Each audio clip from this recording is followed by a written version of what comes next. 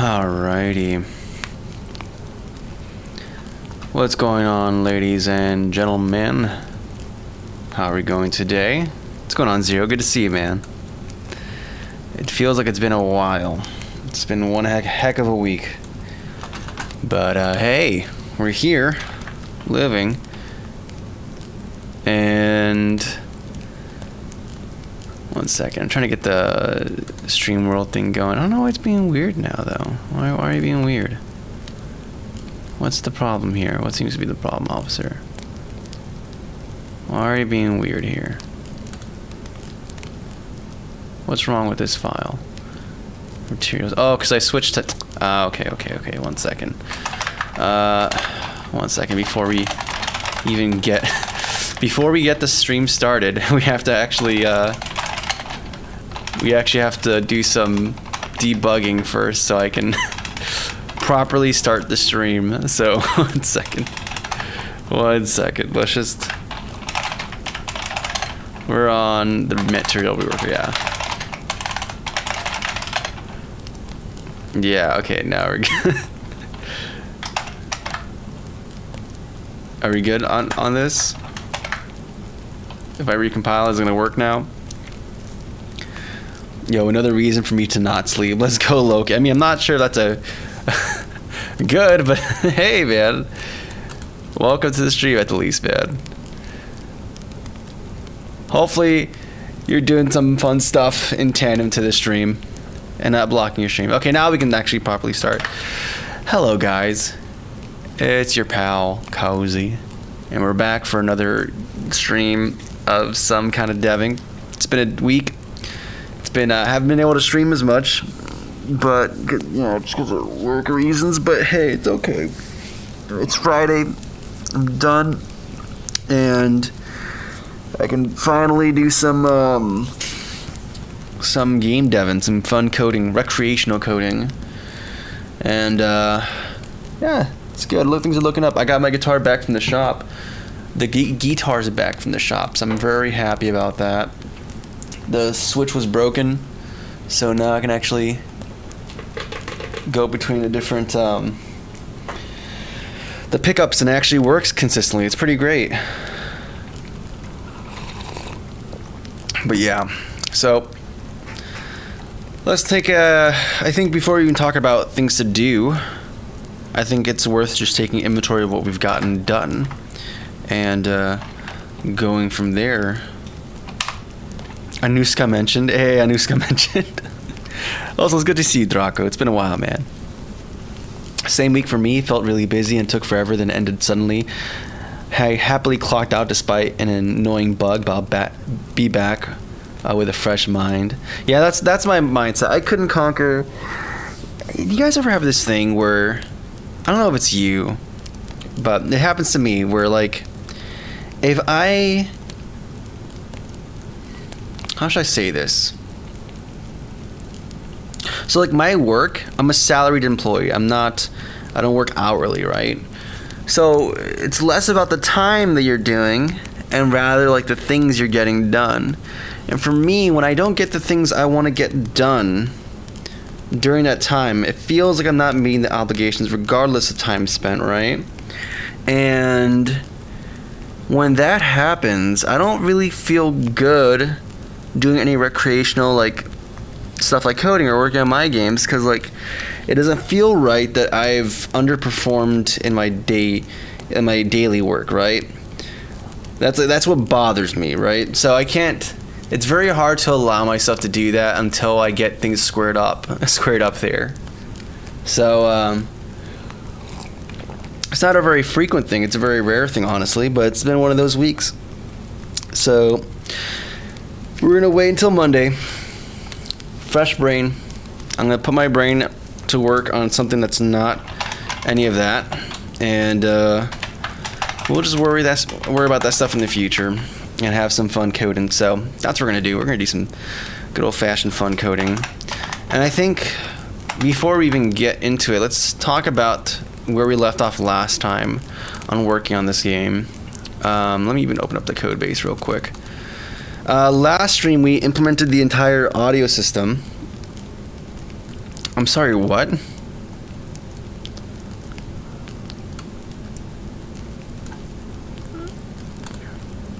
Ryder, wait, what? Startup failed? You can't do this to me. You can't do this to me. My own ID. Okay, we're good. Second time around. What's up, bro? And what games are you working on? I'm gonna show you right now, Harsh. Let's go, Raphael. I sometimes get that. Yeah, I'm glad I'm not the only one who. I mean, I'm not glad I'm not the only one that goes to that low-key, but at least you understand. At least you understand. Anyways, last stream we implemented a new audio system, and I'm actually quite happy with it because it's kind of, honestly, it feels better than the one I implemented for Messy Mansion, so I might replace that class with this. So we did this bad boy, and it's working so far how we like. We need to do more stuff with it, but so far it seems good. And if we go in game, you're gonna hear the audio fade in and the sound effects blaring. Oh my goodness, that seems loud. That seems a little loud. Was it loud? I'm not sure. Maybe I need to go into Pabu control so it's not as loud for... Maybe we don't. Maybe we just... Oh, you know what we can do? You know what we can do? We have the power. I can modify the master volume.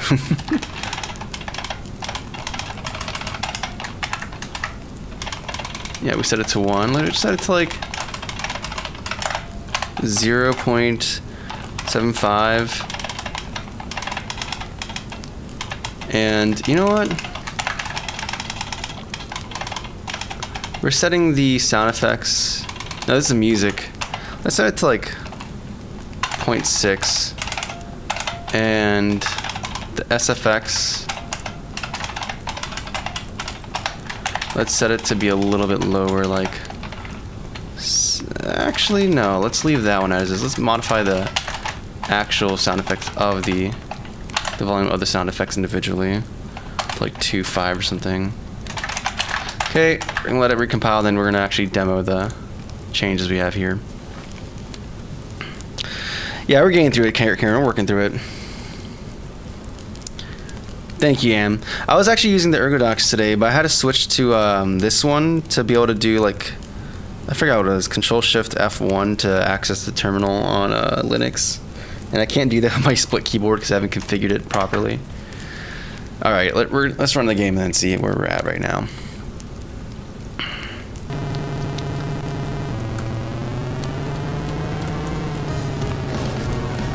So yeah, the game is in we got the audio working now.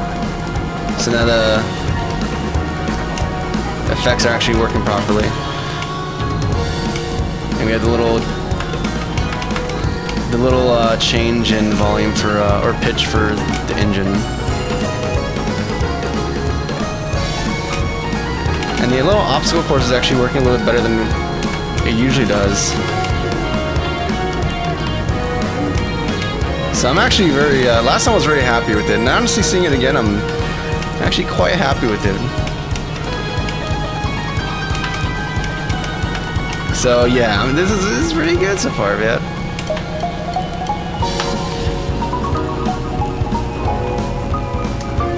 So yeah, that's where we're at right now with the game as is. So let's talk about what's next. What's on our agenda for today? I think I already have a terminal open, actually. Do I have another one? You have another one here too. So what's our to-do for today? Actually, no. There we go. So, priorities for today. So what can we do? What can we do? So we have this whole audio thing. It'll be nice to have a menu to adjust it. So one thing that comes to mind is integrating the pausing to the game. It shouldn't be that crazy. Hopefully, we'll find out. But a sub part of that is adding our time dilation hook-ins to all the elements of the game. That's one thing. Other things that are not really tied to this would be like some polish. So this can be things like making the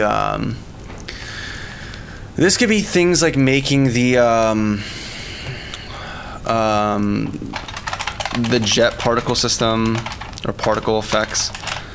So you actually see like a trail behind the character. I think that would be very cool to have.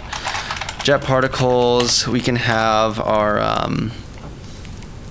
whatchamacallit.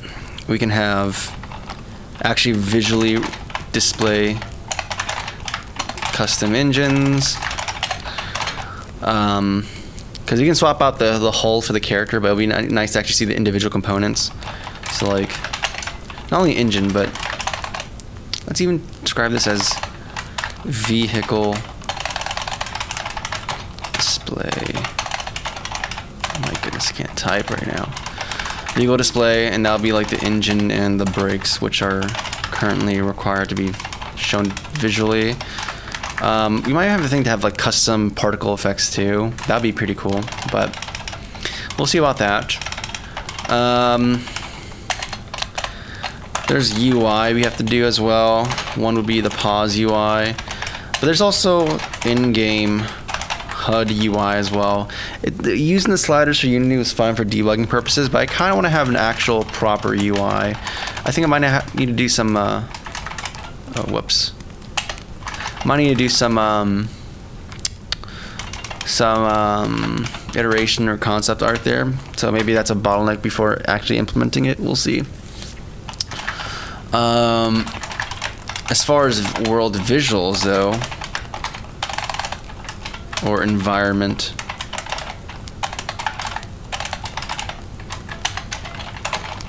there is the whole. I want to add emissives to our like sphere cylinder space shader. That's the thing I want to do. Kind of tied to the environment, but not really. It's more like mechanics, but we need to implement the other pickups as well.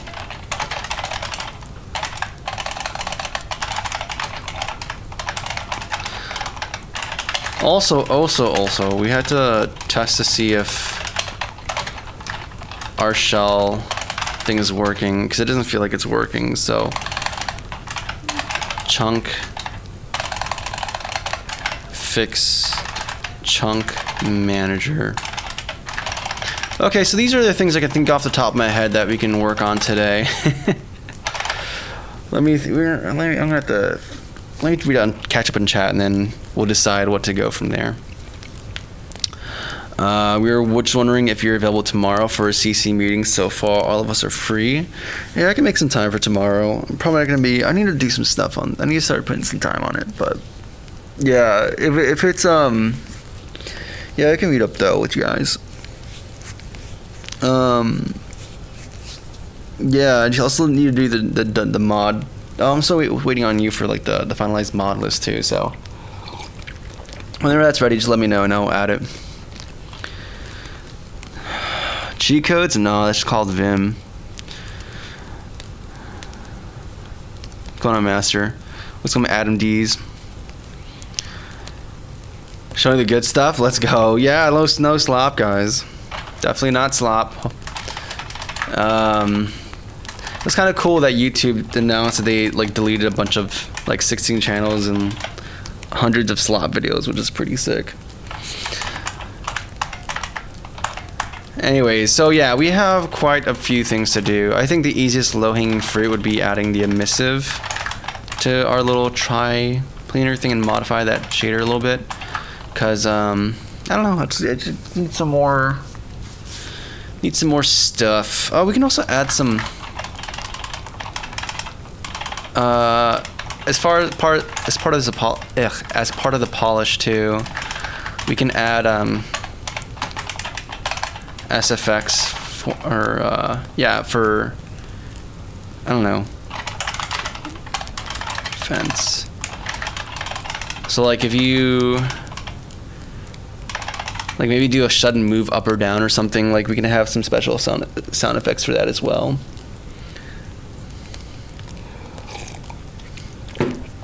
Yeah. And I mentioned pickups, and some part of that would be like the coins. That'll be like the simplest pickup we can possibly make here. But I think one is worth making. And if we're going to do that, we also have to modify the level generation thing, which I shall see. I almost feel like making it a compute buffer, but because it feels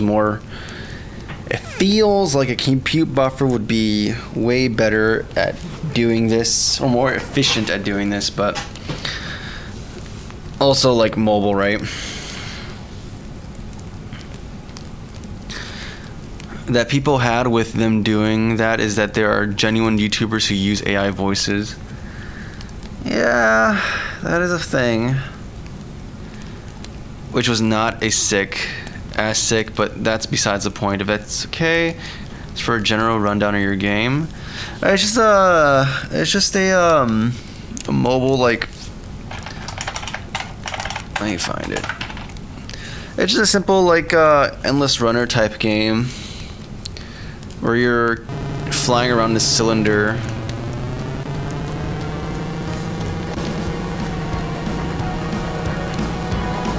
And you're just kind of avoiding obstacles, and I mean, it's nothing crazy. It's a remake of an old game I did 5 years ago, and I just wanted to see how it would look like if I were to try doing something similar, but with more knowledge I have now, technical knowledge.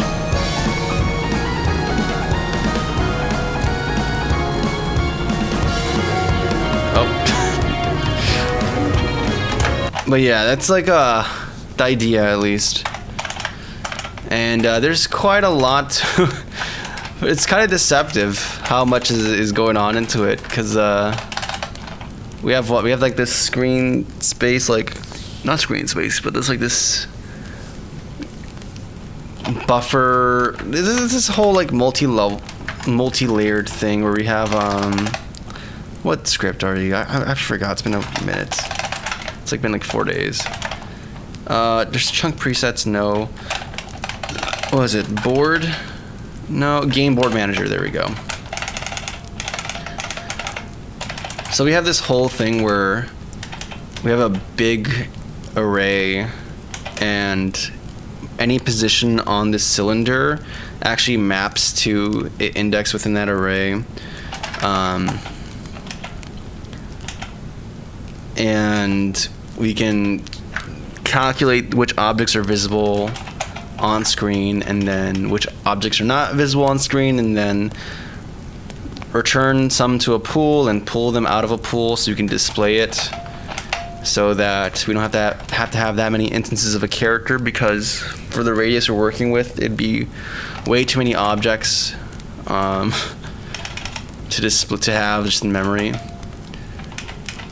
So it's kind of cool, but it's also a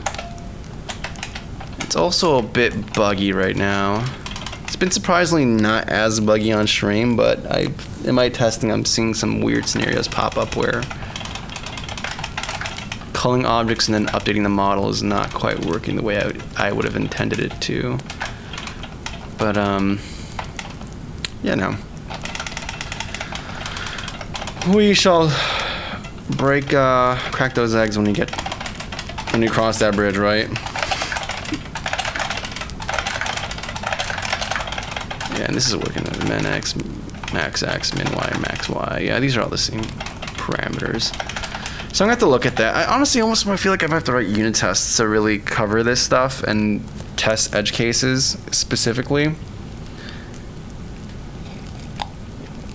That may very well be just what has to happen for me to suss out all the weird scenarios that might be causing it. Or find out the scenario and then like reproduce it in a unit test so it's easy to test and validate it. I don't know. Because the things that are happening here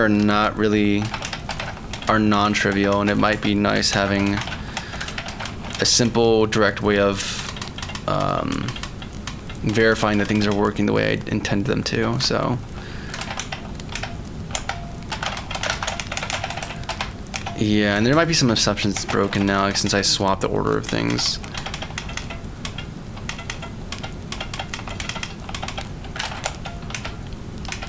Is outer range.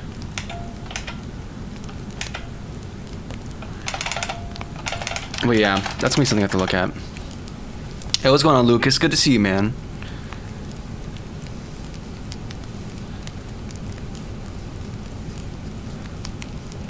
What's going on? What's going on, Arrow?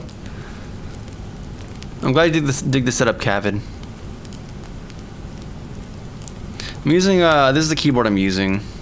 If you're curious. I have two keyboards I switch between on stream. Or actually, I think it's a single. There we go. This is a Model M, and then the other one I use is an Ergodox. So, we have this. I think what I really want to do is mess around with the shaders for the triplanar stuff. I think to test this though, to test what I want to test with this, I may want to make another texture that really showcases this, and then make an emissive map so we can properly use it. I think as far as implementing though, it'll be very simple because it's going to be just a matter of yoinking this texture. Emissive. I keep forgetting how to spell emissive. We'll find out now. I think it's single M.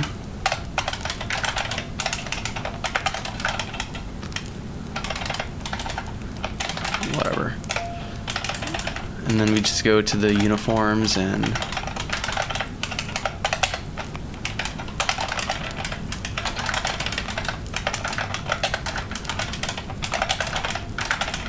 okay, we have that, and then I think it's gonna be as simple as just sampling the emissive. Okay, at some point we're gonna do like in the fragment shader, yeah, we have the color we sample.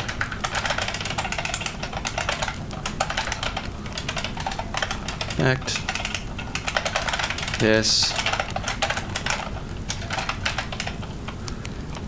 Yeah, I think I'm gonna have to look it up at some point. Maybe it's eye as well. I don't know. We'll deal with that when we deal with it. And then it's gonna ignore lighting as well. Do you want it to ignore fog? I think I do. I don't know. We have the lit color. We have to.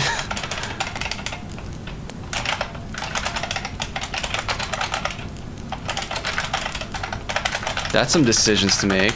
I think I may actually want it to ignore fog, but I don't know. We'll figure it out. And then we have the emissive, or E underscore color. And I just love ignoring my naming conventions that I've set up for myself. And then we're going to use eColor.A alpha to determine if we're going to be using the emissive or not. And then pause, because of course. Alright, so if there's alpha value of 1, we're going to use the emissive.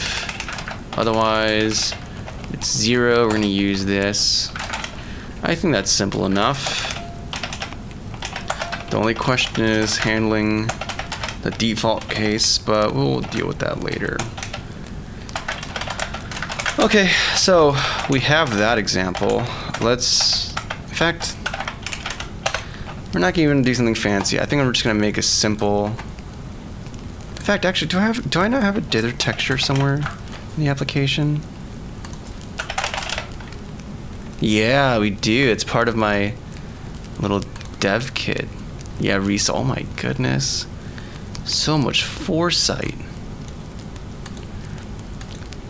That's not helpful because it's like a wire. It's a transparent or black image, I think. So I don't think that'll be appropriate to test the emissive thing with. Like, let's see. What do you have for me? No, you're either wide or transparent. Okay, that's acceptable. We can test with this. So let's go back to the levels. We're gonna just modify one of the base texture materials with this, and then see how this looks on startup, and that'll be an easy thing knocked off our to-do list. I believe it's what, level 1? Yeah, chunk 1, and then we have this material here. Yeah, okay, cool. You are gonna have this emissive. You're gonna have this dither value. And we're just gonna see how this works out for us. Let me catch up real quick. I sadly do not speak Russian, Alexei. I'm gonna turn off the audio too. Okay. So, things have not gone right.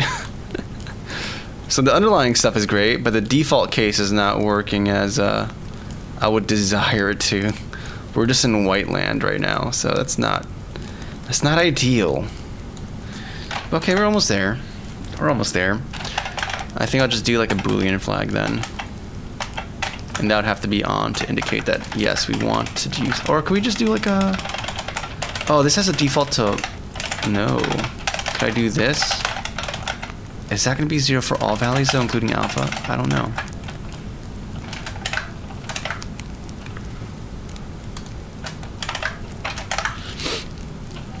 What's going on, Key9 or K9? What's going on, news update? How you guys doing?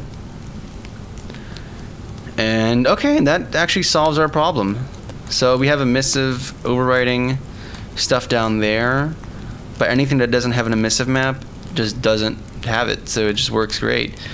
Perfect. That's actually super simple. That's exactly what how I want it to how I would want it to work. So there's no need to even have a Boolean. It's just, hey, if there's no texture there, we're just not gonna use it, and life is good.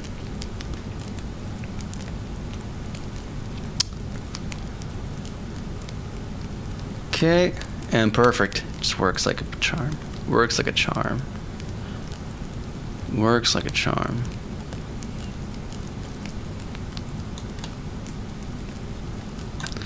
Okay, sweet. So we have that working, and then it's just a matter of making assets. We can do that. Maybe on stream, maybe not. I don't know. We'll see where we go from there. Yeah, Aseprite's beautiful, dude. I love Aseprite Mikey. So lowly and horizontal. I know, Lucas. I'm sorry, brother. That's just the life of a horizontal viewer.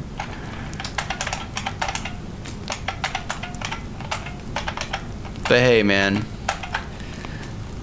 You're like a Chad Arctic explorer, enjoying the form factor of your choice.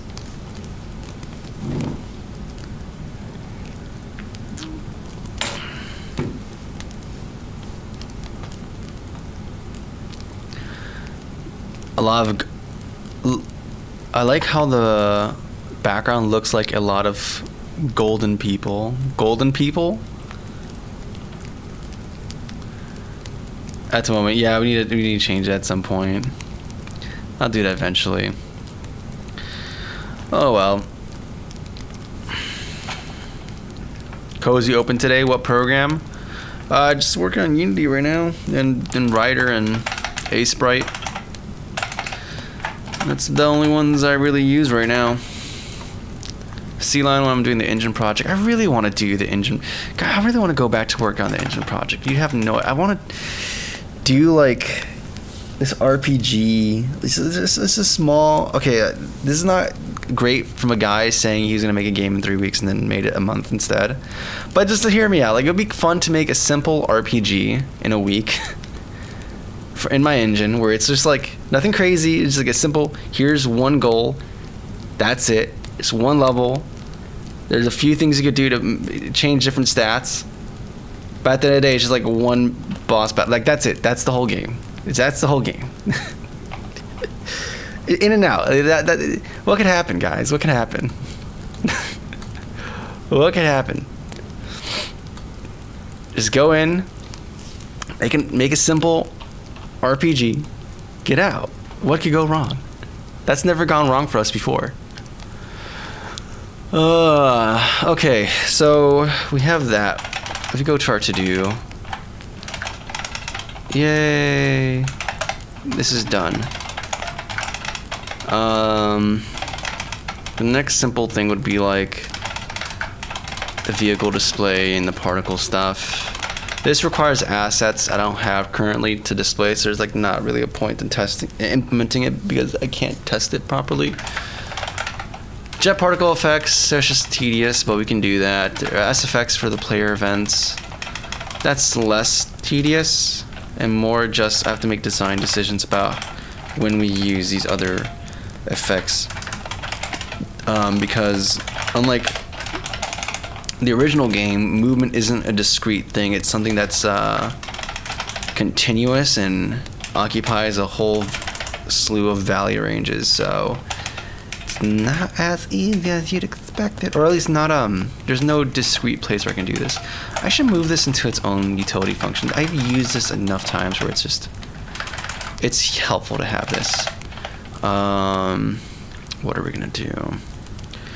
We're gonna go to math, utilities. I have you open here. Yeah, and we're gonna go to player. We're gonna yoink this. We're gonna go to math utilities again, because this is a general thing I've used before. Get angle from position. We should probably document what this actually means.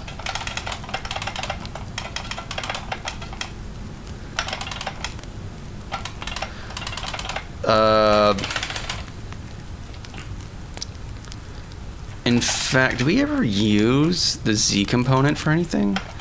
Like, would the world be a worse place if I were to, okay. Given a position of Y and Z,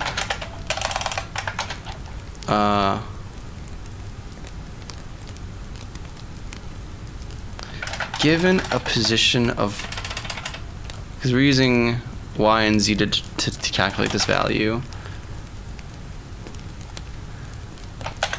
this calculates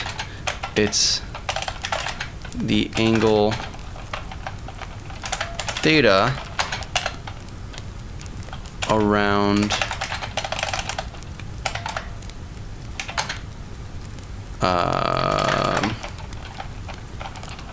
what, 0 Y Z. I mean, it doesn't really, it technically does. I can't just do X because like that would change.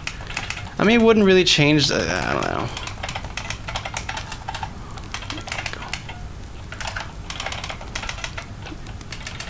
Around in degrees. This is not correct. I'm gonna have to word it in a better way, but this roughly is what's going on here.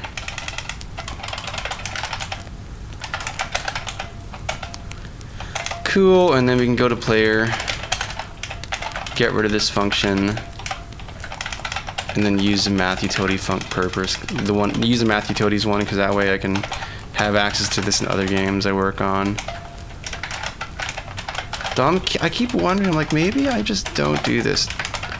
Maybe this is the last game I do in Unity, and we just jump ship entirely to my engine project. I'm like, I keep thinking about it, I'm like, how much work would it take to re-implement Crimson Crown in C? Like, would it really be a bad time? More work, but better quality of life. Like, is that, I'm probably oversimplifying a lot, but I don't know. I kind of enjoy it. Yeah, there's a compile error over here. So we're not using player anymore, we're using math utilities. Well, that's another thing we need to do. I need to separate out the input handling.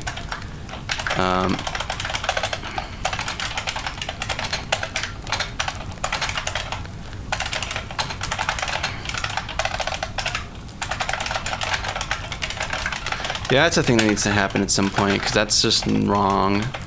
And I want the player to be, the player feels like it has not way too much, but there's a significant amount of responsibility that I don't think is warranted to it. Actually, it's handling really two things. Maybe three things that could be separated out.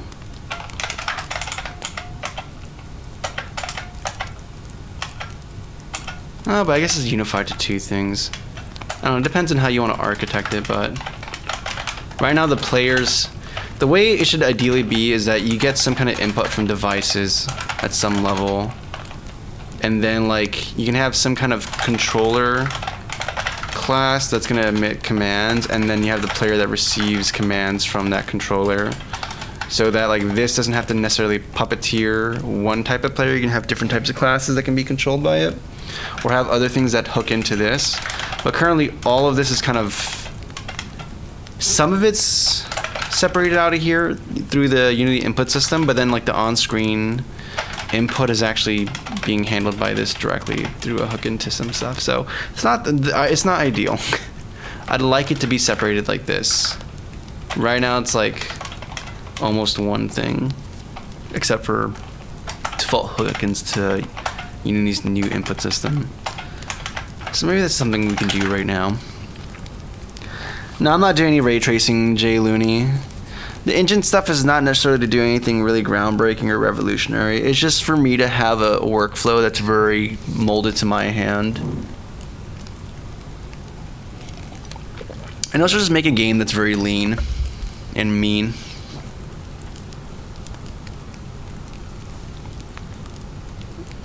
I'm using the old, so technically I'm using both, but right now I'm mostly using the new input system. So like if you look at the code for it,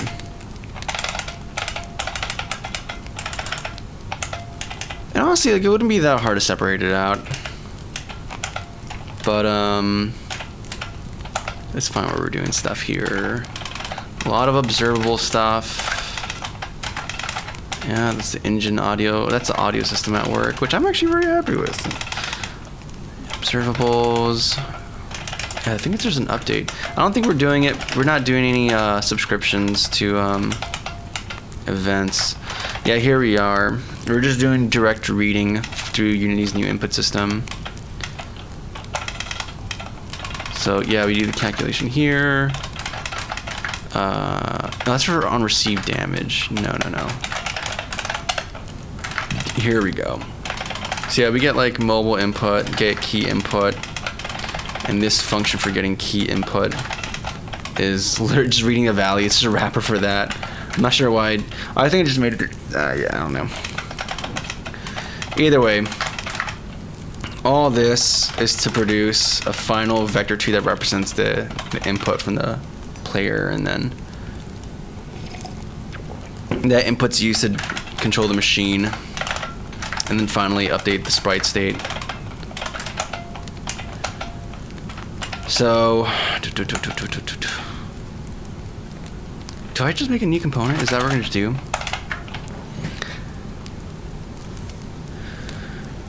What's going on, humanity? 11:32 a.m. right now? Oh, wow. I mean, it's 12 a.m. for me, but I don't think it's in the same way. What's going on? Danny mentioned. What's going on with Danny? It's a note like, I'm judging, I'm genuinely surprised. What are you surprised by?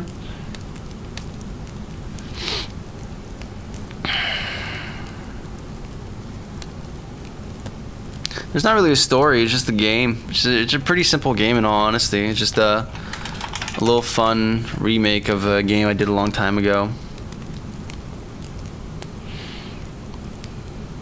Loves to like some positive energy as well, and respecting anyone that create real time. Thank you, how to spell Mark. I appreciate it, man. May you enjoy your live as well, and hopefully everything goes well for you with you on your live, guys. On your live, how to spell Mark. Yeah, make it a full game. Oh, one other thing to add to the list here is have under the category of polish, the speed line.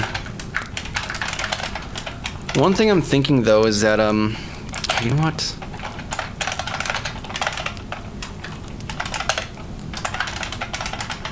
Please tell me this is gonna work across. Please tell me this is gonna work. Oh, I can't just do that.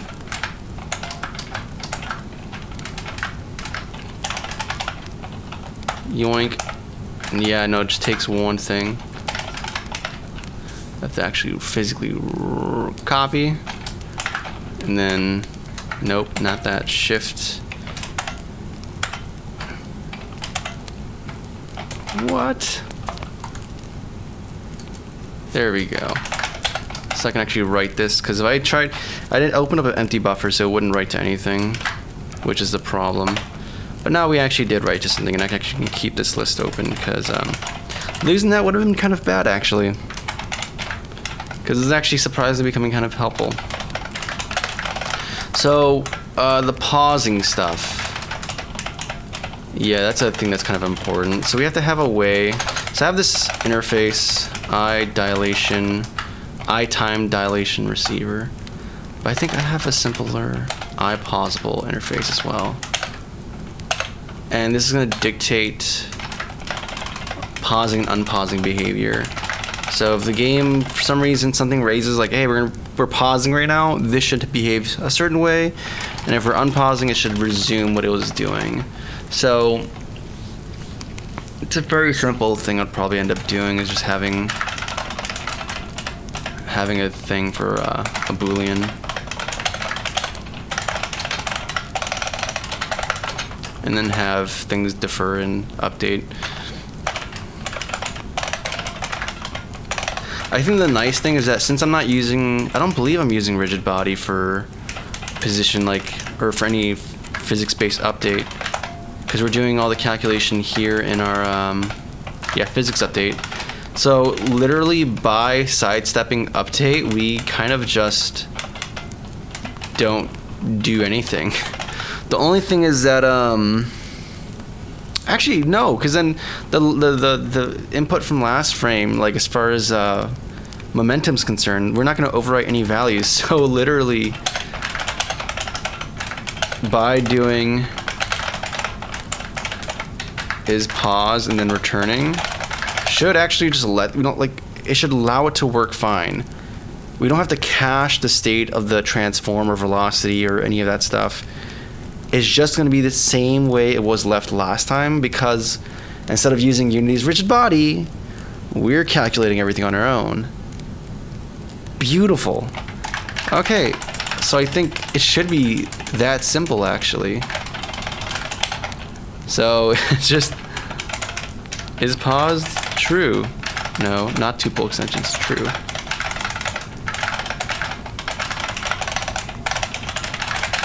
And then resume, set is paused to false.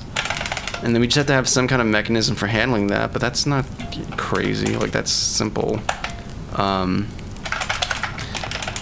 I can add a thing right now just to test it. Do we have the pausable thing? We can just get it.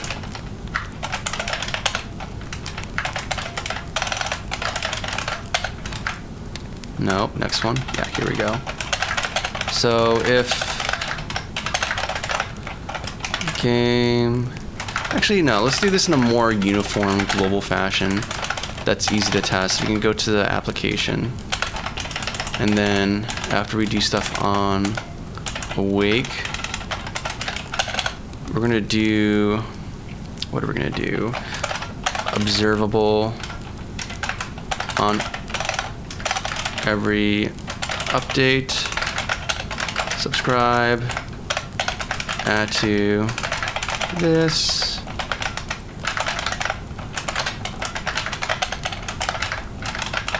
I mean, we're making this more complicated than we have to, but whatever. And since we're using both old and new input system, I can do something very simple like, hey, input, unless I actually did do the responsible thing and nope, get key down.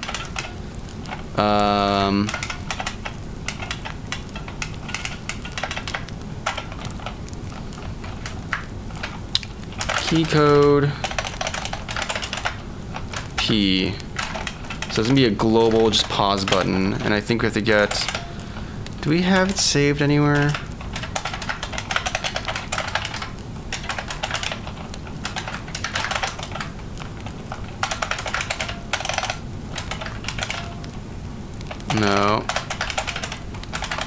pause module,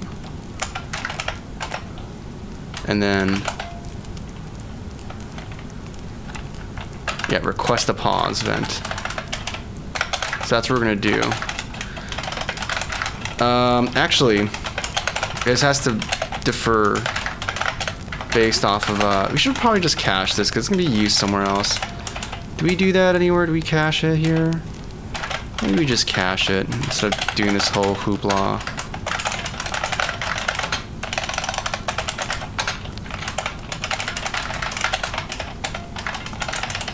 And then do this cool thing called I believe it's called a null coalescing operator. And then do pause this. And then if pause is pause, then we're going to request. Actually, we're going to leave this here.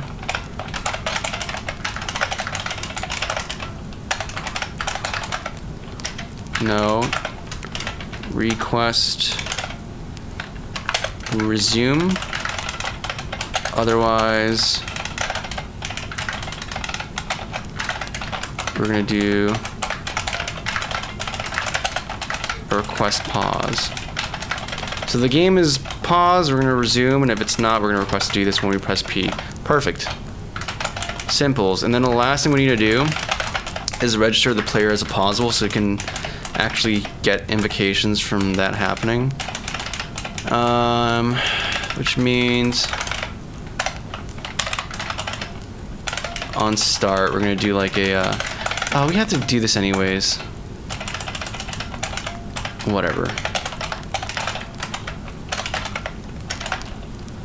In fact, if this is gonna be something that everything has to access anyways, I almost feel inclined to make this be a publicly accessible thing. Make it, phrase it like so, but make it be like a private, public get private set. I mean, it doesn't really matter. I know how this works. I don't need to handhold this. This is more so if somebody else were to look at the code base, and I don't want them to make mistakes, but that's, who cares? It's fine.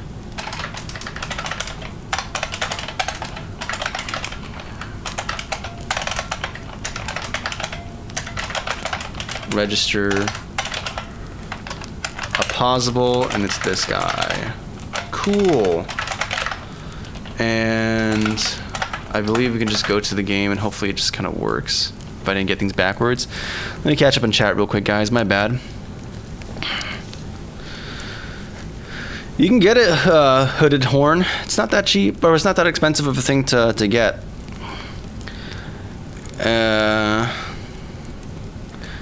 It's been days since I wanted to touch my PC. Please, what do I do to learn? You just gotta do it, man. You just gotta go to the Google, or I use Kagi nowadays. It's like actual good Google.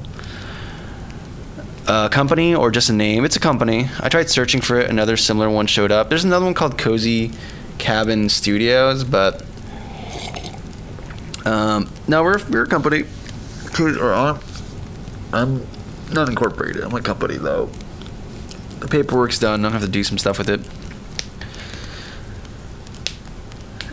Like ASMR, I'm glad. Peace show.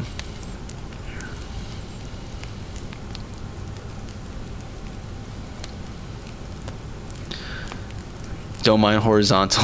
No, I will. What are you guys doing in horizontal? Alpine is cool and lightweight. Never tried it. I only tried Mint and Ubuntu and some catchy OS, and then I'd like to do Arch at some point, but at the same time, my setups are working, so I'd rather not just break it. Kagi, what was it? I had my earbuds on for, it's Kagi. It's let me show you. Do I have I don't have a browser open, do I? Alright, we're gonna go to this guy here. It's a search engine I use. It's very helpful. And it's like, they make a point to filter out AI slop content. Users get to rate their searches, so things of, and it's like it's a paid service, but it's free for people to use up to like 100 searches per month. But it's actually pretty cool. It's actually very very good. So if I'm searching up stuff like, I don't know, OpenGL, C++, create trans rotation matrix.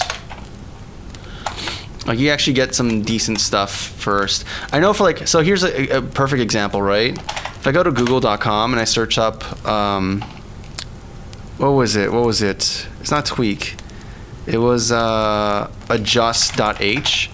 It's a C++ library that was like, it trended for a little bit because of a YouTube video. If I try searching for on Google, like now the video actually comes up. But before, like, the repository wouldn't come up at all. And in fact, it's still... Oh, now, is it actually doing it now? Is this the correct thing? No, it's not it. Okay, let's see if the other... If this one, GitHub. Nope, that's not it. So the GitHub page for the actual repository for adjust.h doesn't. This is a recent development. That's nice. The video actually comes up at least, and then you can go to the video description and then get the file.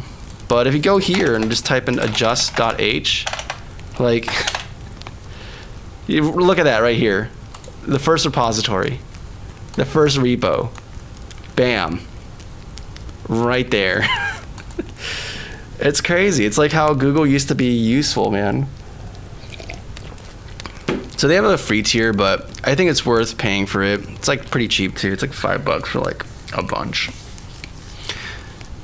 And it's a quality thing. Like you can go onto a website, click this button, and it shows you a bunch of additional information. Like, hey, this domain was registered in this date, and it's this is how fast it is, and then it's owned by this person or this company or whatever.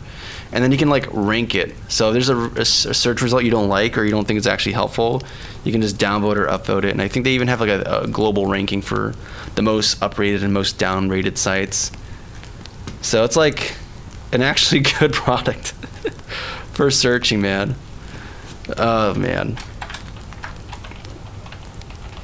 Yeah, Google's so bad. But hey, we got Kagi now. We got Kagi. So we don't have to, we're not stuck. We're not trapped here, guys. There's an escape. Anyways. But yeah. Yeah, no, that's DuckDuckGo, exactly. See, this one is actually a paid one. Like, they have a free tier, and it caps out at like 100 searches per month. But like, the thing about a paid thing, it's like, okay, there's no tricks about it. It's a cost. Which means they're incentivized to make a good product, especially if they're like breaking into a mature market, which is like, I guess technically the Google, the search engine market. Then they actually have to make something that's good and doesn't you know, take advantage of users and, you know, embed all this tracking into it. It's great. You can even read about like their like policy on AI and whatnot. It's so weird to find something that's actually trying to be good and ethical. I think I heard that they even do a thing where like if you pay for it and you don't use the searches for that month, or if you don't use it at all that month, they don't even charge you for it. And if you use it but you don't use the total allotted searches you had, it rolls over to the next month, I think. Something like that. That I'm not sure. You have to verify, but that's what I heard, and that's pretty cool. That a company actually is like trying not to squeeze you or exploit you at every turn. I know Netflix doesn't do that. In fact, they don't even want you sharing your passwords. Okay, what do we got going on here? So we did the thing. What's on the list? Oh yeah, we're gonna test out to see if this actually works. That's what we're testing out.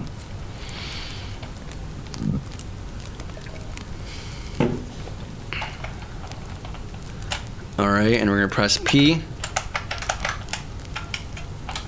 Yeah, nothing happened.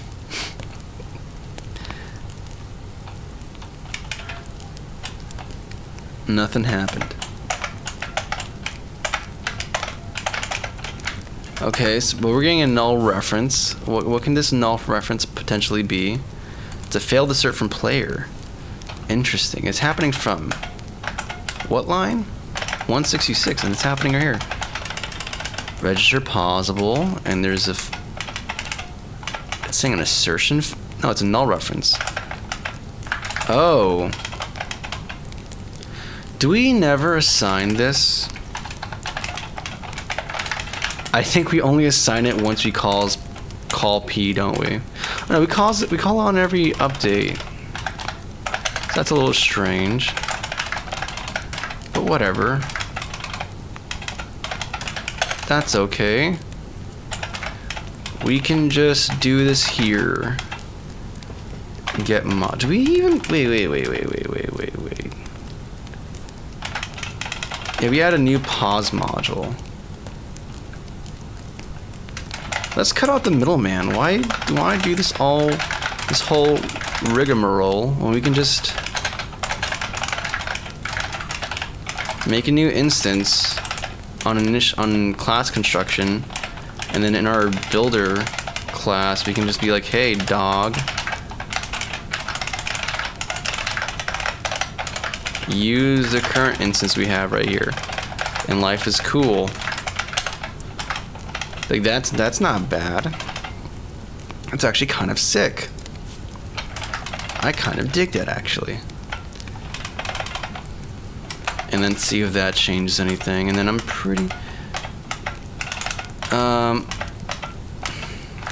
also pretty sure get key down is gonna work the way I want to, right? If input get key down. If we do get key, it's gonna check every single frame. We don't want that. We only want to have it happen once when you press the key physically down. And then we do everything there. Okay, cool. Okay. Hopefully we're happy. My first CSS I'm assuming array? Hey man, let's go, Hyman. Hi, him, Anshu, Mina. I'm sorry, the way I read it sounded funny the first time. It's funny because apparently they made a post about how sharing passwords was love or something like that on Valentine's Day. That's goofy. That's goofy. Well, I'm glad you dig it, Jam. GLTF files. Oh, that's sick, K8. That's sick, K8. Okay, nothing's happening. And this time there's no... Okay, there's a... That's something different, though. I never really looked at GLTF files. I know they're like it's becoming more adopted. Like, I know Unity was adding support for it a long time ago, and it's supposed to be a little bit a more robust 3D file format.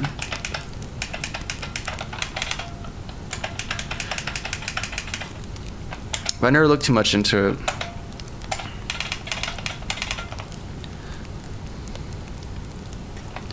Let's see here, though. Either my logic is wrong.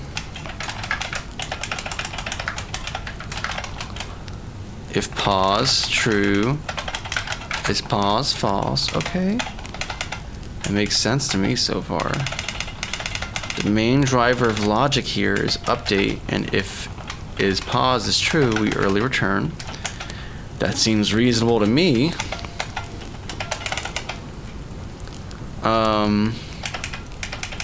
Yeah, there's like there's no positional offset happening. Outside of that, so either this is not getting registered, or we're doing things just wrong at some point, or there's another step that I just completely forgot to do. Oh, I never registered it. Why did this compile? If that wasn't... Why didn't it show up as an accept... Wait, what is... I'm confused. Was it not there the first time? Alright, we're gonna find out now. To add it to my engine then THX. What's THX?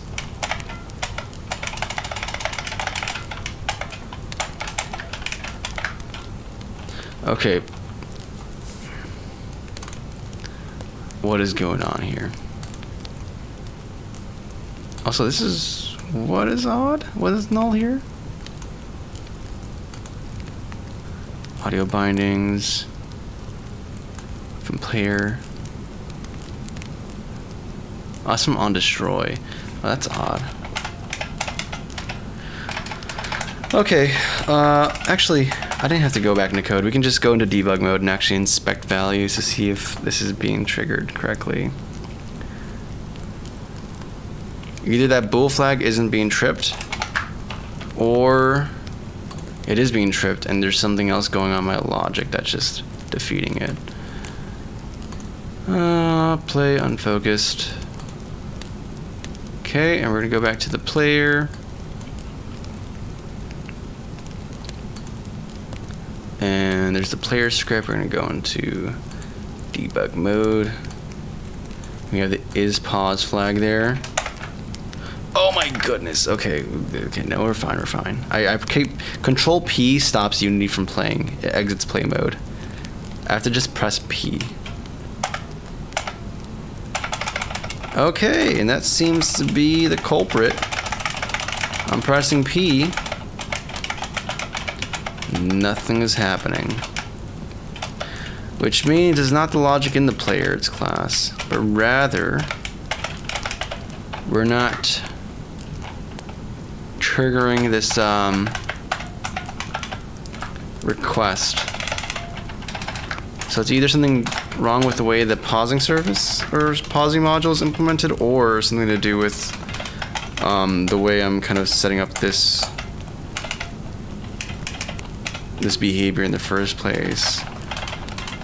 The first point we can try to test out to verify that is moving this to just update an update function in the class. It's not the end of the world to do that. I'm just curious why that would not be the case. I mean, this is using UniRX observables, which means it should be called on every update. There's the logic we're subscribing. We're doing input get key down for key code P. Nothing crazy there.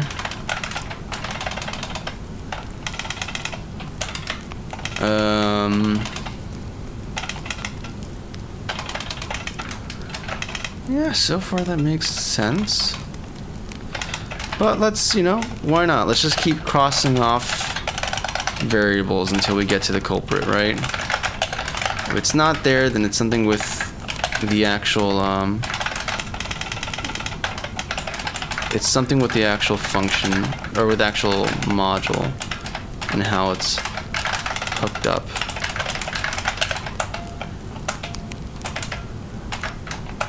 Okay.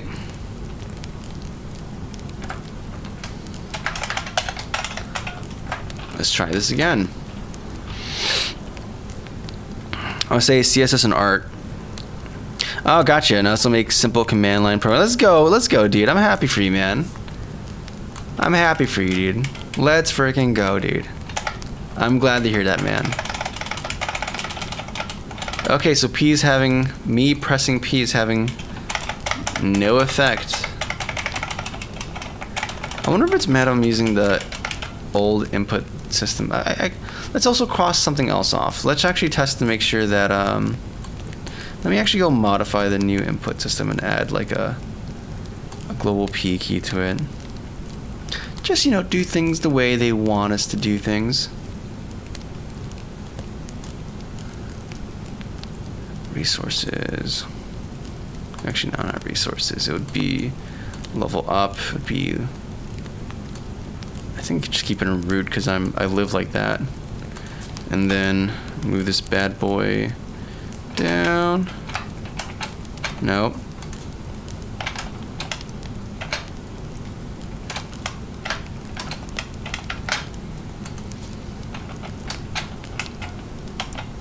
Nope. You're not doing this to me. I know my word. There we go. I had the wrong key order. Okay, Okay, pointer press, pointer stuff. Yep. We're gonna have a little pause button. Add a new binding. We're gonna listen for the letter P. No, the letter P explicitly, and add another binding, and you're gonna be escape. No, listen for the escape. Oh my goodness. Of course. Thank you. Okay, and we're gonna save the asset and let it generate the class. Need to set up a pause instance? No, because the pause instance is part of the class. It's part of a field initializer in the class constructor. Or it's initializing the field on construction. FBX. Oh, got you. Okay, I was like, is there another file format I didn't know of?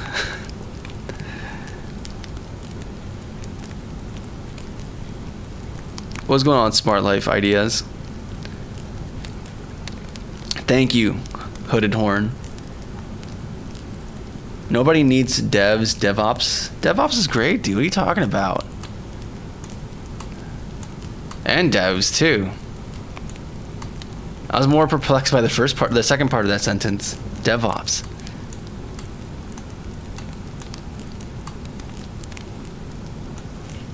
DevOps is beautiful, man. Wait, Lucas, wait, let me catch up here.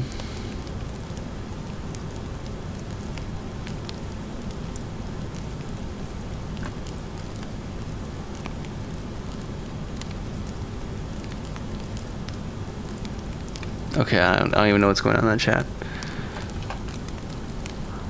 Oh, the engine gameplay I'm building. Oh, let's see. Or do you link it in the Discord or is it in chat somewhere?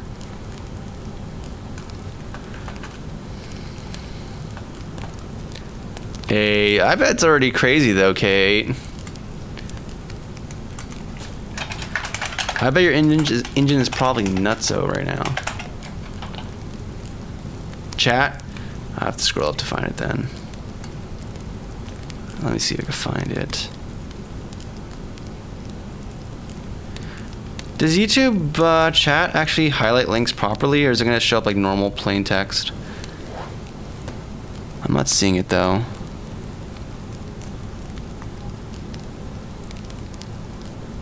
Tragic. Is it? No, it doesn't? Okay, it doesn't format it. Tragic then. I'm glad you did get Alzair, or a laser.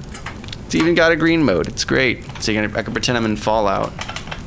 Having the time of my life.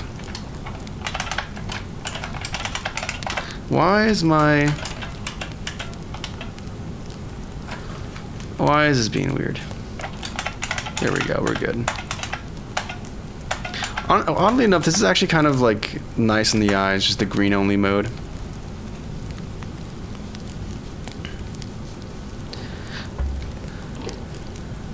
It's a simple link. Yeah, I'm not sure, man. You might have to try adding me with the link. Because I know at least ads will pop up for me very easily. What was I doing? Oh yeah, I was debugging. Yeah, that's what we're doing. We're in the land of debugging. And this didn't make a difference. Oh, actually, no. What I was doing is adding the, yeah. Okay. The game controller. That's what we were doing. We updated the game input. We added a new binding. And now we saved the asset. It's going to cause a rebuild. So that's good. And then now I'm going to switch the logic from using Unity's old input system to the new one. I mean, I'm pretty sure the old one should still be fine in editor. Like, on Android, sure, there's some oddities that may emerge, but like, I don't think that's the issue here. Though that also means that, You have to change who owns the game controller instance, because I think we just access it here. Like, if I'm not mistaken, we have game input. Yes, you exist. And oh, here on Awake, we have this instance for the singleton. We construct a new game input. That's where things are going to change. So we're going to go to the application here and be like, yo, pow, buddy.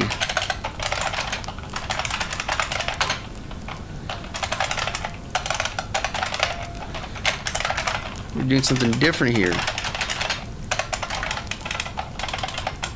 Actually, I think this is a zero parameter constructor as well, so I can just initialize it like this, and then life is just good, man.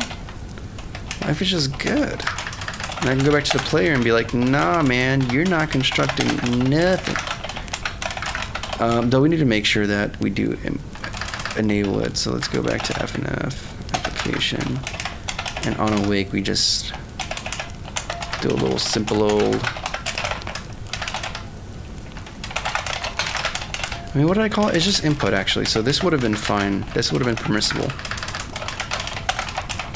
And then on here, we don't have to enable it. Instead, we just say, yo, man, I want this, and I want that, and I want my input. That way we don't have to keep reference, like, going through this whole class. We can just cache its reference locally here, and life is good. And then let me turn off green mode so I can actually see if there's errors, because turns out errors are green, or they're red, and green is not a red color, so I can't really see it. And now all of a sudden, naming it that was terrible. Actually kind of good, because now it forces me to actually not use any old input system stuff, and instead we have to do input.game.pause.read value. I don't know what kind of, can I read a Boolean from this?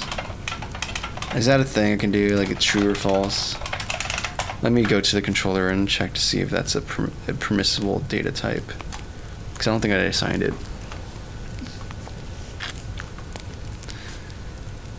Early green consoles, they were pretty cool. I mean, I never really grew up with that. That's beyond my time. But hey, they were pretty cool. All my exposure to green consoles are from Fallout 3, which is pretty gnarly, I must admit. Why is this being weird? Why are you being weird with me? Here we go. Okay. So, pause your button.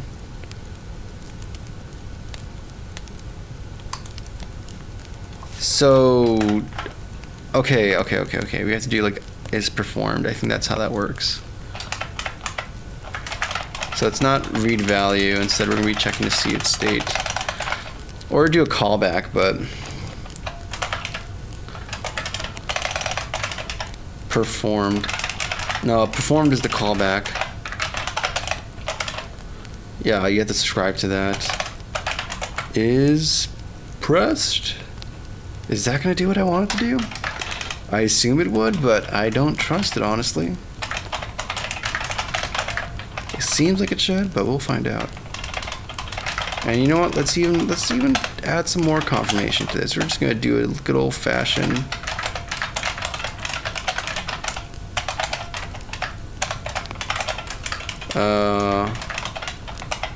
actually, we'll just do a simple print. Why not? Paused.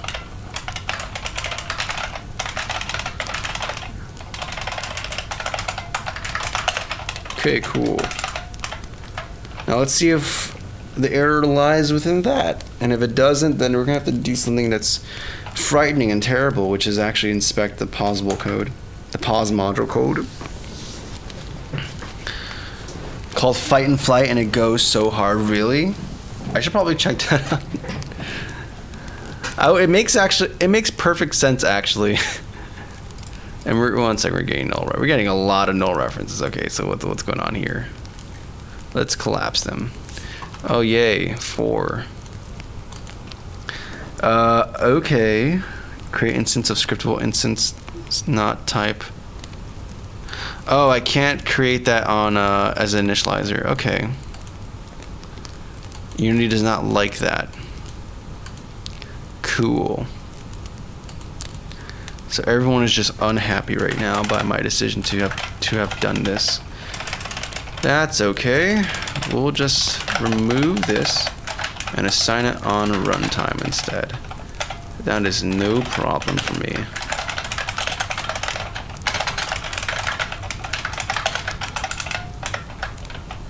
Okay. Hopefully being called on awake is not going to upset you. And maybe we call re-import just to be safe. Rip, what happened, Kate? Does it not work on YouTube chat? Yeah, Discord would be best bet. Yeah, just ping.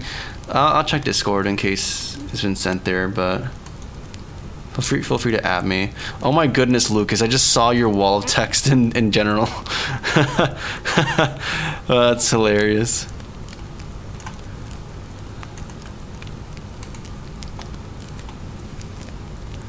Alrighty.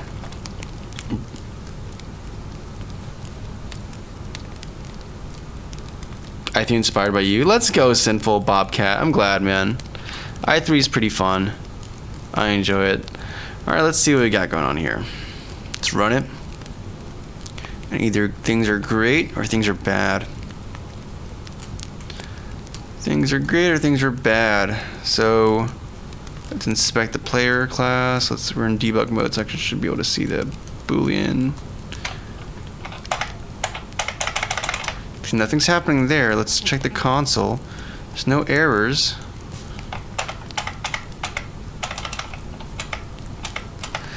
Do we have... We're not triggering unpause. That's not great. If I'm gonna be real with you, I think it's actually an issue on my end and not the actual class, because I feel like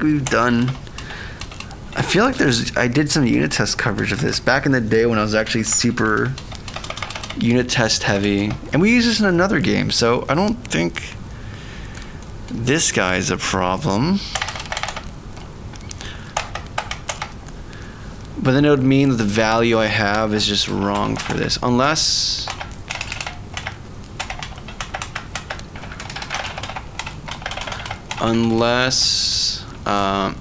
we have to like request resume at the very beginning. Let's see though, what's going on here. So yeah, if it's currently paused or not, we have this whole thing for registering possible objects. Cool. We have the ability to unregister possible objects. That makes sense. Disable pause. Is it disabled by default? Maybe that's what's happening, is pausing enabled. Maybe that's what's happening, is that it's disabled by default. And that's something you have to turn on as well to be able to do, what if that's the case? What if it's just that simple? And I didn't have to go through this whole input system change rigmarole. Yeah. We're gonna find out now. Because that'd explain why things aren't changing and why we're stuck trying to... And why it's not propagating outwards to the implementers of iPossible.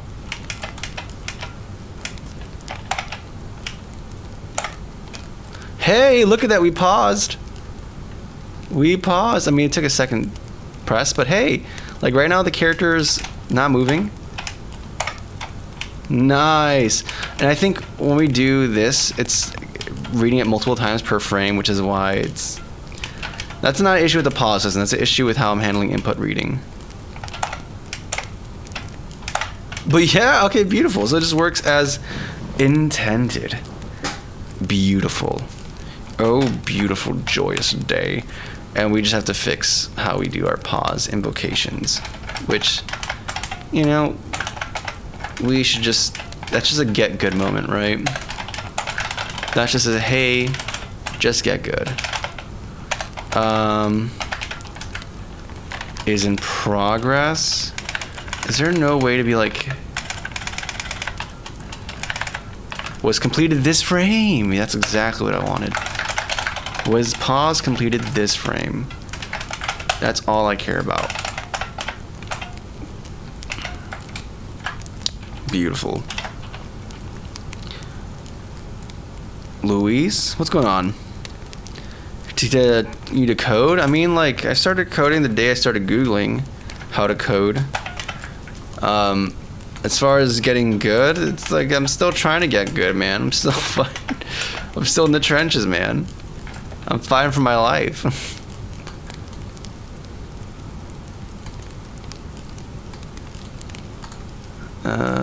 Import, yeah.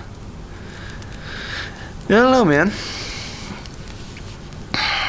Yeah, 2 streams. You have 2 streams going? Yeah, 2 streams, yep.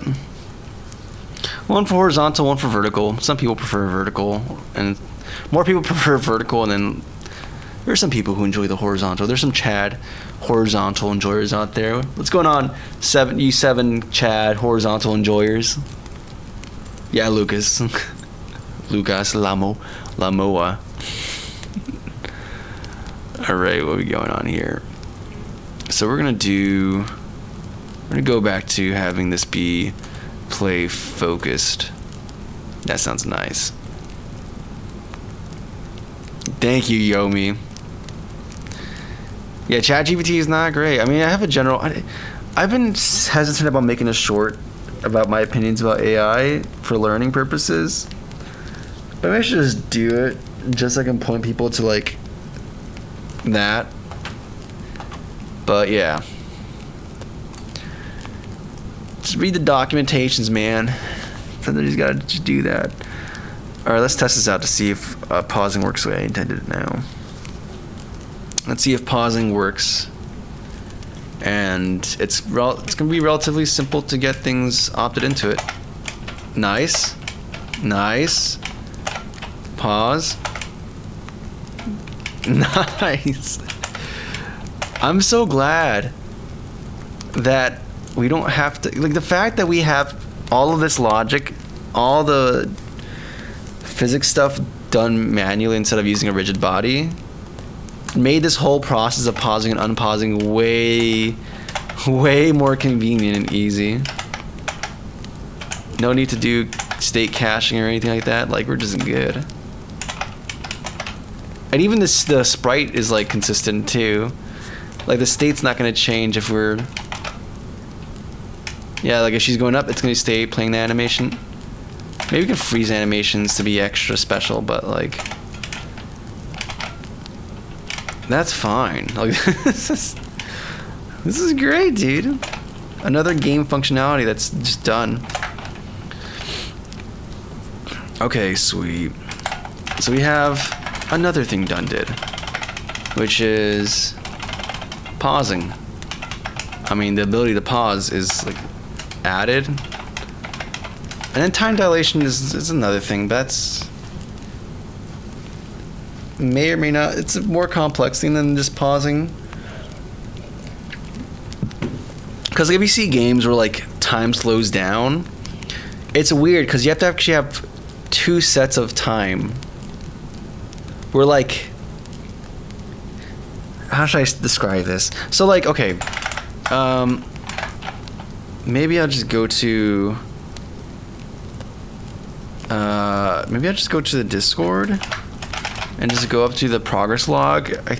I know for a fact there's got to be something up there. I think it'll be faster to get it from the Discord than it would be to get it from, like, X. Because this is from a while ago. I should write a dev progress log. I've been slacking with doing that as well. But we'll just get there eventually. Announcements, dev updates. Just go all the way, bring that sucker all the way up. Yeah, is that...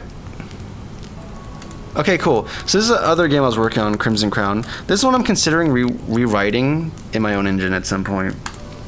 Anyways, there's like an ability, this one, Time Stop. And this is using the same code base, the same exact class and everything. And you'll see that things in the world are moving slow, but the player is moving normal. But that may not be the case always. Maybe there might be instances where we want both the player and the characters in the world to be slowed together, right? Like if you have an impact frame or something. So we have to have this kind of time group management system so that depending on what part of the application is triggering this time slowdown, you can manage things where maybe you move everything to like a general time group, but then you have one that's always at a regular fixed time. So you can move the player from the general to the fixed time group so that everything over here slows down in the general group, but this group is always at a normal time speed. And maybe if you want to be like, if you're doing something complex, you can have another set of groups for different speeds of time. I'm not sure why you'd want to do that, but you could do that where the one's maybe at like, instead of half as fast, it's like 75% as fast. Or another time group that's operating at like 800 speed for some reason. Like, I don't know. So we have in our code, like in the dev kit, this is all the stuff that's used in that game. So we have this time dilation thing, and it's pretty easy to get hooked up into it, I think. I think the trickier part is triggering changes to it, because you have to do that group management, but I think even I did some wrapper stuff to make it easy. But there's a simple thing of just adding an I time dilation receiver class, and then these guys get implemented, and they have callbacks for changes on your group when it's started and when it's ended, as well as the current value of time dilation for that, which is a normalized value of 0 to 1, where 0 is like stopped and then 1 is regular time speed. So, okay. I think that should be pretty simple. In which case, like, all that's required for this is literally just adding a new coefficient to all of our physics update functions so that they're affected by this time amount. So like, same way we have this private bool here, we'd have a private float time coefficient, and then it's going to default to 1. And in our physics update, the final composite for, or the final transformations for translation, and rotation, we'll just add this extra factor to it. Like, I think it might be as simple as just adding this time coefficient to these factors. Yeah, here.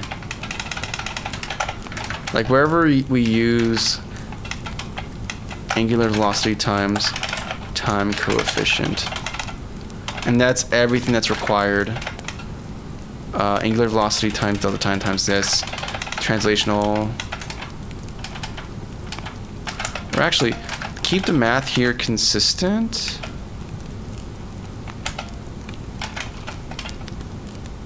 No, this is actually transforming stuff. And this is manipulating the actual transform. I believe local rotation is where things get affected. Actually, you know, maybe we just do attach this to this. Just a simple coefficient.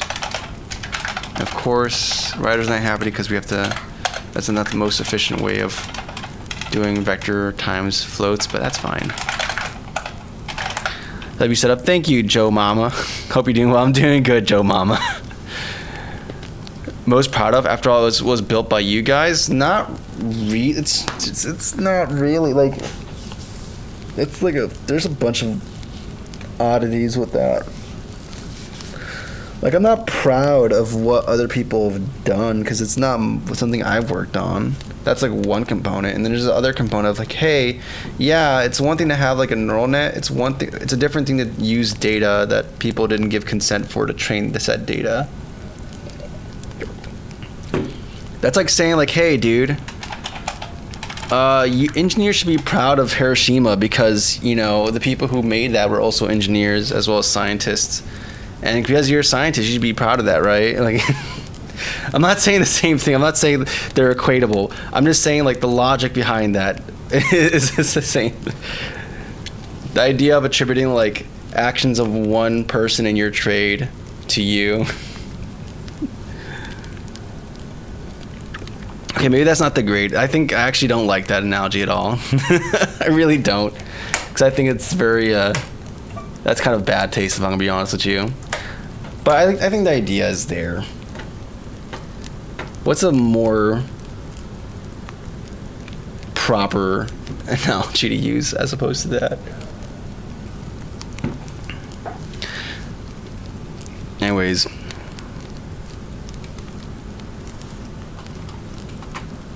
Yeah, here's my general thing on AI, guys. We're just here to make games. And just code for fun and enjoy it. Physics update.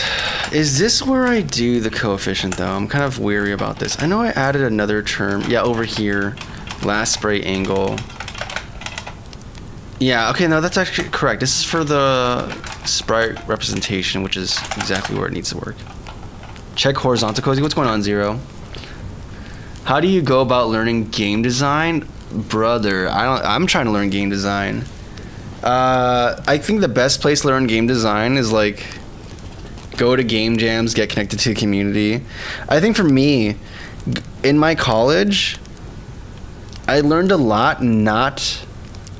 So in my university, I was studying IT, but they had a separate program for game developers. And I used to go to a lot of their events, their game jams, their everything. And I used to learn a lot just by proximity from people there. And then, and I met some other people outside of this, like not even physically in person, but online, who've taught me a lot about game design. So like, I learned about game loops and using that for designing your reward structures for your games and designing economies and stuff like that, so that every part of your game feeds into the other parts of the game, and you can kind of use it as a nice way to audit whether or not your design is actually very robust or well supported, and then use that to inform different decisions. I know I did that, try that with Crimson Crown, and I'm using it other places too. That's the most I can talk about it, because I don't feel particularly strong as a game designer.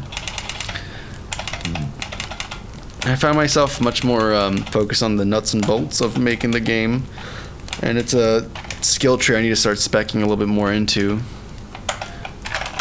especially if I want to make games predominantly solo.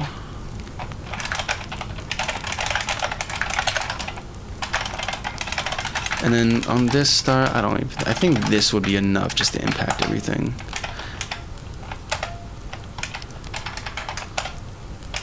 Also, you might make this like an observable so you can listen to like changes on groups. I don't know though.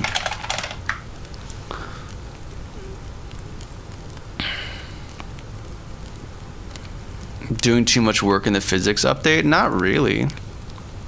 Only thing I move over is like the sprite orientation, but that's not much work, to be honest.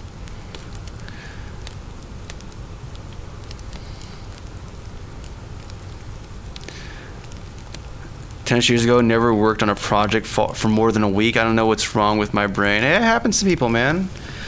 I mean, I don't know. I have that in a little slightly more macro scale where I can work on a project for an extended period of time, but I end up, like, I have this issue of having a graveyard of projects that have like significant work. Like even the one I showed earlier, like on here, like this game, for as mature as it was, and presentation and all this kind of stuff. It's you know, it's like 2 years of work, and I just kind of just dipped because I was like, all right, I don't feel strong with the design of the game, so we're gonna switch to something else. And then I did Messy Mansion for another year, and then I'm doing this in like a month. I think partly making this super casual, simple mobile game is just so I can prove to myself that I can finish a project. You know? Oh, it's my. That's not the. I know last year I was joking about that being a bomb, but no, that's just my niece's watch that has an alarm for some reason.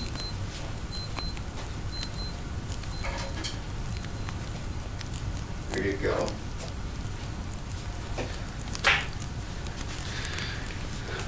It's okay, guys. We're living. Okay.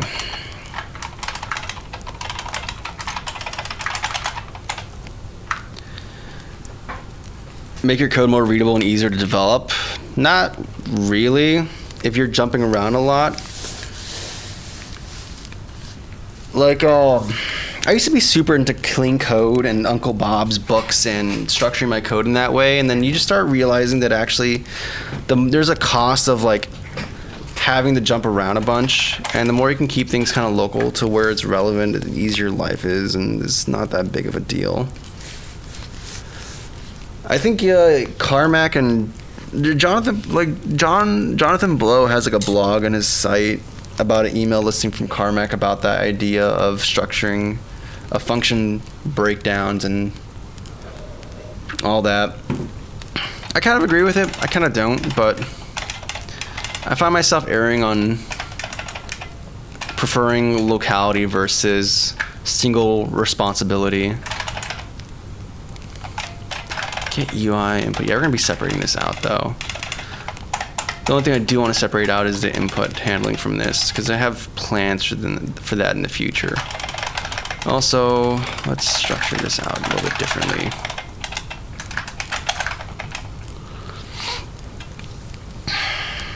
What's going on here? He's just like me for real, for real. There's just API going.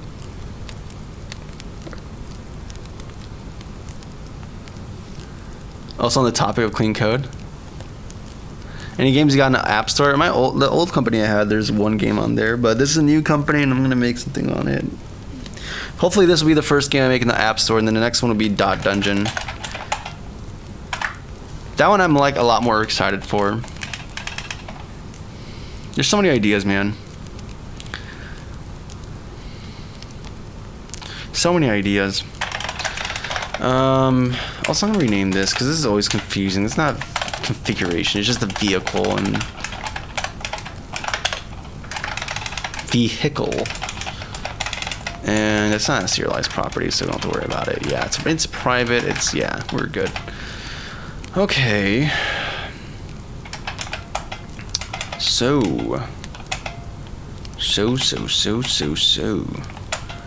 Where are we now, Horatio? Where are we now?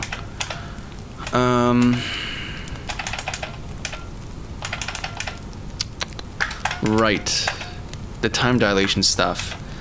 Not as necessary, but I mean it's going to be necessary because we have some chips we want to add to the game that allow you to change time, but that's going to affect everything. So it actually makes things very simple, which is pretty cool. I want to have an on-screen post effect thing, but we'll deal with that later. I'm sorry, what happened right there?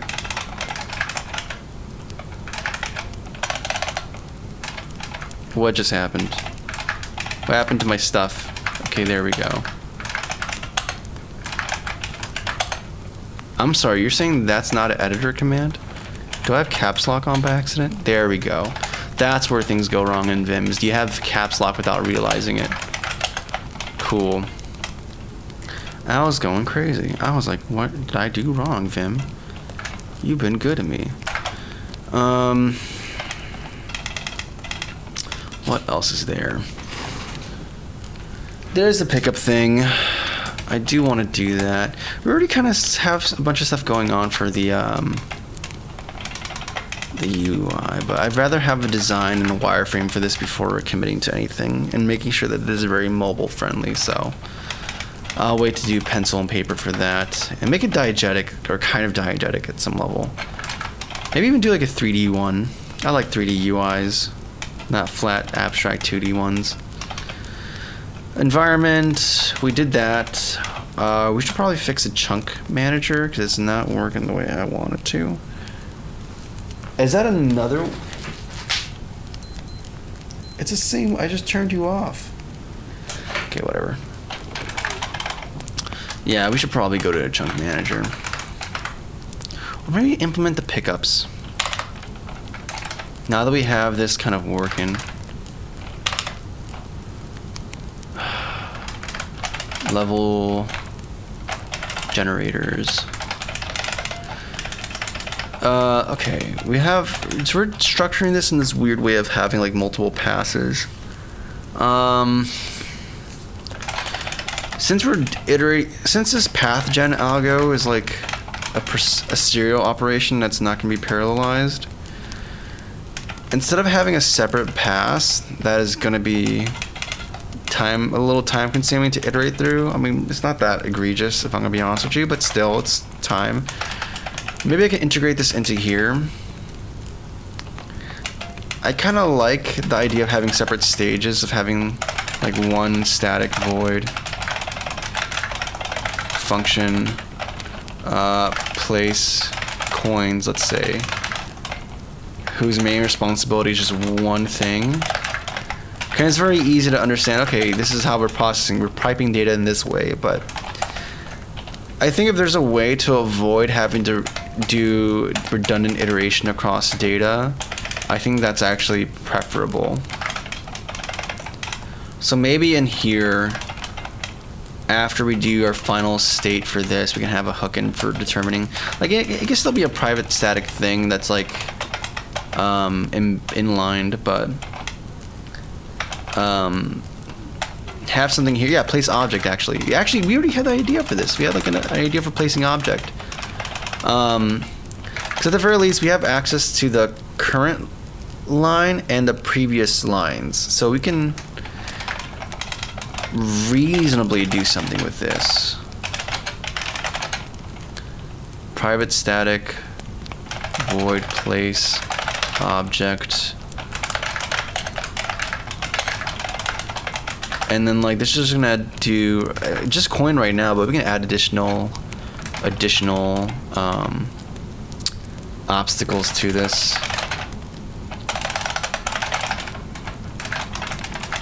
And we can provide not only the index in the buffer, but also int x, int y. And then it can do its enumeration here. So we can do like a math random range, I don't know, 0 to 100. Why not?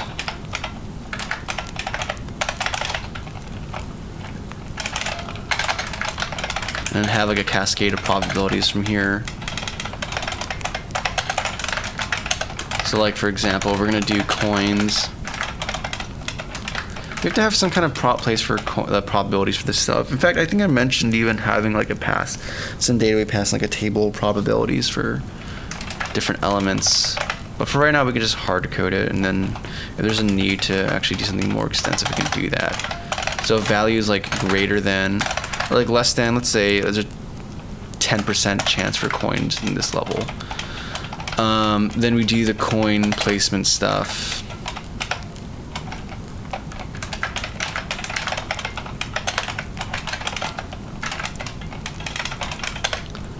So we just do the marking for that index, and you know, I mean, you might have like a separate thing for, like it might be like we just say, hey, here's it. We determine, like we have an enum for the different types of entities. We determine what entity we're gonna be placing down, and then once we just make that determination, then we go into a separate thing to handle that. What's going on here though? Let me catch up in chat real quick. to go to sleep. Do you upload lives and need to go through your channel later? Yeah, I definitely do. Not today vids. It's all the VODs are on the channel. You can see the creation of this game from day one all the way to now. I got a lot of graveyard projects. It happens, man. It happens. How to escape film challenge. I'm gonna sub. Can't wait. Watch right now. Thank you, man. I appreciate it. Godspeed, Machina.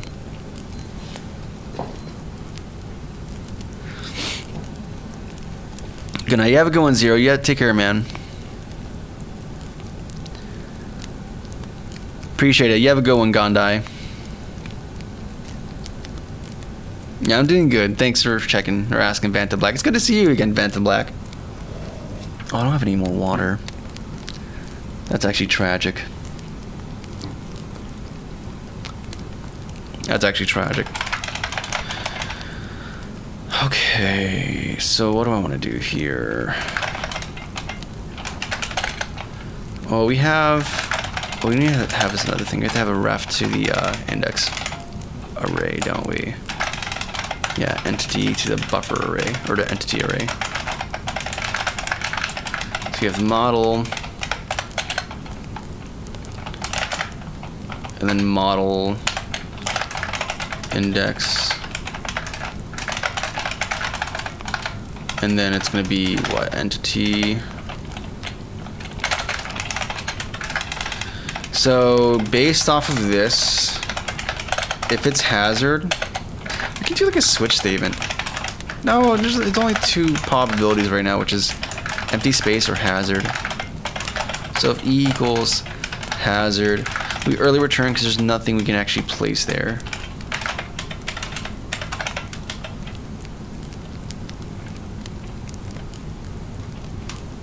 Oh wait, 1 second. E, we have the entire entity there. No, what we want to know is, wait a second. Are we using is alive or the fact that it's hazard to? I think it should be both free. Okay. Yeah, we're good.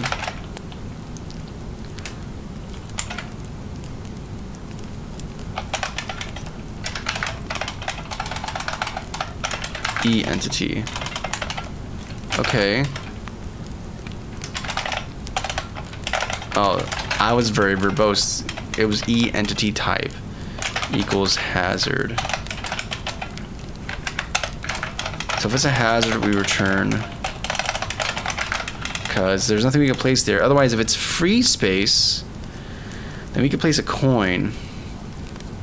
Now the way we're doing it is going to be kind of random though. That's the issue, right? Because like if it's like a coin of, it's not going to feel like a line that's beckoning the player to move in a certain way. In fact, it's just going to be a random set of things, which feels less intentional. Let's do it this way first, and then we'll try implementing it so it can be like a line. So we can have like, we can cache like the last placed coin, and then apply an offset base off of that onto this.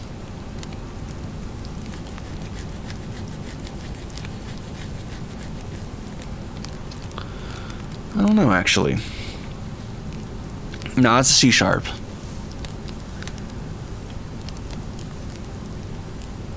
The random function, is it really random? No, it's not. Most random functions aren't. You have to seed it to have some variability.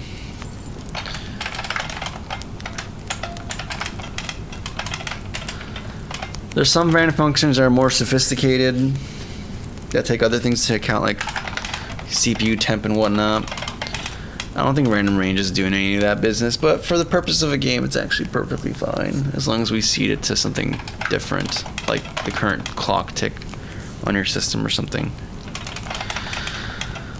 Okay, so we do this initial challenge, and then we're gonna try to keep things flat. So if things are above 10%, we're gonna early return as well. We're gonna make this a guard statement.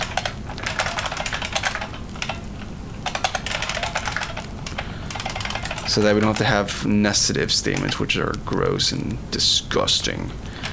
So if the space we're in is free, and we won the lottery, and it's like, 10% less than the random value is less than 10%, or is within 10, then we can be like, hey, let's create the thing. We're gonna mark it the way it's supposed to be marked, which is gonna be index model index equals new entity, and then we have a way of handling this stuff. We have a free space. Oh, so we do mark it as free and as a live file. Okay, so that makes life even easier. We have one for type. That's just a constructor, though. It's not gonna be that much easier to just omit this. Like, we're still gonna be doing a lot, but we have a thing for coin.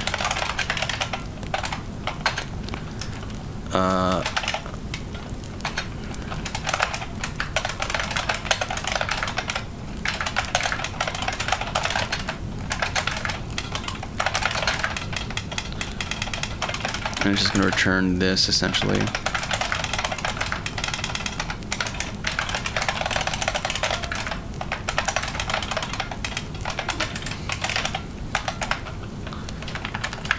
Yeah, coin pickup. And then we go back to the level generators. And in this function, instead of doing this, we're going to do entity dot coin and x and y, and that should be good enough. And then in here, we're going to place object, and then index is going to be, because this is going through a slice as well, so like it's not enough. Well, this is being called through every single slice iteration. So actually, no, that's fine, because we're going to be testing this across every single slice. So this actually works perfectly fine in reality.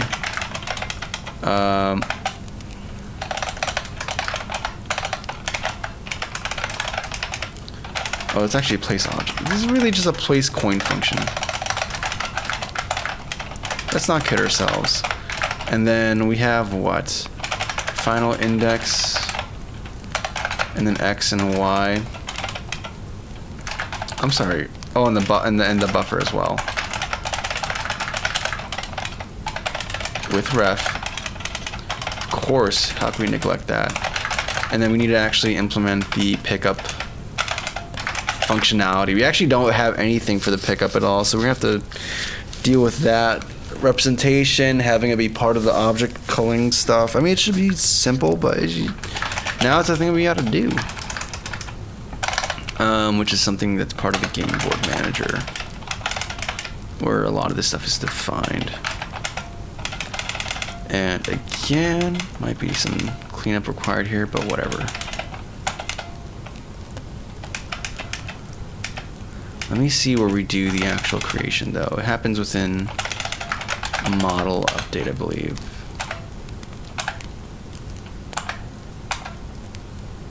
Yeah, here. So in update model, we had, so I can't tell if we're here or not. Okay, I think we're live again. I think we're back. That kind of sucked.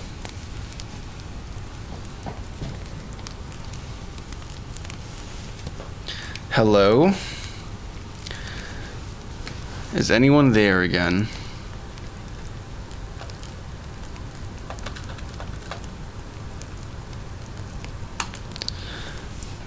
Alright, I'm going to take this as an opportunity to get some water and see if internet stabilizes within that time frame.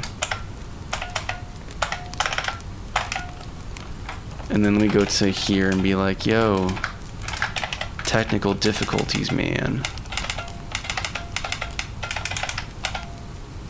See if that works.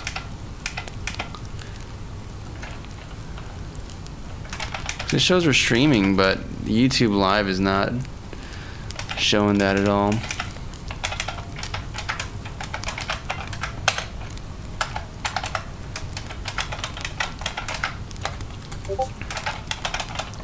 I'm hearing notifications again. That's good.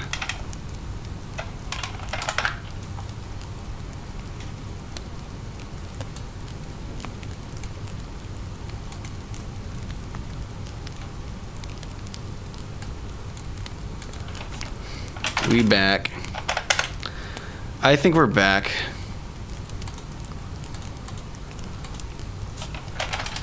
I think we're back. 1 second.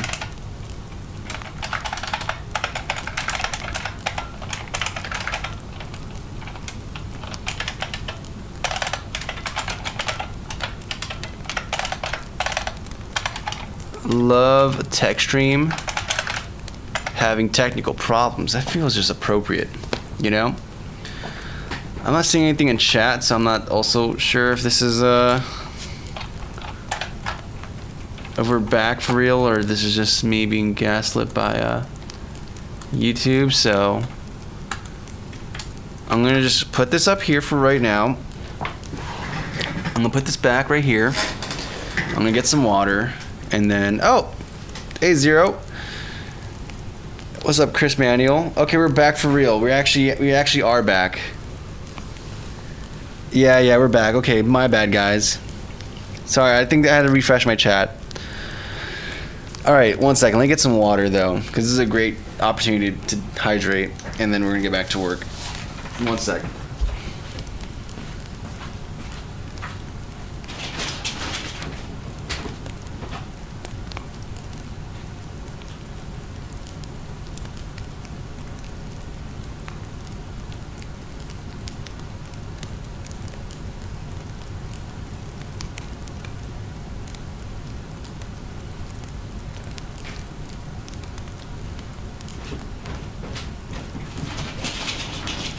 Alright, we're back with water in tow. The tech problems have resolved themselves. I have been brought back from being ostracized by my ISP. It makes me really consider getting that backup system, but I don't think this is as big of a problem as it would be worth to do that. And I just like this monitor, Chris. It's pretty cool. I grew up with CRTs as a kid, and I don't know, it's something kind of cool, like going back to the ye olden days, but I don't know, I just think it's rad. I just think it's neat.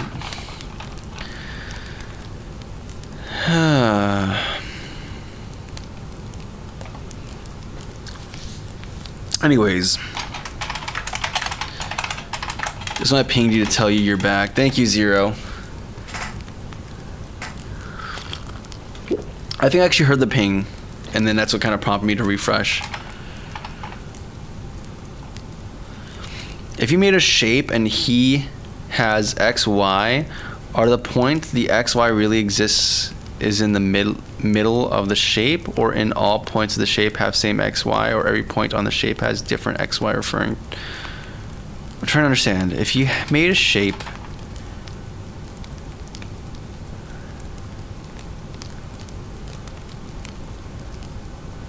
and XY really exists is in the middle of the shape, or in...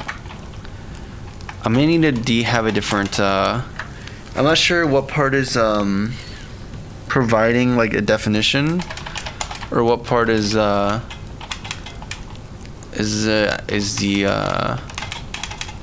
hypothetical. So let's see here. Let's see here. Where do we want to go with this? Calc range Y. Okay, we went to the entity creation mod. Yeah, create entity method. That's what I was looking at. And then this is where we have the coin pickup. Right now it throws an argument out of range exception, which is kind of wrong. But instead, what we're going to do now is actually do this request object from pool of type. I think I have this general pickup. I think I have a pickup class. That's just a very general thing. I'm gonna move this down to be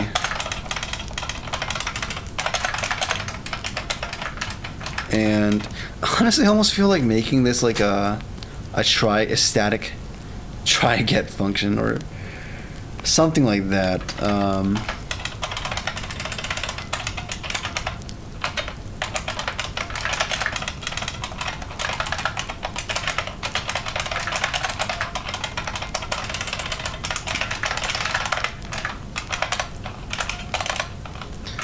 What do we want to do? Just name it explicitly, I guess. I mean, this doesn't matter. The poolable object should. Oh, whatever. It doesn't matter. We're gonna do.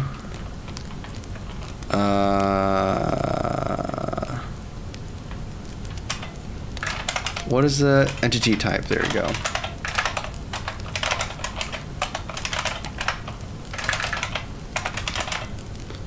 And then I'm assuming the toString is going to work perfectly fine there. And then we also have to initialize it like, hey, you are now a pickup. So you should behave like one.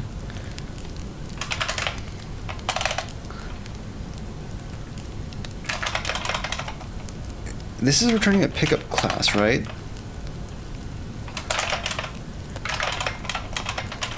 Like if I go to this class here, it inherits from poolable object, yes. We have a pickup type. Oh, there's an init function, okay. That's fine. And then what do you need to init with? Some kind of coin pickup in this case.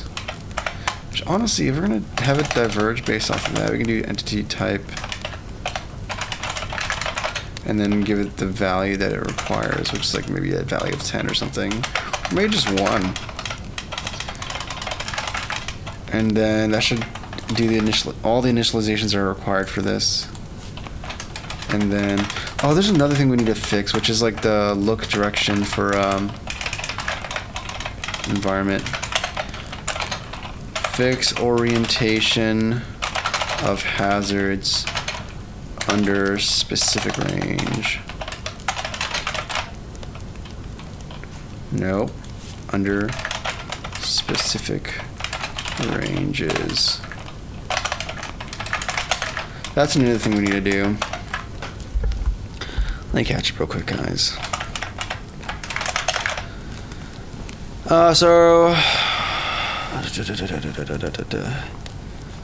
Actually, this time, yeah, for Zero, you have a good night, man. Thanks for coming back to life to help out with the stream issue.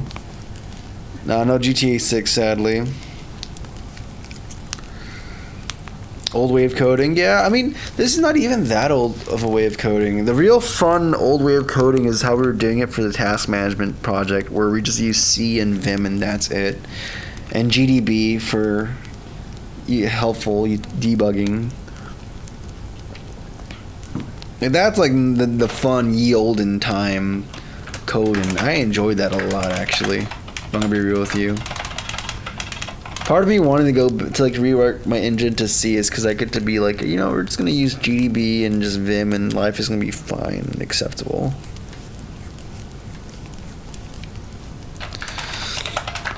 But alas, libraries, right? Alas, CMake. It's only scripture.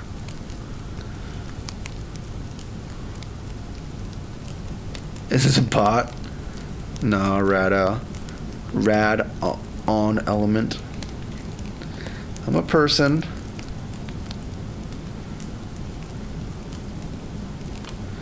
So are programmers leveraging AI, or are they going back to the olden days? I don't know. Wait, it's kind of both. Like I've seen. Like I think programmers in general are adding AI using AI at some level or element, usually in a support role and not an active role. But at the same time, there's like a movement, because software has gotten so abstracted, and it's just caused like things to just get crappier and crappier, and there's like a desire, at least from certain programmers, to like actually learn how to write fast and performant code and make use of the system that people are using, so that, you know, we don't use unnecessary compute time and unnecessary memory to do mundane stuff that used to take us far less. So there's an element of that is going on too, but my perspective is very narrow because I don't really go on social media to engage with other people in this profession. And I guess aside from this stream, that's a very different thing. And then my work experience is very finite. As in, like, it just my experience at this company, and that's it. I mean, I've worked previously in other places, but I don't think I was really a programmer. I wouldn't consider myself a proper programmer there then. Okay, so this should handle this. I'm still thinking about a better way of, like, simplifying this. I'm ready to move this somewhere else. I don't know. I don't think moving it's going to be the saving that I want it to be. If I'm going to be real with you. If I am going to be real with you, I don't think it's going to be the saving that I expected it to be. Okay. Press on from pool, pickups, pick up. Pick up. Yeah. Oh, this all checks out. So now it's a matter of making sure this actually works, which is going to be the fun part. There's another thing, which is like the Uber stretch goal, which is going to be rewrite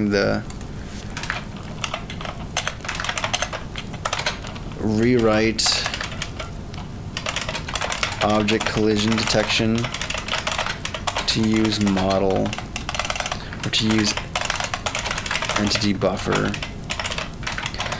Because we have everything as entries within this large buffer, so we could very well just use the player's index into that buffer as a query for collision to mark if, like, hey, we need to knock the player back, or hey, like, instead of having all these colliders and all these objects, which is nice, it's not a performance, it's not a concern, but it might be easier just to have, like, hey, just query this, and then we'll do differing changes based off of that. So the player's almost acting like a paintbrush. And we need to modify the buffer as well. That's a thing, like, we're gonna have to modify the buffer, because when you collect a coin, like, we shouldn't populate it with that. It should be marked as dead, which is another thing to consider. Yeah, there's a few things that need to happen as well. Did your father work at Blizzard? Nah. No, my father's a truck driver. The lifeblood of modern society.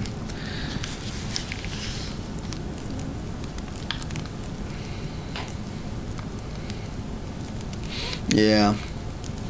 There's something I think about, because it's like, it's something I think about a lot too. It's like, alright, like, okay, sure, I'm compensated in one way, right? But, like, if you're an external observer, what is the net utility of the work that's being done by different people in society, right? And, like, I think what I do does, specifically at least, but I see, like, I have this, so when I did woodworking, like, it was cool because I could physically see the product of my labors in my hand at the end of the day. It's a real thing that exists, irrespective of whatever may happen. You know, apocalypses be put aside or excluded. And then, like, you know, transporting goods is a very important thing, or else, like, without any transportation of goods, society can very quickly fall apart, right?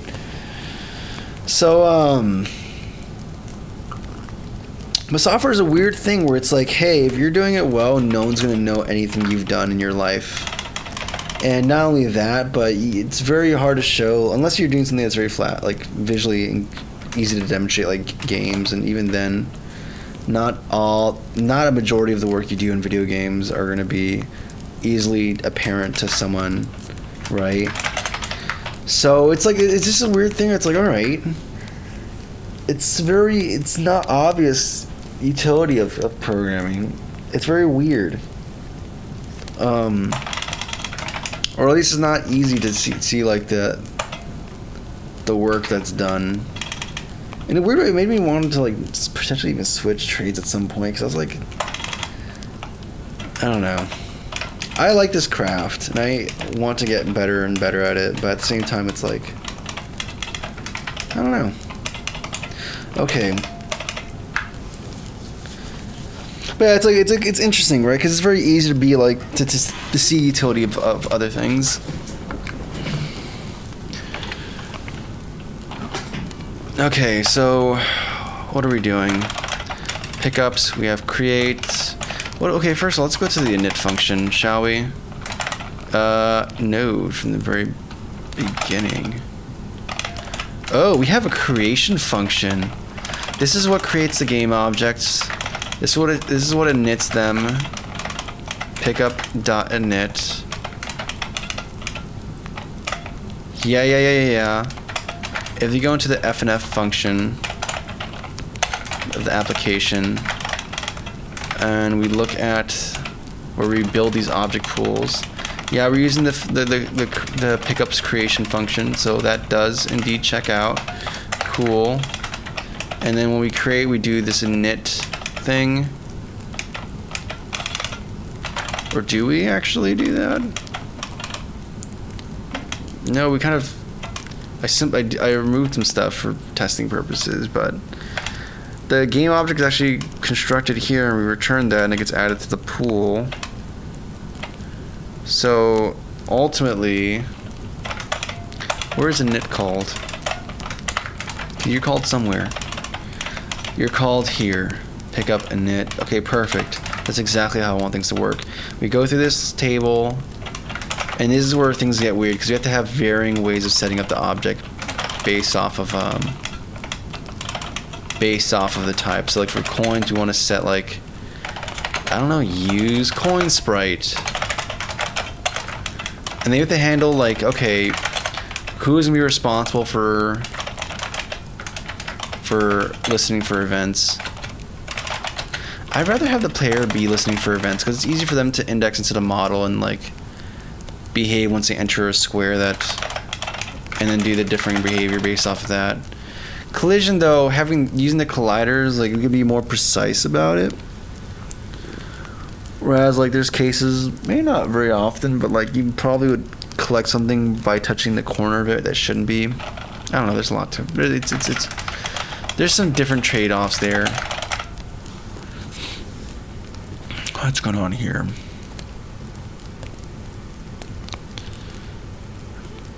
I'm using Rider and all the Retro OS hardware.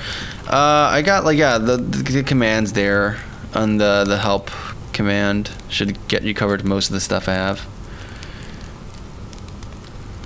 Old? How old am I? Just getting closer to 30. Every single day I march a little bit closer to 30. And then eventually I'll be marching past 30 to the 40s. Be a good time. So, these are decisions I'm going to have to make. I kind of don't want the pickup to be responsible for too much, because we have multiple creation functions, don't we? This one's taking the input type, and then it's going to do divergent things here on creation. I don't want to do that. I would rather allow this to just handle visuals. Like this would be better as like a this is actually like what the init stuff is gonna do, if I'm not mistaken. Or maybe I'm just gonna axe this. Yeah, because it calls init as well, so it's gonna be this weird. Yeah, I don't want to do that. And then we have this on pickup function, which is used by whom and where. Oh, because we're using the iCollider thing. Yeah, that's a thing, isn't it? Yeah, I'm leaning more and more to just having the player query for this stuff and then initialize changes. The only thing is that we have to also, there's the issue of propagating this, but then we can cache like its int. So we can cache like the entity. We're caching entity type, but you know what? What if we just store the entity information for this?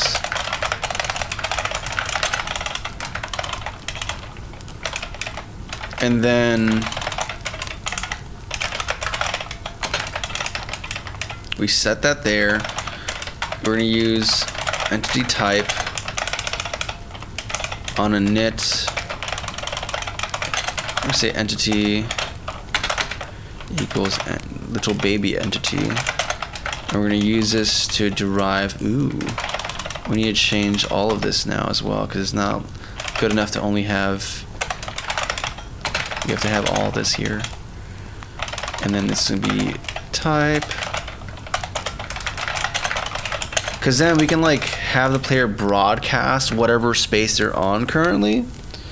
And if we do that, then this can just listen for updates for what squares the player is currently on, and then just do the thing based off of that, and life would be cool. I use Rider daily, but this setup is so different from mine. But yeah, Rider's incredible. It's great. Yeah, I use it for I use C-Line as well. JetBrains products are pretty good. To what, Visual Studio Code, it's a very big difference. I mean, you can call with Visual Studio, you can slap plugins together and get similar functionality, but the Rider has a lot more integration into Unity and just other tools in general and debugging stuff. It's very nice, very easy to get started and working with. I keep my setup very minimal and very simple because it's very easy to, like, there's other times where I have to go into a machine that I don't, I've never touched before and have to set it up quickly so I can just start doing some work and get things done on it.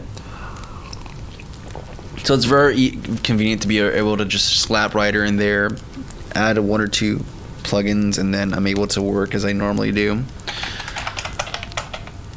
Very convenient.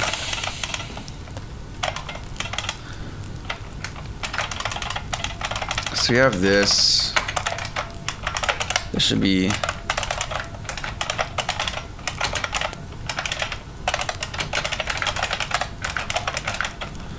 Yep, that works for me. And in this case, this needs to create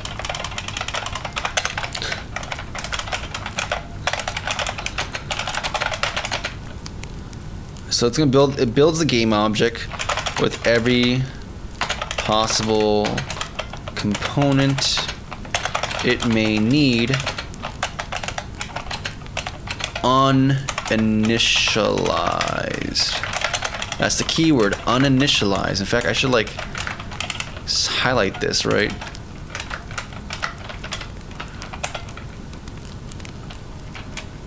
Did I forget how to do that? Let me shift U. There we go. So it's a responsibility of the init function to actually initialize the values to what it needs to be in whatever configuration. I think it's gonna be very, very simple though, because I think it's gonna boil down ultimately to a quad. Really, it's gonna boil down to our mesh renderer, and we're gonna be updating the renderer. We're gonna be updating things from there.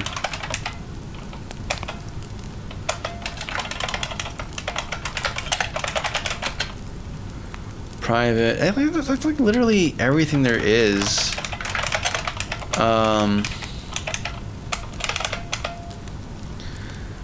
Yeah, and then if we're really committing to this, we're gonna have to do significant changes here. I think I just want to make this code cleaner. I think I might like break stuff out of the player, and then I mean it's not that crazy. Yeah, it's like empty interface stuff there. So we can do something like, I do want to get this relative pointer. I want to get this like input handling stuff out though. That is for sure something I do want to do.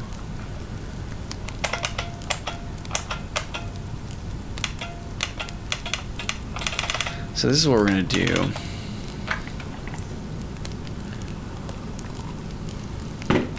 We're gonna have a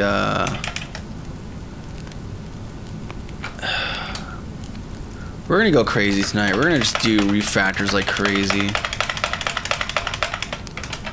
We're just gonna be gnarly today. And if I'm gonna be gnarly, let's just first see, make sure this game is in a working state before I start doing stuff on master, right? Let me go back to the level generators and then get rid of place coin real quick, and then make sure it works on current build, commit it to master, and then I'm gonna make changes. I almost feel like I should make a branch and instead of just raw committing to master. That might be a responsible, sane thing to do as a person. Maybe we start doing this. Maybe I start actually applying best practices like conventional commits. And the game seems to be working. How's the audio? Let's turn back the music on. Music. May I hear your beautiful, splendid voice once more? Bring joy to these ears of mine.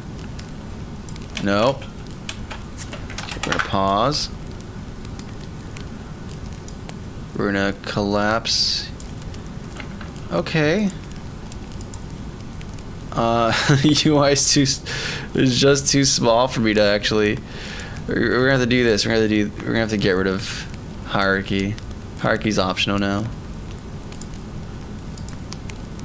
Here we go.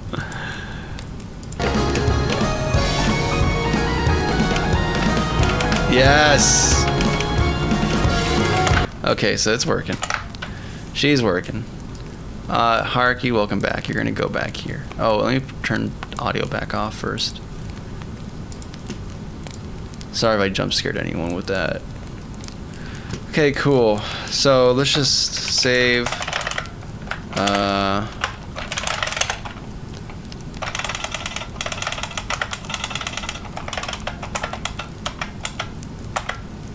Yep.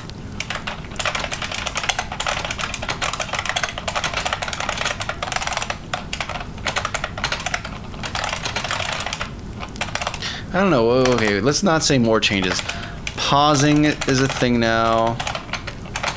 Time dilation and coin gen is implemented. Oh yeah. And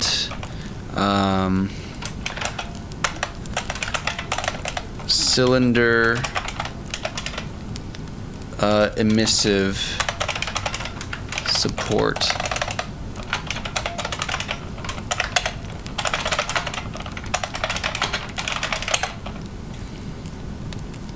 All right, you're gonna push that now. Beautiful. I'm not my laptop Lamoa. There you go. Hey, what's going on, Isopods? Good day, bro. I was late. It's okay, Isopods. There's no late. There's simply arriving when you mean to. I'm a Manjaro KDE Wayland. Unity randomly crashes if I resize window panels in my Vulkan, but on OpenGL it shows red cyan glitches, no crashes. That's not fun. That does not sound fun. I'm glad Unity is not as jank, but I've had some weird behaviors on here before.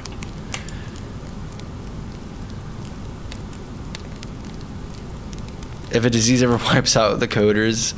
Oh yeah, it's kind of weird because like even I mentioned earlier where it's not very easy to understand the work programmers do, but at the same time I think about it, I'm like, hey, the same way no one's gonna know about any of the effort that went into making the functionality in this application they're using that I did, I also don't recognize the work that went into like different clients that I use or different applications or even like Linux and stuff like that, right? It's kind of wild how much we just don't. Is because even as a programmer, it's like, hey, like you can estimate kind of roughly how much work it would be if you were to implement it, but it's different. And there's things you just don't know, right? It goes back to that whole domains of knowledge. You have the things you know. You have the things you don't know. You don't know. You have the things you know. You don't know. Then you have the things you know. You know. And the even cooler one is like the things you don't know that you know, which is kind of like intuition. Okay, but we did this. Let me also go into the subrepo while I'm at it. To my dev kit.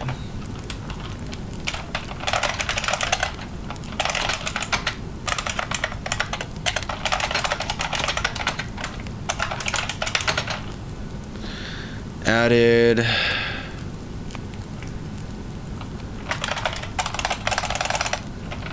I don't know,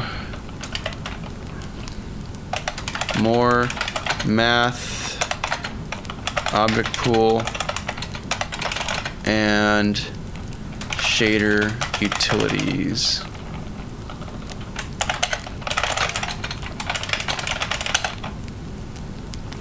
Do I just change this to Origin? I got rid of GitHub, so I'm assuming Origin So yeah, it goes to Codeberg.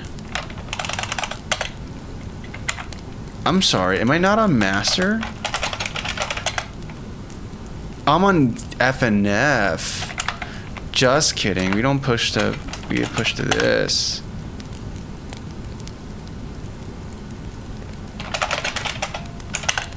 Okay, everything's committed. Cool. Let's go back up. Okay, here's fine.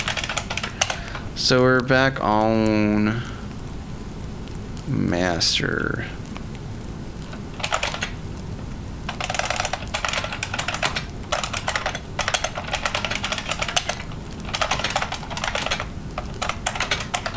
Submodule.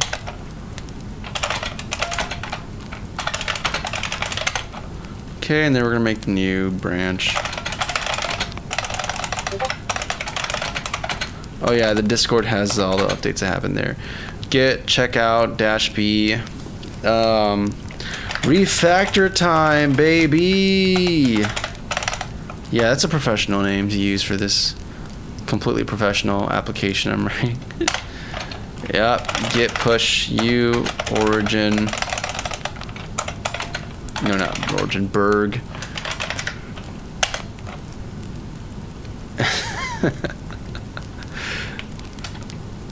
Yep, I heard. There it is. There it is.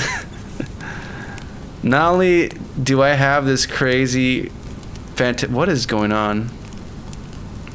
Cozy mentioned Linux. Not only do we have this crazy unprofessional name, or completely professional name, but now all of the Discord and China knows that we have this refactor time o'clock. It's beautiful. This is how things are meant to be, okay? And now we can go crazy molding this code. Because who cares about a time limit, right? Who cares about trying to get things done in time? We are going to write things right and correct and in a way that makes me feel happy. So, you know, that's just what we're doing. So we're going to go to assets. Where is this going to go? We have gameplay. I guess that counts as gameplay. Like, I think that works. Make dir. Like, what are we going to do? I guess input. It's such a vague term. Like, my naming here is so bad. I don't know. Like, we have levels, but then we have, like... levels is actually... Mesh asset nodes, player scenes, shop. Like maybe it's not as egregious as I thought it would be, but yeah, we're just gonna do gameplay. Whatever. And then we'll make a, I don't know, have a thing for, I'm gonna just call it a player controller. That's what I'm gonna do, aren't I? Yeah, that's what I'm gonna do.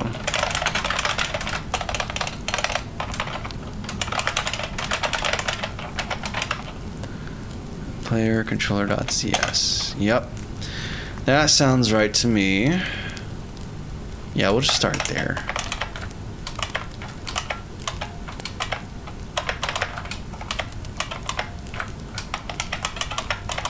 Okay, I would sure like to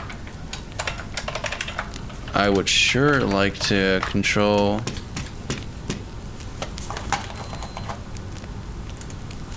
somebody watch keeping track of time. I don't know. Okay, let's just declutter a little bit. We're gonna close everything. Close all tabs. Beautiful. And now we're gonna look for, well, player is a place, is a object of our affection right now. And we're gonna look for the player controller.cs, which is a new class. Extend from model behavior. Get rid of this over here. And then we're going to start the process of massage and code over there.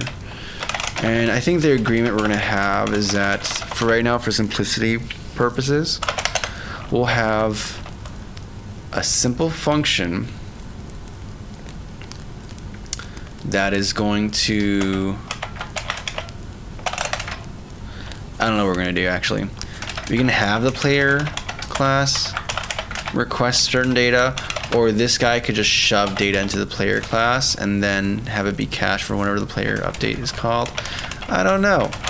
I think I prefer the player just being able to query data as they want and or need on update, and this guy just has that data ready for them. That just seems so right and perfect in my little brain. So we're just going to do that. I'm going to go to update here. We're going to yoink basically all of this logic. Yeah. All that logic gone. And instead you're going into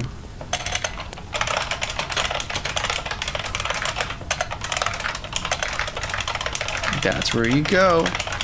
Now you have some additional friendly nice functions like this last input type, relative input. Yeah, that we're gonna need. Pointer position, we're gonna need that as well. These are all nice, helpful functions to have. You're mad because I'm not including stuff, so I'm gonna include you. You're mad because there's also some other things like UI that needs to be done, so we're just gonna bring that over as well. So you're not as mad at me. There's these functions as well. Though one of them I believe is not even implemented, so we can just kind of ignore it. This is getting the input, so we need to get that from the application class. That's easy, we can do that. What about you? Is there anything else that you're requiring from us? Radius machine, physics update, update sprite. So far everything seems pretty hunky-dory to me. Anything else relevant to this? Health, start. No, I think we're just peachy, which means that I think the missing thing or the last missing things are going to be maybe some variables that I don't have set, and yeah, that's kind of everything I could think of. And then finally adding access APIs for the player to be able to get the things they need to get. We already have an update. What I need is a start function, or rather, an awake function. And the simple thing we're gonna do is have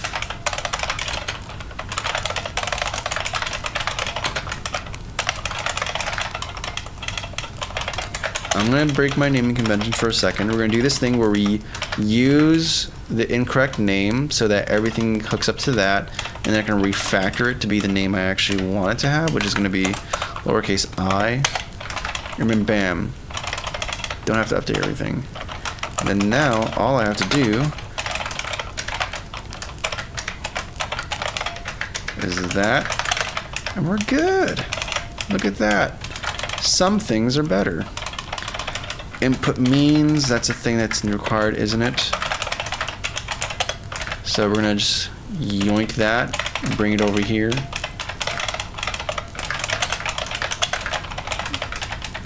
What else do you need from the player? We have the knob and knob base. Okay, that is simple. I can procure that for you.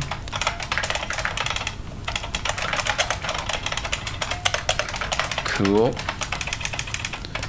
And then what else are you requiring from me, brother? Debug text. Interesting. What is this debug text?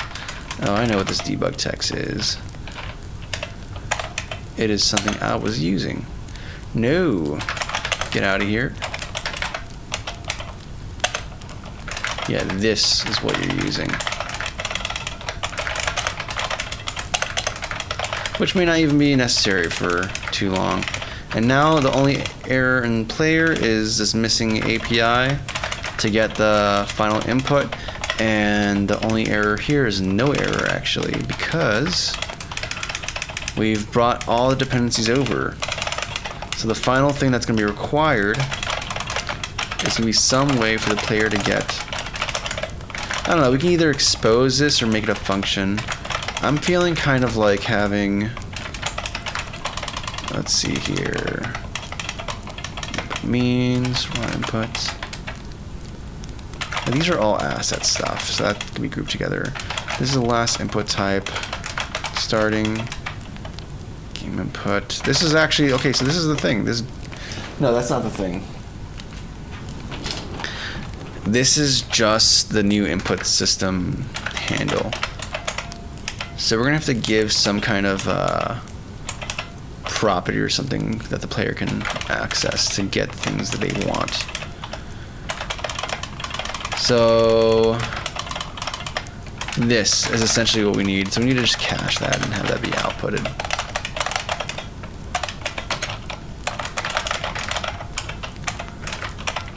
Not vector 2, not vector 3, vector 2. And it's going to be publicly accessible or privately set. And then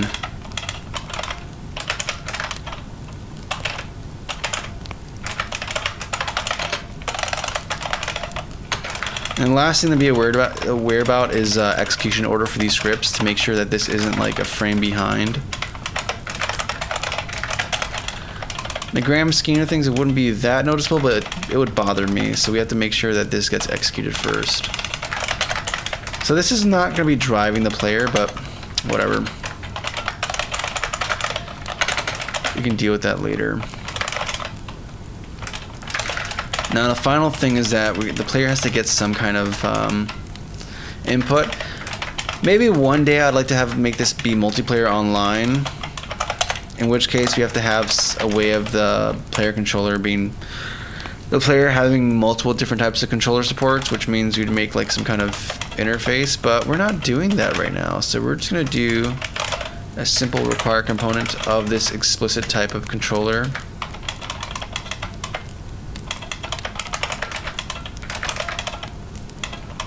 Oh yeah, I forgot, type of. And then finally,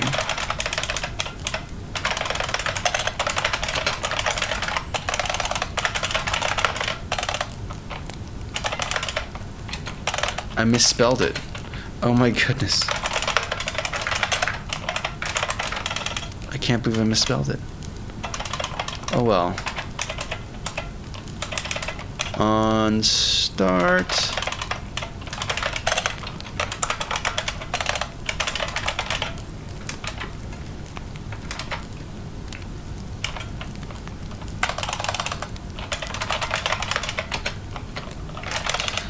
Is it just controller? Yeah, it is.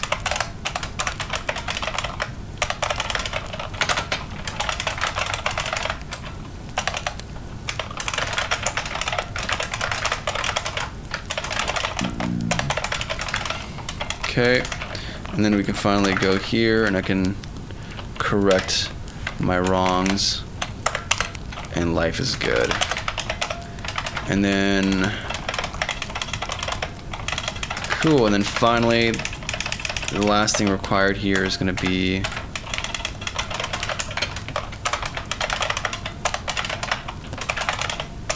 I believe that's the last thing that's required. And then I think we're good. If I'm gonna be real with you. Alright, what's going on here? Oh my goodness, Lucas, did you just put the whole canoe thing in on the horizontal chat? I didn't realize. What's going on here, guys? He's Neo from the Matrix looking for his Trinity. I mean, I'm definitely not Neo, but I'm definitely looking for a Trinity, man. Yeah, it's just Vim Motions on Ryder or something. Yeah, maybe one day I'll do a room tour. I don't know. I just like keeping my privacy a little bit. I'm not gonna lie. But maybe I'll do a tour of like the setup. Is this cross-platform? If so, how many sockets and storage handled to be persistent? What? Well, right now it's in the single platform. It's just for Android. Like everything's gonna be local to its own thing. Maybe eventually I'll make it be a thing where we have multiple platforms communicating with each other for some kind of online networking. But I don't know. I kind of. It's a weird. I'm not sure how feasible it is, right? But I think it'll be cool to make a game. Like you remember the PSP and how you can have ad hoc multiplayer where you have to like have a PSP next to another PSP and you can play online like a game together, but you have to be physically close to each other. I kind of want to explore doing something like that, but I think the reality is that most people are not next to others. I don't know, but that'd be kind of cool though. It might be a fun thing to kind of encourage that, where it's like, hey, this game has multiplayer but only local and you have to like do it through like Bluetooth or something. I think that'd be cool. Oh, CRT guy. Hey there. Hope you have a good day. Thanks for getting on my feed again. Hey, dude. I appreciate it. Definitely will, man. I'm glad to be on your feed. Are you red pill or blue pilled? I'm no pilled. I'm CRT pilled. That's all I am. That's all I can be.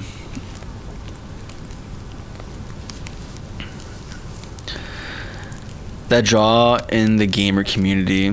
Yeah, like I think it'd be cool to have a game that like, isn't it crazy how couch co-op games have just kind of died? Like before it was very normal to have couch co-op. And now it's just kind of a dead concept. Maybe not a dead concept, but just not as frequent. It's cool that the Switch kind of brought that back to the forefront in some degrees.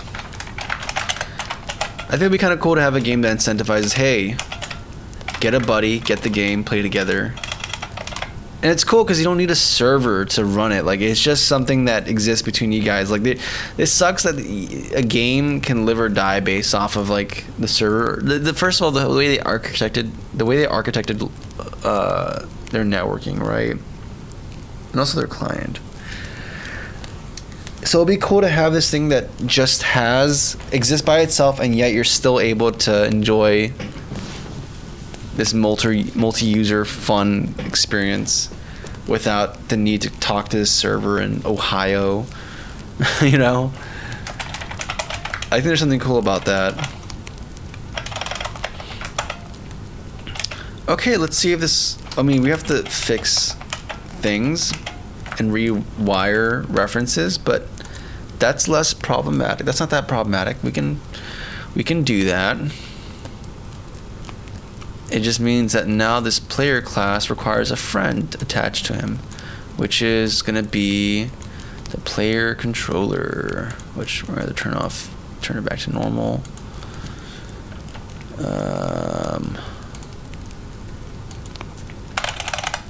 There we go. And you're gonna need access to certain stuff from the canvas UI, such as the base and the knob. There we go. You're in charge of that now. You're gonna use relative joystick because that seems to be the best one, honestly. I'm not gonna even test the on-screen buttons, but we're probably have to implement it because someone's gonna want that at some point, but whatever. I think this is cool as is. Cool. And now we press play. Things should just work.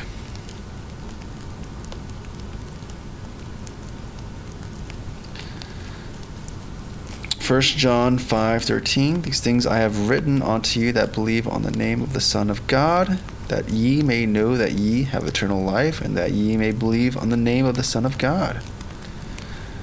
Confess with thy mouth the Lord Jesus, and shalt believe in thy heart that God hath raised him from the dead, thou shalt be saved. For with the heart man believeth unto righteousness, and with the mouth confesseth made into salvation. Amen, brother. Amen. Jesus saves, dog. I can get with that. I'm about that. Let's see here, though. Okay, game's broken, though. Very sad. Null reference. Very sad.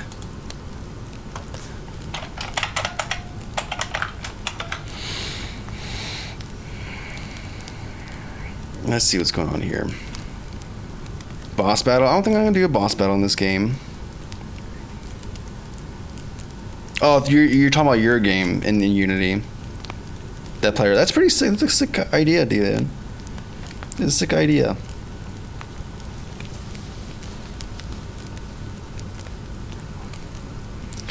Building. I'm making. Well, I want to show it, but I've kind of broken it a little bit, so we're gonna have to deal with that first. There's like an NRE happening here, which is odd. On Awake, which is very weird, because that means this Awake is being called before this Awake, which is even weirder. But I bet if I made this start, oh, that's gonna be weird though, because then this player, is it call on start? Yeah, okay, maybe this actually is fine. Maybe this is actually fine. We'll find out. Is knob null? Is that what's happening? No, because it was throwing an error at the input.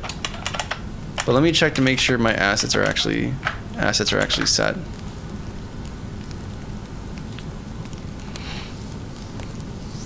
Yep, that is life. Breaking and fixing.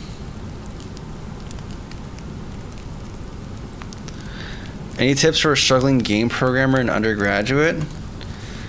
Not really sure what I can say as far as... Oh, you know what? Maybe you're right. Knob is null. The null NRE is happening there now. Or maybe it's been happening and I just looked at the wrong line. Let's make sure that that's correct. Nope, it's none. Yep. GG's. Okay. Hopefully it's just that.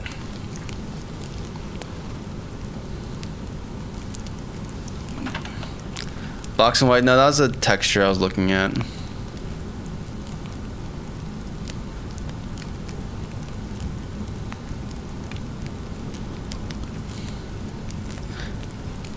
wonder if you're still here at Black's Blah. I'm not too shy about my yeah, it's working. Yes. Okay, beautiful.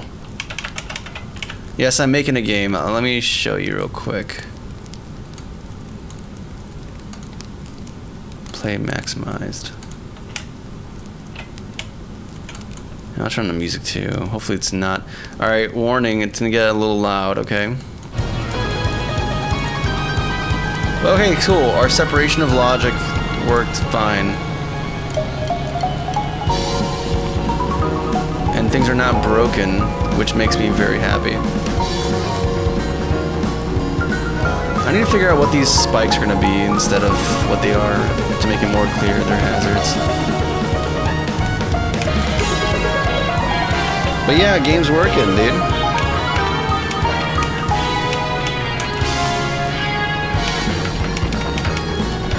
God, I love this song, dude. I'm so happy.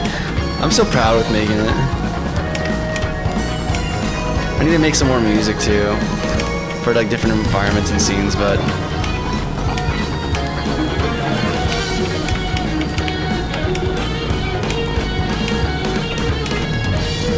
I kind of want to re-record some of the guitar parts because it's a little jank, but whatever, it's fine. It's fine. Okay, so we have, that's a good. I'm going to be committing a bit more frequently because I know the stuff I'm about to do is going to break things. So I want to be able to go back to old commit and be like, I know for a fact the things I have here worked at this point in time.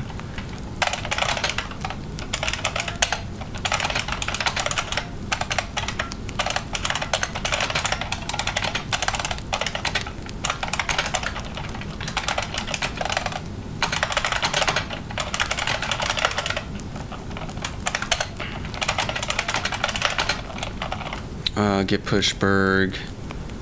Oh, I'm gonna have to type that name every single time, aren't I? But I just, okay, it's easy. Refactor time, baby.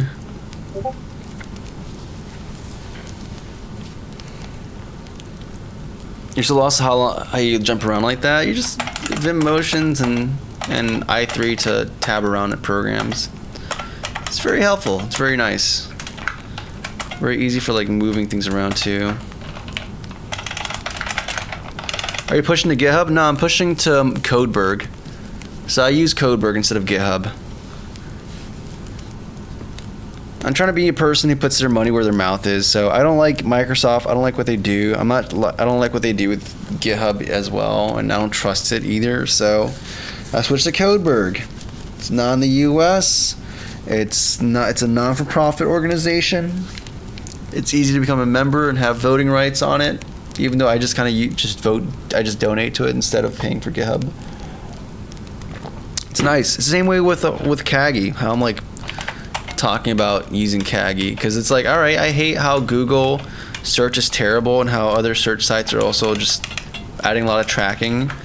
Kagi's a nice service. It's actually good Google. It actually gives you the things you're looking for, and it's very easy to get the features you want and exclude the ones you don't want, and there's no tracking. It's just great, dude. It's just what I want. So it's like, yeah, we could have better things. Let's just put our money where our mouth is.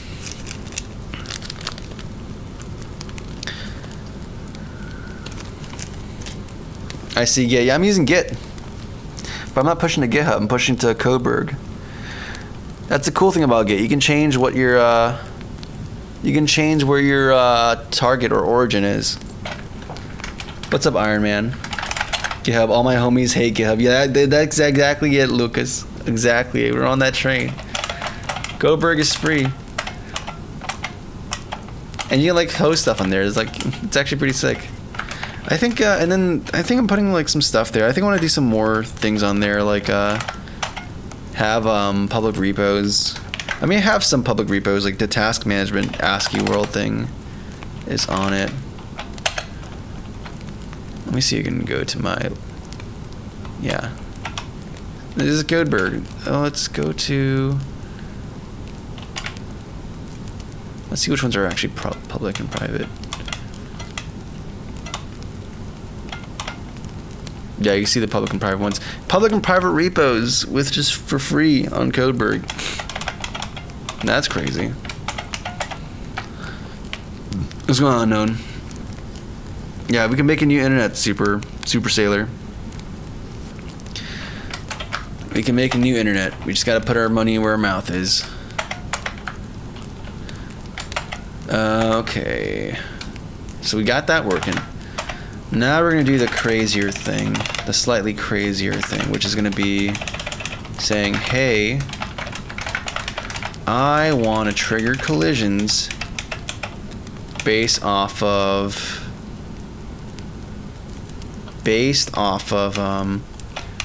your current position. So we have okay. So we have the input calculation. We get input.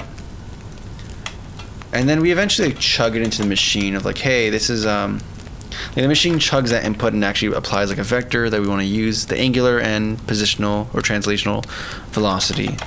That's cool. We need to have a new function here.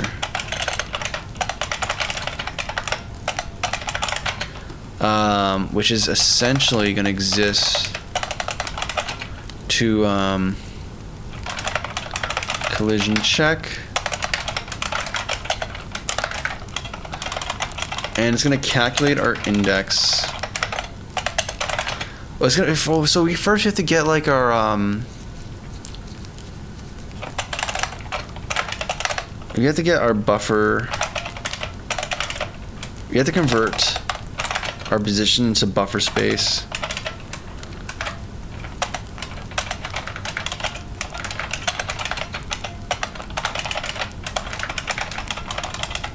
And then we have to do index calculation from that, which I think are, who has that? I think the level generator has the utility function for converting index into, yeah, it has a toIndex thing. We're just gonna make it be a general thing, a publicly accessible function. Level generators toIndex, and we're going to be passing our buffer x, buffer y. And why are you mad? Is this not what you expected? Oh, it's because you're uninitialized, that's why. But we have to calculate this. One is very easy to calculate, which is going to be just simply our x position, local x, or just transform position x divided by whatever the cell length is. So game board manager cell length meters, yeah. And then we have to do like, can't just use normal int casting to do the thing we want to do, because int casting's around in a different way than you'd expect it to. We want to round to the nearest, so round to int, and oh, this cast is no longer necessary. And again, this is probably something that's common that I should just make into a static utility, but whatever. As for buffer y, this is going to be, well, that's where the math utility function is, right? That get angle from position, and we pass in transform dot position, which is cool, but that's not where the story ends. That returns a float in degrees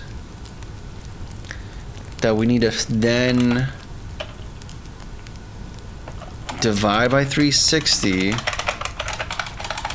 and that's going to produce a normalized value, and then from there we're going to be multiplying it by game board manager and then board width, and of course we're going to do mathf round to int. And everyone on the plane is going to clap. In fact, actually, I should just do this. Make sure this is considered a float.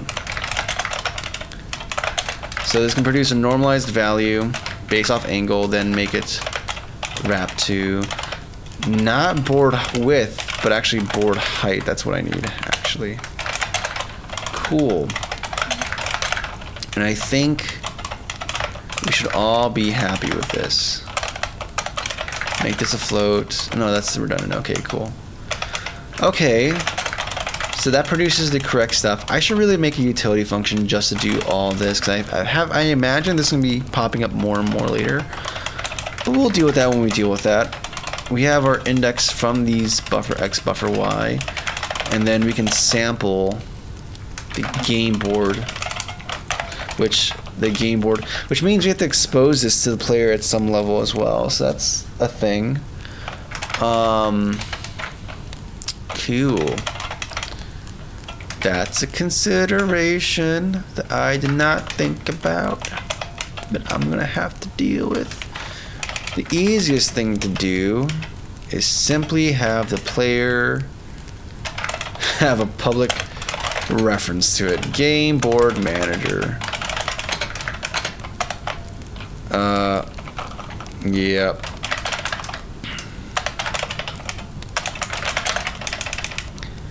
And then expose that and make the model be publicly accessible.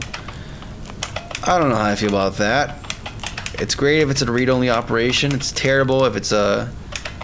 I think we can have queries. We can have like functions to query at an index. In fact, we can move this logic directly in here if we want to. Because we have this, what do we got going on here? We have model right here. So we have to have like, we can have an interface for querying it.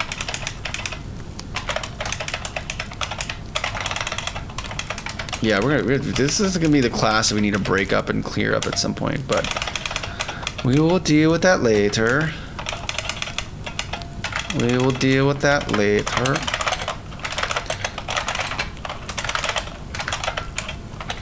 Right now, we're just gonna say, hey, get int index, and then model index return. Life is good. Maybe I'm gonna be nicer and actually have like some kind of get where you pass an X and the Y, but that's just saving an extra step. Really, you'd want to be like get and provide like the player, and then it produces the entity that the player is currently on. But I think it's just simple to keep it like this for now. It's fine. It is fine. And then within this collision function, collision check index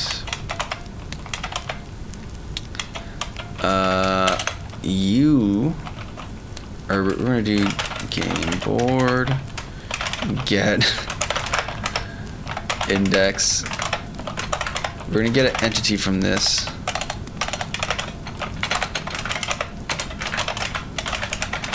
Now the question is, how do we handle it? So many questions here, man.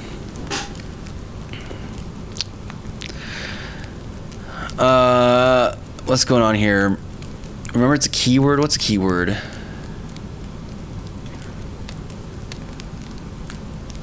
What's going on here, guys? It's C#. Yeah, I'm using Idea Vim right now. Cristiro Taru.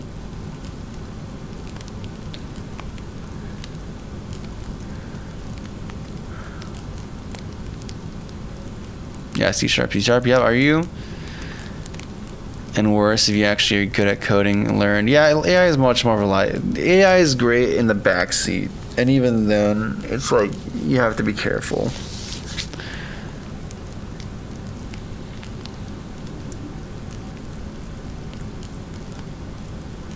Yeah. And in general, this is my stance on AI, guys. Just so we're on the same page. Where do you learn your C# with Unity docs? Or docs, working on projects, Googling. Also just being next to other people who know Unity. It's great because then you learn a bunch of neat tricks about it. Yeah. But I mean, there's a lot of it's weird. Learning coding is weird, dude, especially in the professional context, because there's like things you learn to operate at a professional context, and then there's things you have to kind of unlearn to like write things that are fast and release faster. I mean, I don't know. I mean, it's just, and there's things where you get overcomplicated. You introduce manufactured. No, manufactured is not the right word. Unnecessary complexity for the sake of like clean code and solid principles, and then I mean it's a whole separate thing. Okay, we have E. So either the player handles this instance right here, right now, or we broadcast a position. In fact, I like this broadcasting idea because then other parts of the application can respond to that. So what we can do, okay, let's just do like that's what we're gonna do.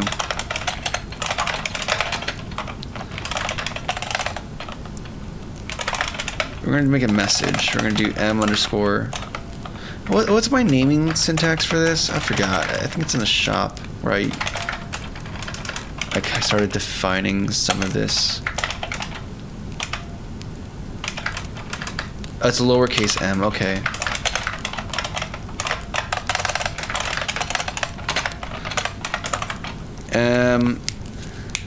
Player move.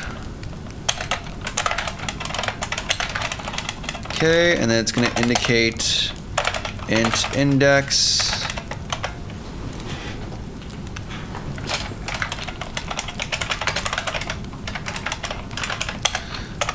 Not private, public. Int x.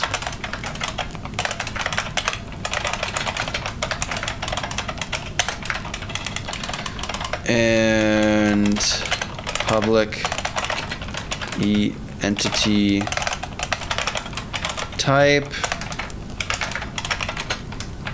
No, not entity type. We're just gonna pass an entity wholesale. Cool. And then I'm just gonna broadcast this out.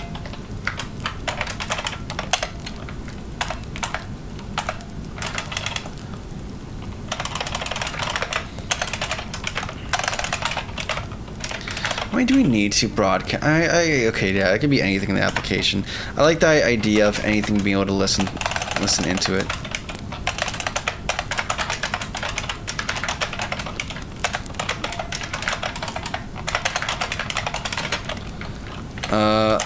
Let's see if I remember. I keep forgetting how to do this struct initialization stuff.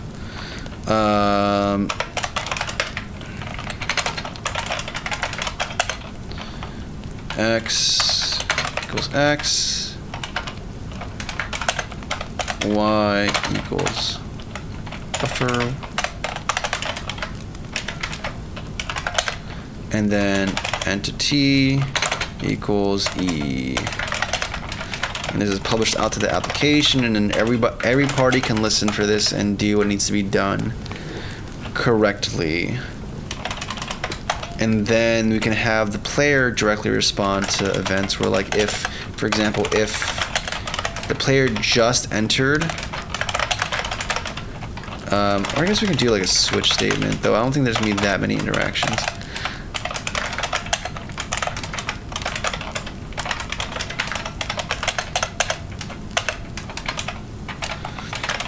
So the particular interaction we're looking for is hazard, because if the player touches that, then we need a player to, like, you know, pretend like they got damage. So we're gonna be doing some stuff.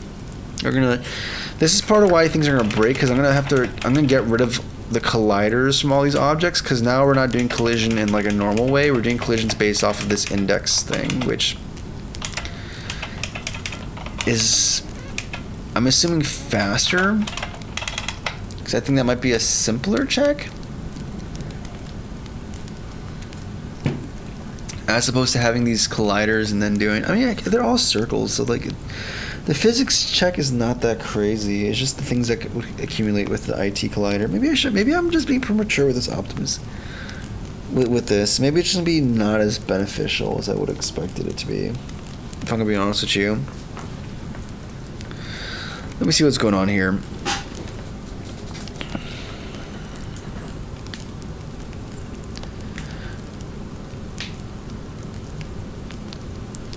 Yeah, I can see that bomb shot. It's like, Echo Chamber doesn't have access to your whole computer, so it's limited to... Yeah, I mean, there's some stuff for agentic stuff, too. What's up, Philip? God bless you. God bless you as well, man.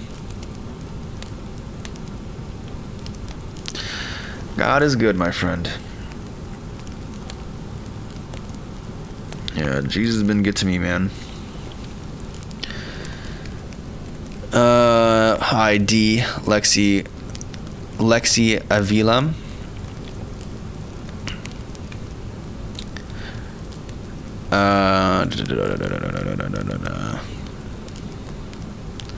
Is expensive. Mesh collider, yes. If I'm using, but I'm not using a mesh collider for any of this stuff. We're using a sphere collider, and a sphere collider is actually easier to evaluate collisions with, because it's just a positional check. It's just like a distance check between like X and point A and point B. Like, it's probably the fastest collision check to look for. Which is why I'm kind of weighing out if I really want to do this collision based off of the game board versus a collision check based off of just colliders in Unity.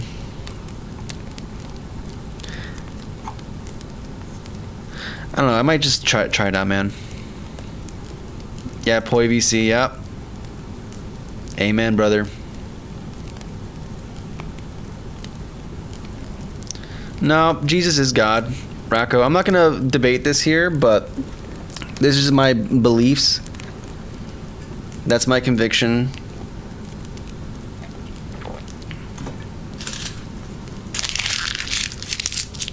It's like the AI conversation. It's like, this is just, my streams are like a read access to me. It's not a read write thing.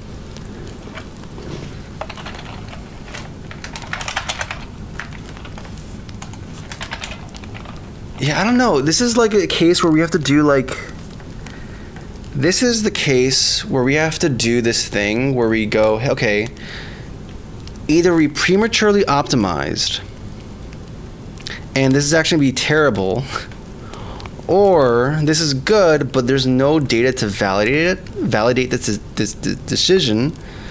So we're operating blindly, and I don't like that. I think it might be, I wonder if there's a way to tap into Unity. I wonder if there's a way to, like, I mean, Unity does have the profiler, right? So if I pull up the profiler, and actually, is it down here? No, it's not the actions. So if I pull up the profiler, there should be like a category for where are you? Okay, Windows, General. Where are we at with this? Analysis. There's a thing like analysis right here. Okay, then you can go to profiler. So what do we have? Yeah, you have physics here, right? So if we go this route, I could eliminate all needs for rigid bodies and colliders entirely. Because now we're just using this board to dictate these moves. The thing is, though, that we're not doing an RPG where we can just go based off tiles like in RuneScape or something. This is like a physicsy type of game. So, like, I want it to be if there's free-flying projectiles that you have to, like, you know, you're rewarded for having fine motor control over your vehicle. So maybe this is actually not worth doing, or maybe we do it only for the objects with high frequency, like the hazards, but things like are more bespoke, like coins or whatnot, that require finer control and there's not that much of an instance of them. You use the collider instead. That might be the way we do things, because then, like, we don't have to do this whole broadcasting thing. We can still keep the collisions here, but then, like,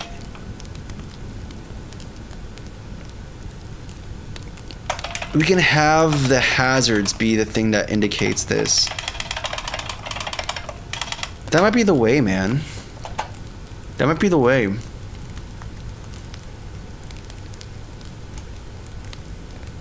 Alright, let's see what's going on here, guys.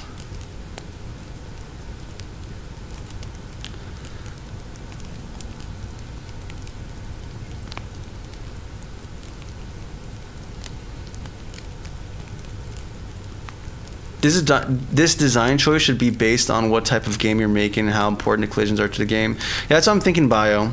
Like, I think this is me kind of wanting to just, because I have this nice discrete data structure that's containing everything, right? But the real thing is that what's the game supposed to be rewarding, and what is supposed to be the thing that's like the highly most important thing, right? So based off of that, I would rather keep the collision. And then, like, if there is a performance bottleneck, I can revisit the idea of using this buffer data. Yeah, I can revisit the idea of using this buffer data, at least for the high frequency objects.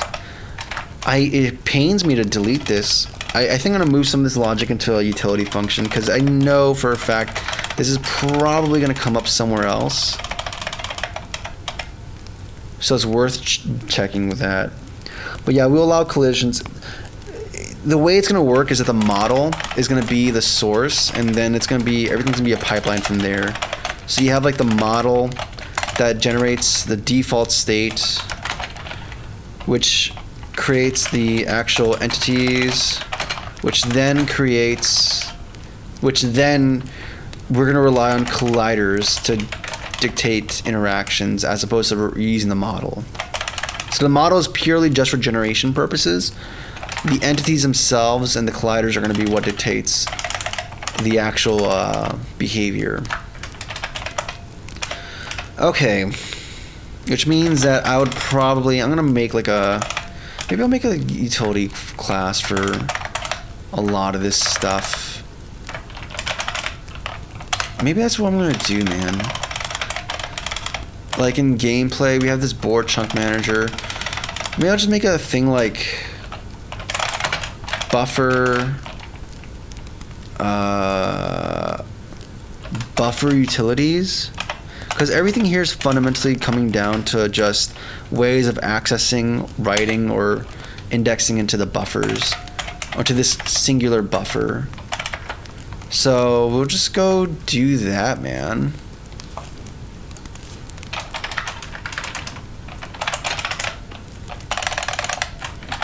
Buffer utilities.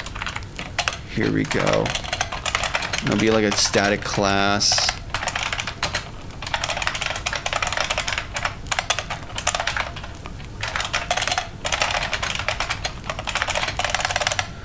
Public static, like, yeah, get index, and it's gonna have like a thing for X and Y. So what's the stuff the player's doing here? You have this. And then this will be taking in a transform world position.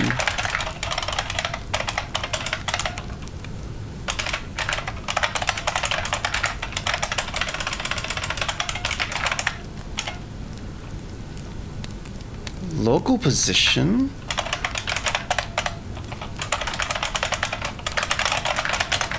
Okay. Get angle from...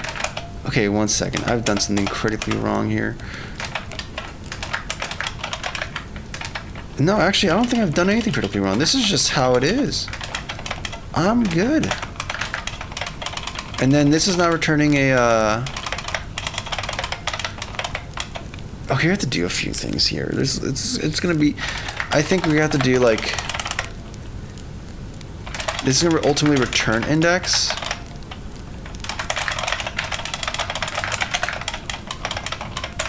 Like, this is what it returns. But we'll go from there. What's going on here, guys? Let me catch up real quick. My bad, I kind of got thinking through this. So what's going on here? Hey, Terrell, what's going on, man? It's good to see you here, dude. Crazy Coder. What's going on, Daredevil? Big G of Bible has 30 different versions. If you go to the original... Okay, I don't want to turn this into debate, but... You'll find that if you look through the many early manuscripts, that there's very... Actually, there's like no semantic difference, but rather just minor grammatical stuff or word stuff. And then like some verses, but as far as like the general message and everything, it's very consistent.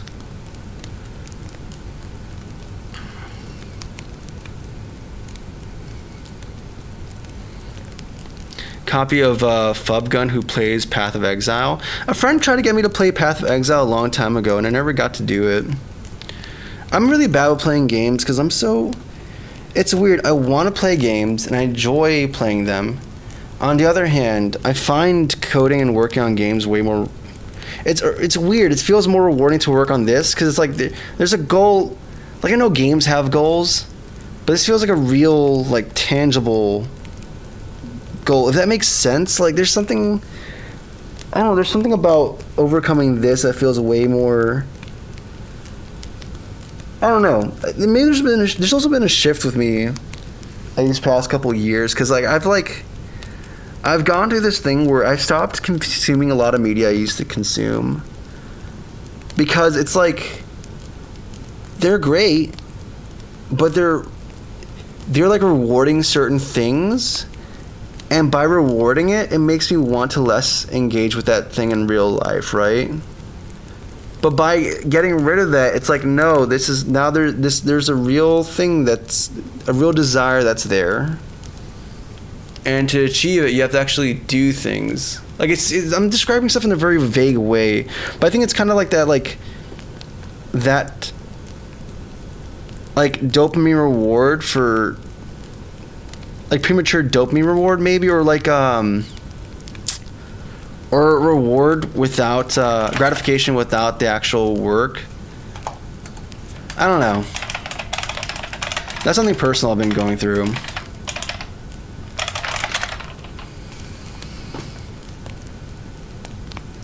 Is it true that mobile games are more difficult to make than console games? It's very, I mean,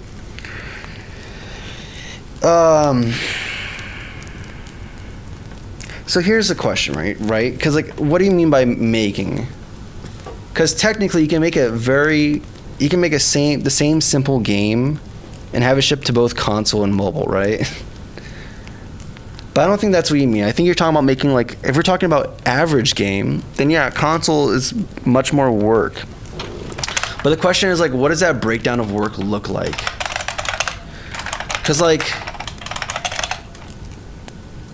there's different factors, right? There's like console, and there's mobile, right? And we're talking about developing for these different platforms in isolation, meaning I'm just going to target this console, or I'm going to target this mobile. That's not always. That's usually not the case, or that's not always the case. There's other times we're doing a hybrid, you're targeting both, and that's just like a fun special pie of just pain. So here's some pros and cons, right?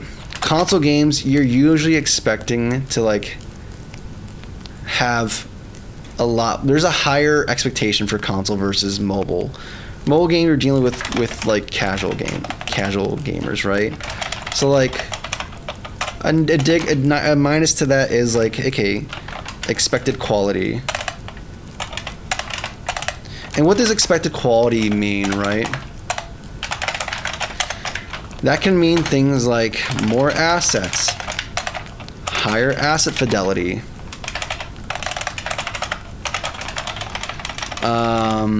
you know, not only just assets but polish and then more complex systems too, depending on what you're doing.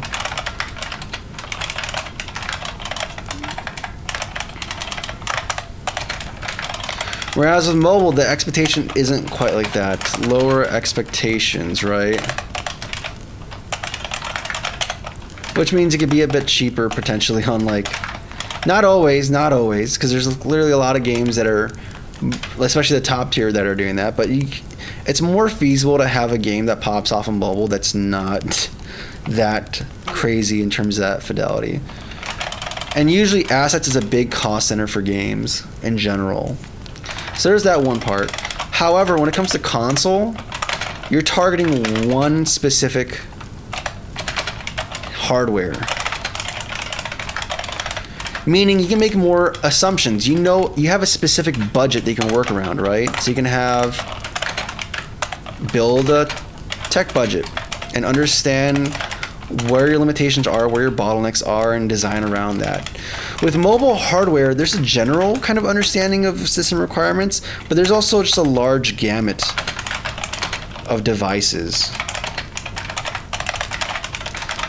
that you need to test with, right? Just in terms of hardware, just in terms of Android and Samsung, right? Which means your surface area you have to cover are bigger, which means there's some more variability, not only in terms of just, you know, the memory and performance, but also in terms of like screen size, right? Form factor. All of a sudden, all your UI has to take into account that the phone might be in different configurations, right? That's a whole different thing you have to take into account. Excuse me.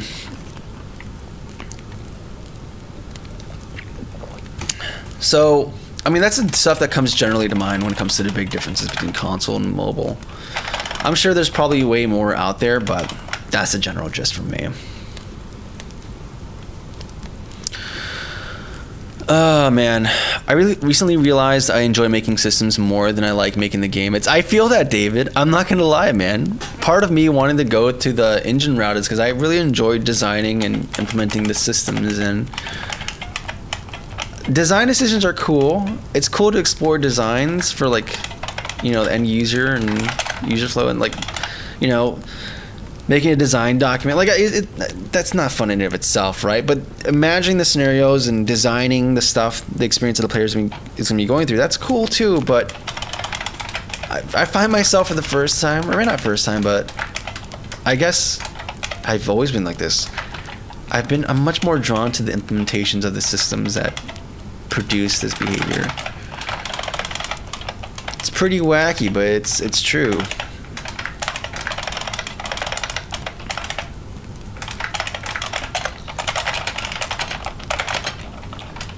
X from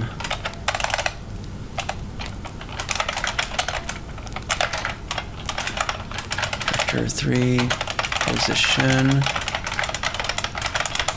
You want this, put it here.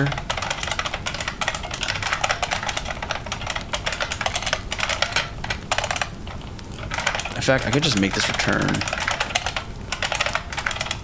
and life would be good.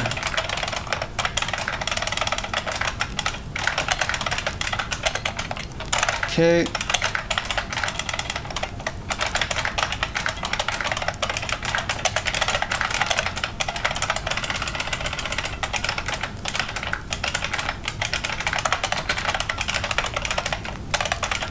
second. Cool. These are, okay, we have to change the naming of it, that's why. So X and Y, that's what we got going on. We have get index, and we can dog food this. We could just pass like X world position. Get rid of this. Y world position. And then return index from that. And that's like just easy peasy lemon squeezy. And then in fact, you can go to level generator and get rid of this index function and just move it into this, because this is really where I'd expect this to be, not in there. It's a general purpose thing. Let me catch up and chat real quick, guys. I'm using Unity right now, the NitroPython, but I have another one I'm working on personally. Why are you using a big head screen? What do you mean a big head screen? Like these guys? It's fun. The PC Master Race? Yeah, PC Master Race. There's some things we lost though, like couch co-op. Claude Code? Nah. I'm glad you dig the vibe. So it feels the same as a console, just as a monitor. Yeah. Yep. I have that thing where like, I've done it before where you just plug my Steam Deck onto the big screen TV, and then like you can connect a controller to it. It's pretty fun. Oh, that's the IBM. I so want to run. You do it. It's pretty cheap. You can find it pretty cheap, man. I still play Nintendo 64 and GameCube co-op games with peeps. Still couching. Let's go, dude. That's sick, man. That's how he's supposed to be, man. That's how it's supposed to be. And then in the level generators, we're gonna go here and we're gonna do something. There's places where things are mad, and that's because we have to use math utilities, not to index. No, buffer utilities, my bad. Cool.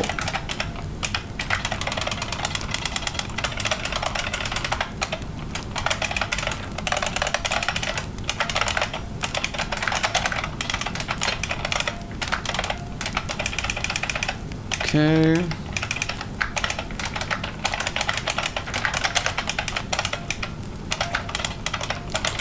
Change this to be buffer utilities. Sweet. And you know, I'm thinking I kind of want to get, there's a retro shop by my place, and they have these bundles for a bunch of different retro consoles for like $100, $114. Like that's all of them, right? They have a Wii, they have an N64, they have Xbox original, they have a Sega, I think, a Sega Genesis. And did I mention Wii? I think I did. Wii, N64. Anyways, I'm debating which one I should get, or if I should get one at all. Because there's so many games on my PS2 that I need to finish, I just never get to. But it's like, brother, I want to do some work at some point, but I'm neglecting all these games. What's going on, Meadow? Fail, I have not thought about modding games, to be honest, just because I'd rather make games. But it seems cool. I've thought about modding Minecraft to do something cool with the Discord, but haven't done it yet. One day we'll do it. Oh yeah, one last thing too. For all these functions from the buffer utilities, I want them to be inlined. So, method implement, aggressively,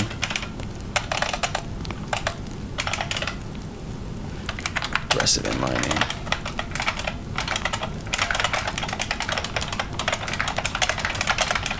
Because you're relatively simple operations that just benefit from that. And then as for the collision check, we're just going to get rid of you. We're not going to do this fancy business. We're just going to rely on good old-fashioned collision, which means that the way we set up the pickups are going to be actually important now. So we're gonna have to deal with this. We're gonna have to deal with this. I remember what you're doing, BWEPs. It's like your code base is your house, man. When you clean up your room, you know where everything is. You don't have to. It's very easy. If somebody else cleans up your room, that's a different situation. Then you don't know where anything is, and that's just bad. But for me, this is like I cleaned up my room and put it the way I want it to be, and I just know where everything is. And it makes life easy. Also, we're gonna do this. We're not gonna do. Is there a point in doing the player? I don't think we're gonna do this player move message bus thing anymore either. That's not gonna be required anymore because we're gonna allow colliders to make the decisions on this. So we're just gonna do this. Can't see your hands? What do you mean? Oh, is it frozen on stream? Is it frozen on hand? No, it's not. It's moving. It's moving. It's just a little down there. I can move it up though if you want. Get that hand cam. Right, great analogy. I'm glad that helps that out. Sorry, touching his mouse. We don't do that here. Does not become a. Well, that's part of it, man. That's part of it for me, dude. That's part of it for me, dude. Like it's like I mentioned earlier, like not consuming certain media. Like, dude, I stopped like watching a lot of anime. Like honestly, I kind of just stopped watching anime entirely this past year, which is kind of crazy for me because I grew up watching anime and I just all my adolescence to adulthood I've been doing it, but I'm just like, nah, I'm out, dude. And then like certain games too, because it's like, I don't know. I think a lot of me is just kind of avoiding dopamine that's just unrewarded. I'm not saying anime in general. I'm not judging anyone. Like this is a me thing. This is a self-applied me thing, but yeah, that's just kind of where I'm at with it.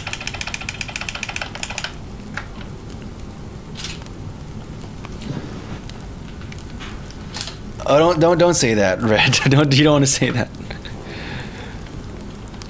And not is paused. Just the plural, or not the plural, the past tense. I don't know, because I just didn't do it in the moment. I can change that though, because that would bother me had I actually read it correctly. Cool, that is correct now. Thank you. So, what do we do from here? We made a decision to not prematurely optimize. I think that was the right decision. I think we're good with this. But now I need to figure out how we're going to handle pickup. It's constructed. That's cool. Now we have this initialize function, which is going to get all the components that are required for it, if it hasn't been set already. And it's going to do the changes that are required. We have the pickups component. We have the collider added. We set to a trigger. We set the trigger collider events. We added trigger collider events. Cool. That's nice. And then lastly, we need to get a mesh renderer, which means that what I'm going to do is change this to be a sphere, because I want this to be a sphere collider. Oh, you know what? I'm just gonna make this empty, dude. I'm just gonna make an empty game object. It's like, I'm just gonna make it do what I want, how I want it, when I want it. So we're gonna add this component, collider. We're gonna add another thing here, like, I don't know, mesh filter or whatever.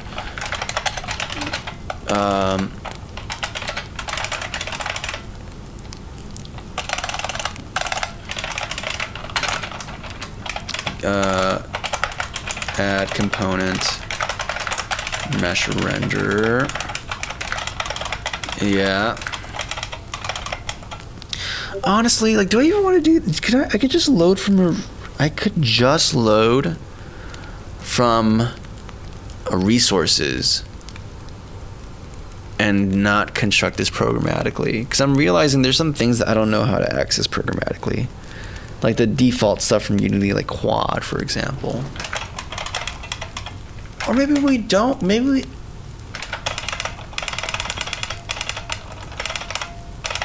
we bring this back. Hold on. I think we can avoid this. Pick up collider. Yeah. It's no longer add get component collider. It's gonna be add. Get component collider. We're gonna remove it. How did I do everything here? How was things here before? We get collider, so it comes with a collider. It's just gonna be the wrong collider because it's gonna be assuming it's gonna be a mesh collider. See, it's gonna be redundant if I build it this way. Either way I go, it's not gonna be great. So this is what we're gonna do. We're gonna grab all this and just say, yeah, we're gonna do resources.load game object, and then pickup. That's all there is to it. Pickup, a simple pickup. And we're going to instantiate it as well. So it's not just loading. We have to go game object instantiate.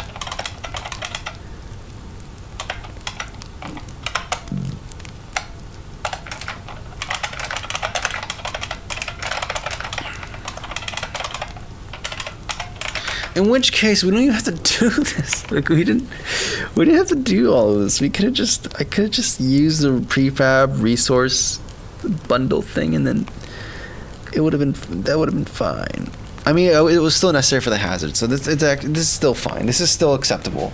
I think this is still acceptable. We'll see. What's going on here? A typewriter, yeah.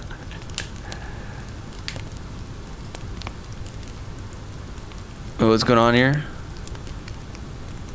Also, I think I am the only one who hates animals in my school. Why do you hate animals, bro, dog? Unless they fight you. Oh, animes. Yeah. I mean, I don't hate anime. I think anime as a medium is a potential vehicle. It's a vehicle for a lot of great things. Like, a lot of cool things can be done with it. It's just that, I don't watch it anymore. I'm not a fan of animals, but that's stealing my food. Okay, that's acceptable. Super Sailor. What would be slow?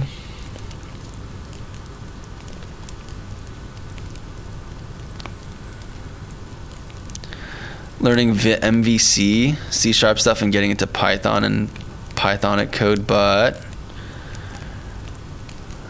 must be kicking in. Nah, I don't take Adderall. I'm really sensitive. I don't even take caffeine, dude. I take coffee maybe once. Actually, I had to take it last week because I started having some low blood pressure stuff, and that actually genuinely helped. Usually I can't though, because it makes my heart very, even like a normal amount for people is it makes my heart do weird stuff. So I live my life very straight edge.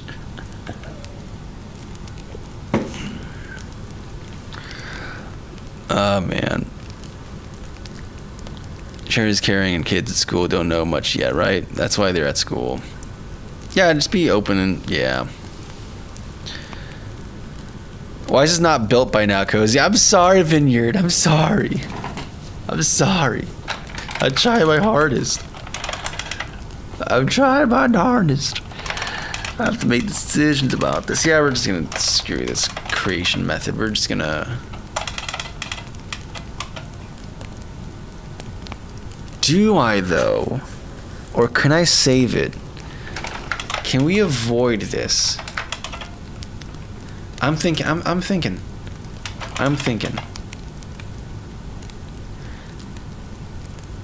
once, I think there's no way to rationalize this. I think it's better just to have it this way. Unironically, I think this is the way to go. I think there's no better way than doing it this way, which means I don't even need this creation function to begin with, because then we're just gonna be loading it from the resource name anyways. So instead of using this overload I've constructed for myself, we're instead just gonna give it the resource name, which I'm probably gonna call it pickups. And life is gonna be fine. I'm you know, it's okay. I'm not gonna be dumped over this or anything. The school's not gonna have an assembly to talk about this incident of switching from resources to, or from creation to resources. It's fine. It's fine. It's fine. Do I feel a little bit less adequate? Maybe. But it's simply the breaks. Them simply the breaks. It makes more sense to do the resources.load and then cache it. What's going on here?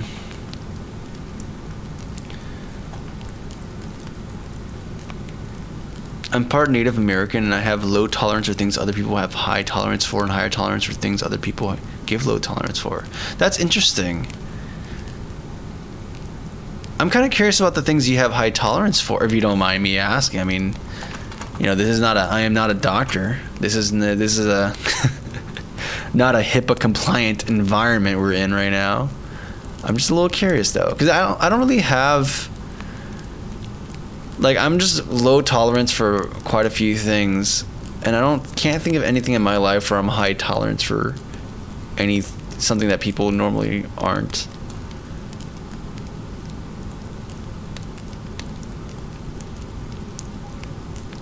Game buffer utilities. Yeah, I was gonna make a new folder. That's what I was gonna do. Create folder. Resources. Fantastic. New prefab. Create prefab. Prefab.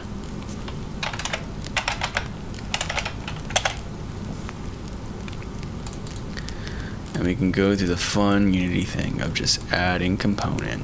Yay, component time, guys. My favorite. It's my favorite time. Component o'clock, guys. It's my favorite. I love drag and dropping components. I wake up every morning going, gee whiz, I can't wait to drag and drop components. The default value does not matter. It does not, but it will place one. And then finally, mesh renderer. You need to have no. Actually, I should probably put a default material there, but we also need a mesh filter if you haven't been added already. Yep. And then we're gonna pass in Quad, my favorite, and we'll deal with the material later. I may have like a set of material slots here for each type of thing, and then go from there. I think that might be fine.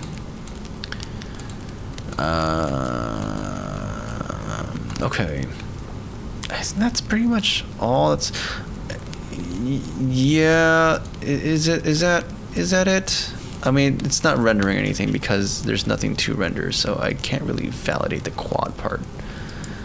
But I'm just gonna assume that if I were to drag and drop something like that in there, we should be good. And then, gosh, I mean, if we're at this already, I could just do the face camera script, and that just solves everything. Face camera.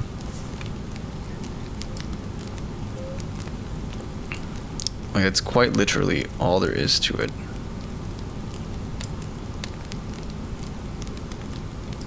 Yes. Okay. Well, I think we're good on that front.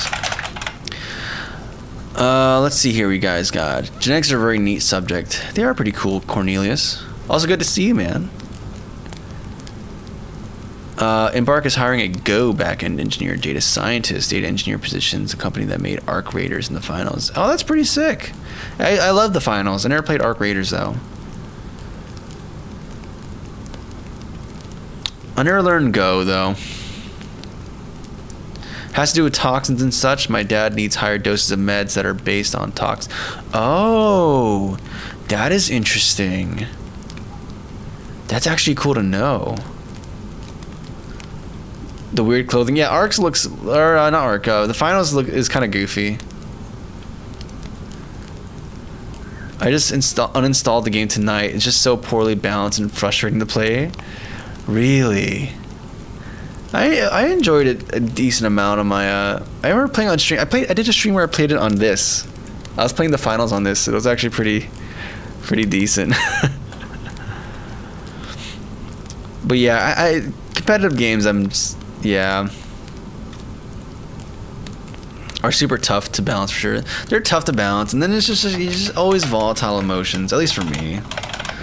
I had to quit fighting games because I was like, I think I mentioned on stream before, but I went to this tournament called Combo Breaker with my friend, and it was my first tournament in a while. I used to be like super into tournaments for Smash and whatnot, so I went there for Tekken and for Smash, and I went 0-2,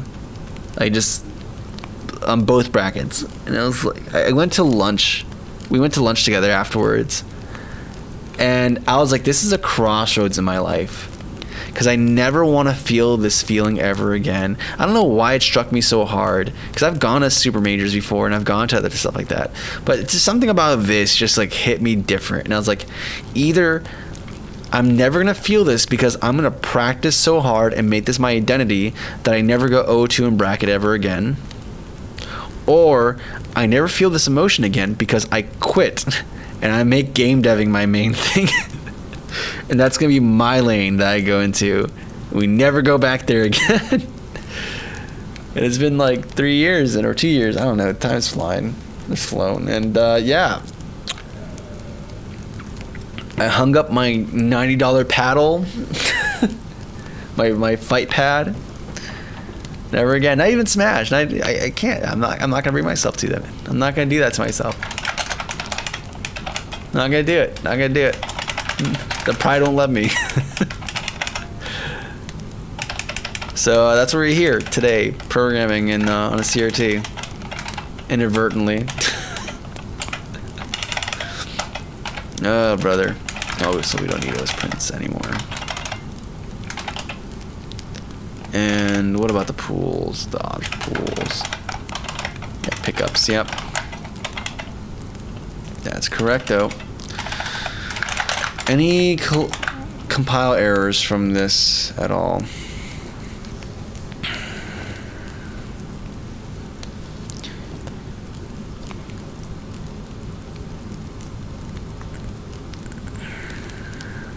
I'm losing my head on porting an Arduboy to RP Pico, and then I see devs like you smashing, and I feel like I'm gonna...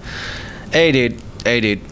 Everything you said, Ninad, is like foreign and magical to me, okay? So the same way you feel that about me, I'm feeling that about everything you just said, dog. It's a big ocean here, man. We all just gotta get familiar and be content with the pond we're occupying. So we have... What do we have here?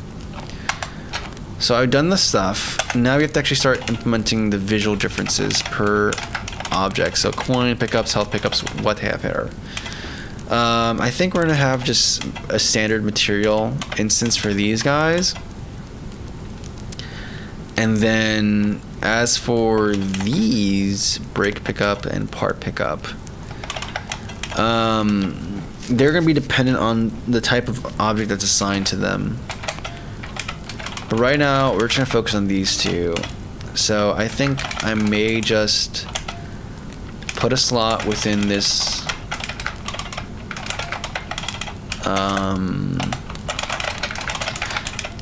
where are they? Because I can do the thing where we have arrays. No, I'm not going to do an array to index into it. I'm not going to use the enum to index into an array. We're just going to do it the simple right way.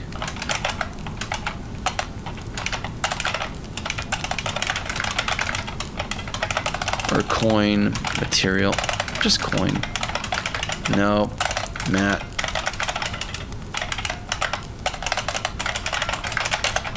Health material. Oh man.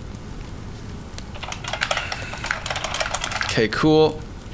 We have those, and then at some point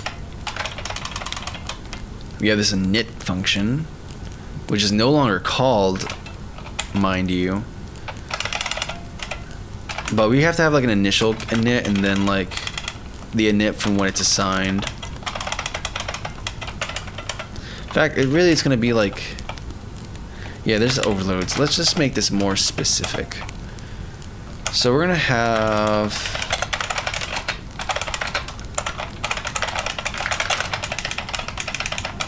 this actual init function. It's private.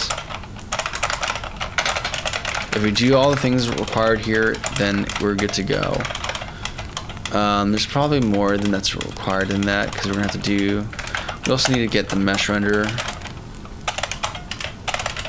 Which, oh, I guess there's no field for that, is there?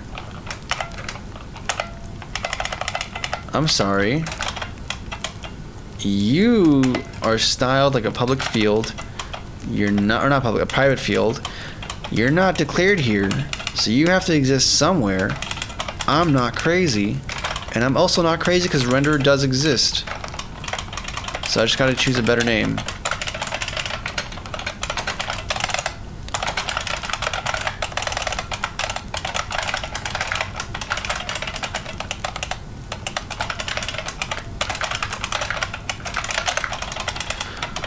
Cool, renderer, collider, nice. So these get assigned, we mark it as true, and then we can do a thing where if it's already been initted, we just don't.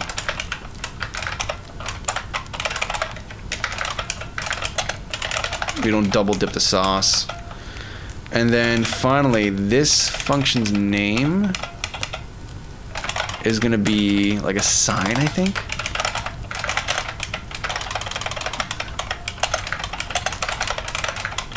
We're gonna call init.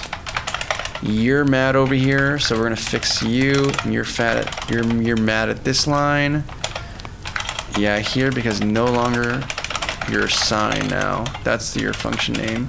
Cool. We fixed that. We can go back here. We have entity and float value. Sweet. And yeah, dude. This is very nice. I think this should just do this thing we want, and then we have our differing behaviors based off of what type of entity this is. So we have like mesh.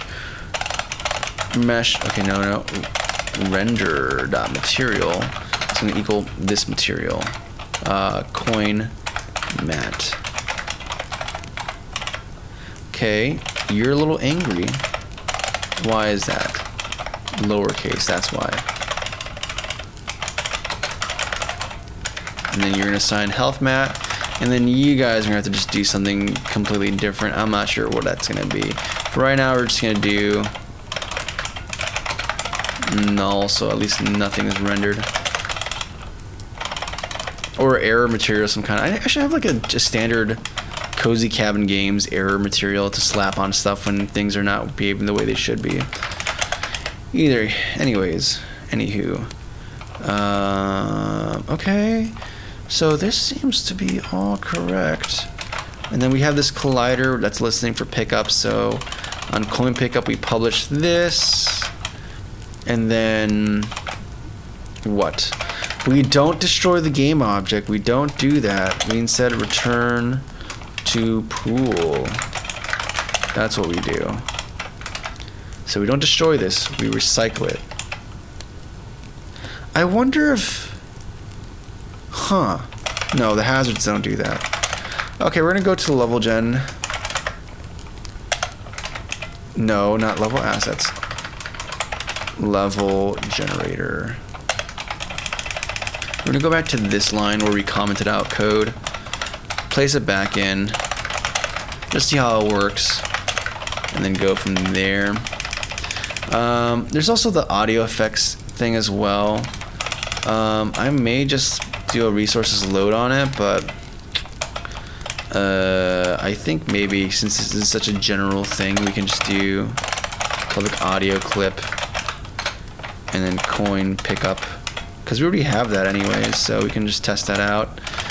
And down here, when we pick up the coin, we're also going to play with our new audio system, SFX play, and then we're going to do coin pickup, because this is on something to get picked up, and we don't, like, it's not going to loop, it's not, there's no specific volume we want for it, so that's fine. I'm going to modify this function name, so it's just play, because play SFX is kind of redundant. We know what we're playing, audio play, SFX play, yeah, like it's very clear cut what it's doing, so I'm just going to keep it simple. And now we can go back to here, and maybe we gotta do some art or something, make some coin icons or something. I don't know, something to test with. Or I can lift some from the game, the old game. I have the files over there somewhere. I have like an animation that's actually pretty decent. I don't know. Let me see what's going on here though. Let me catch up in chat real quick, guys. Yeah, I'm making a game, Buford. Yeah, I do be a little busy, Cornelius. But yes, the typing is ASMR. No, you can't say what game he's building. Am I right? No, I got to show you the game. I'm still need to make a name for it, but it's a remake of an old game I made called Fight and Flight. Why is your channel not monetized? I just kind of I don't know. Maybe one day I'll do it. It's just that I don't like the idea of getting paid for like, I like getting paid for the exchange of goods and or service, and maybe you can count this as a service of some type, but I don't really think of it as a service in my mind. In my mind, this is just a hobby. I think if people want to support me in the things I'm doing, they can do so eventually once I have games out that they can purchase for, you know, for money. And that will be it. I need to get the game out first, but I prefer just having an exchange of goods and services and having streams still feel kind of like a hobby. If money gets tied to this, then it's going to have some kind of psychological hold on me that I don't feel comfortable with, if that makes any sense. So, yeah, game streams for the time being are not going to be monetized. I don't care how big this grows. We can be like millions, and I'd rather not do that, nor do product placements. Like, I'd rather just say, hey, here's a product. You guys, if you want to support me, pay the buck $1.50 for it, or $1.50 so your friend can have it or something.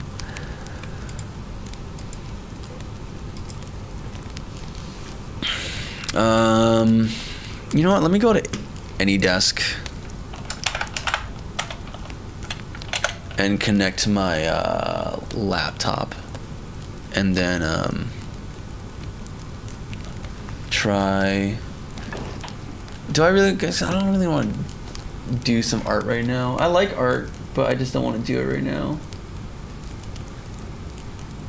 So I'm gonna just connect to my old laptop real quick, and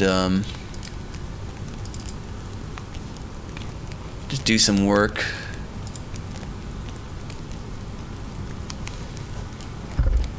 And accept. Let me see if I can find.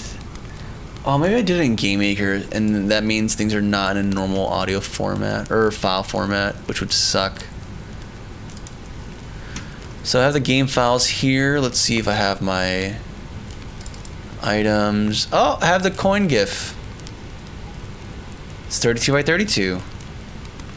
Cool. I think I'm just gonna yoink it then. This is easier than I would have thought.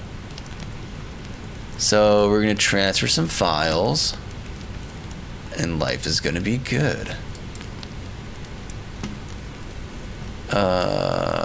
Where are you at? Yeah, CoinGIF. We're gonna open to Cozy. Now we're gonna go to projects, Fight and Flight, assets, gameplay, and then I'm gonna just toss the coin.gif into there.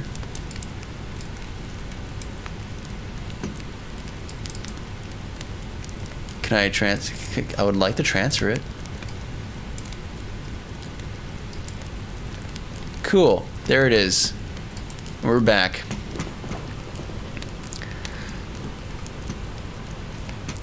Good luck. See you guys. You have a good one, Dragon. Thanks for hanging out, man. Okay, I won't use Google Images as a matter. I don't want to know anymore. What's going on? That makes no sense to me. I need money. Well, I mean, I guess that's where I'm in a position of, I guess, like, you know, I'm in a position of, I don't know. I'm in a lucky position, let's say, or a blessed position, where my job can just cover the things I need to do while I do this for a fun hobby.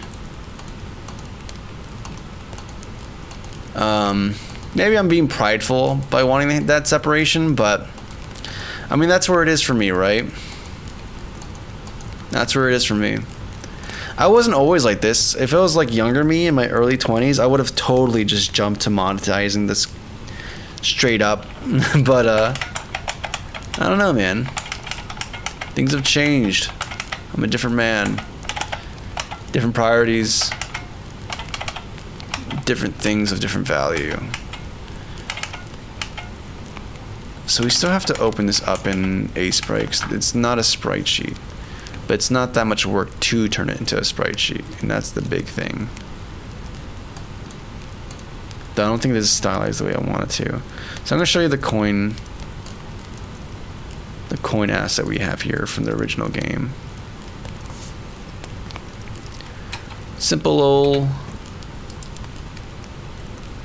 4 sprite animation. Nothing too complex. Something simple. Oh, my bad.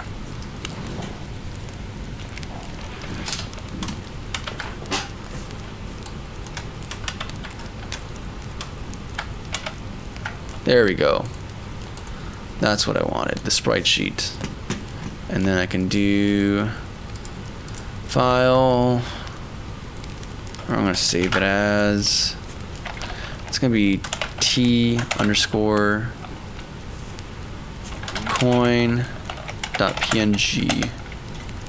Cool. And then I can make this a sprite sheet and life is gonna be good. The font, I actually don't know. This is actually not my default. I usually like using Proggy, but I've been just too lazy to actually change this. As my primary job, I'm a software developer for my primary job. No, it's artistic integrity. I'm not even sure if I would call it that. So, the reason I say that, right, is because I don't view what I'm creating as art in like the, I guess there's you can say like lowercase art in terms of, oh, the art of woodworking, the art of motorcycle repair, the art of coding, right? So it's art in that sense, and there's other forms of art like the actual visual 2D assets you're seeing and everything like that. But everything I'm producing is really falls into a category of kitsch art, and that's everything. Like that's majority of what we consume as people is kitsch art. But there's a great talk for anyone who's actually interested in exploring games as art. There's a really good talk by a guy named Brian Moriarty. Am I remembering his name correctly? And it's called In Defense of Robert Ebert, I think, something like that.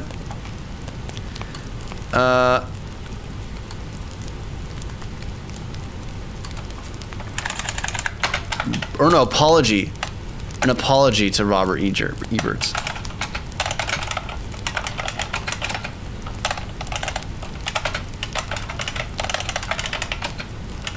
Yeah, there we go. This one right here. It was from GDC apparently as well. The Game Developers Conference. I highly recommend it. I think it's very interesting. And I think it's worth a watch for anyone who's actually very creatively inclined and is in the pursuit of creating art. I've come to the conclusion that I am not doing that, which is fine. Maybe one day I'd like to achieve that and do that. But I recognize what I'm doing, which is much more wrestling with the nuts and bolts of things. New stream? Yeah, you're still here, Maximus. You have a good one, Nina. Thanks for hanging out, though. It's a trade and should be respected. Yeah, and I don't think there should be a diminished respect, right? Just because something is kitsch art doesn't make it any more or less technically impressive and technically and it doesn't require any less amount of time and effort and sacrifices. It's no dig at it, right? So that's like an important qualification to make. It's fine for things to not be art, capital A art. It's fine, and maybe we don't even want it to be that. That's a thought, right? Yeah, very, very, very interesting talk. I really enjoyed it. So we have this, we play SFX Sound. We have this new coin sprite sheet that needs to be processed in a way that makes perfect sense so that we can have it play the animations in the fashion that I so desire. And yeah. Craft versus art is a distinction. It can be both. No, I'm not saying they're mutually exclusive either, whips, but it's not just that either. There's a lot to unpack about it.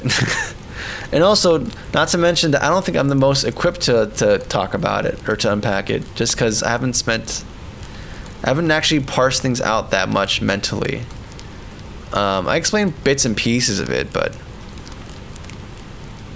there's kind of a lot to digest from it. And there's also some things I don't you don't necessarily fully agree with, but I think it's a perspective that is rarely explored and a perspective that you're rarely exposed to, and one that's very highly beneficial for each creator to kind of wrestle with. And even if you come to disagree with it entirely, I think you'll have a better defense and a thought process and / rationale and language specifically, like the words and terms you use are going to be far more purposeful having watched that. That's like the advertisement. that's the most I can really speak about without going into the meats and potatoes of it. Okay, here's my presets.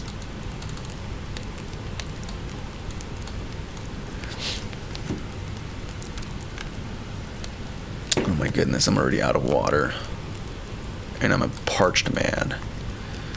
Okay, we're gonna create... What are we gonna create? We are gonna create a material. Yeah, that's what we intend to create.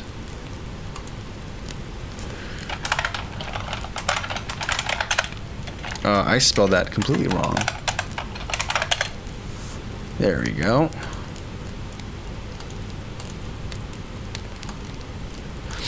I think there's something very valuable about having more precise language as well. So I think a lot of misunderstandings or a lot of arguments kind of emerge, not from people actually believing different things, but just having imprecise use of language. It's something I need to get better with too, because I feel like I can be very loosey-goosey. What am I doing here? No, we're not doing inverse for now. I think we're just doing unlit, and it's gonna be an F and F. Yeah, it's just gonna be a unlit shader. Transparent cutout, yep. That's all we're doing. Transparent cutout. You're gonna be in there. And then we're gonna make a sprite binder. Create sprite binder. And you're gonna be just coin. Simple. Simples. And you're gonna be there, the main texture. You're gonna have a cell count of X of 4, Y count of 1, speed of like, I don't know, let's say 4. You're gonna loop, of course, and we're just gonna toss you into resources. I'm gonna toss you into props, actually. We can organize things later, but I don't want to have things unnecessarily in the props folder or in the resources folder, because they just get loaded in a very particular way.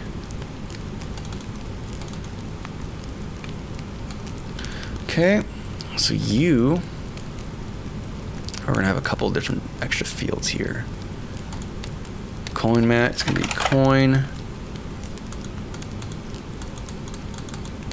and then coin pickup.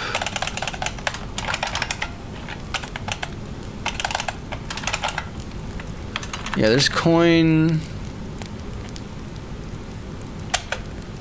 What is this? How does it sound like? Okay, that's fine. That's acceptable. Okay. I think that's fine. Let's just, I guess we just test it out and see if it works or not. I kind of want to make a thing where the entire board is just coins, but that's going to be too much because we don't have any.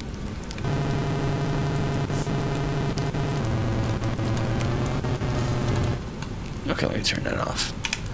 Do coins appear at all? I see hazards. I don't see coins. Statistically, they should be occupying 10% of the screen. I mean, not guaranteed, but you get the idea. I should have seen some by now, and it's getting increasingly more improbable that there would be no coins here. So I find myself wondering,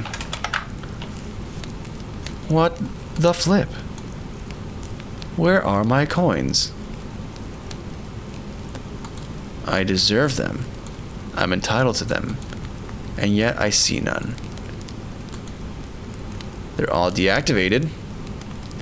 Every single one. So what is a gamer to do with his missing coins? I haven't a clue. I'm pretty sure I commented out the thing, but who knows? Maybe I should make it throw an error or something and then have it error pause. I don't know. Let's see here. Let me catch up in chat real quick. I really love Ian Bogo's talks called "Play Anything You Have."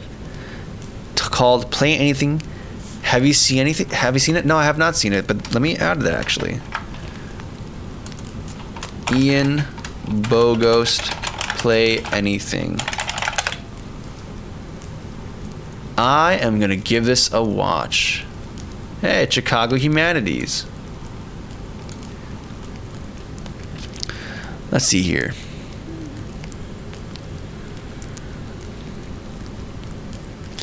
What would I do to have that set up for modern systems? You can do it, sir. Sir Nicholas. It's not as pricey, not as hard to source as you'd imagine. Looks awesome. What a scenery. Thank you, Bart. I'm glad you dig it. I'm a great writer. I'm just hella sleep deprived right now. My apologies. You're good, dude. You're good, man. We're all a little sleep deprived. I too deserve coins. We all deserve the coins. Darn them. If we strive for it, but to be accurate for no reason is cruel sometimes. One can be right, or one can be kind. The alternative is right versus wrong, cruelty. Yeah, I mean, I'm a proponent that you can have tact. You can be right and have tact. I don't think they necessarily have to be mutually exclusive, I guess. Or it depends on the subject matter, because there's some subject matters that require that kind of... I don't know, actually. I don't know. That's where things become too much context. Too much context is required to make... Too many qualifiers are needed for that statement. To make that statement more robust. What are we gonna do with this? What are we to do? What are we to do? We have this here. We're not seeing it over there. If I go to the game board manager, I would assume that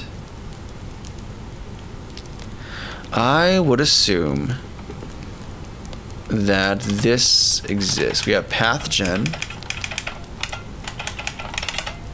and place coin. It's called every single frame. XY. The only thing that's random is this literal random dot range from 0 to 100.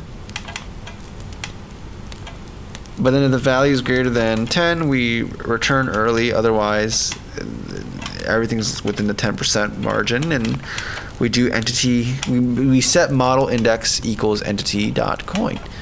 That just seems pretty reasonable to me. I'm going to be real with you.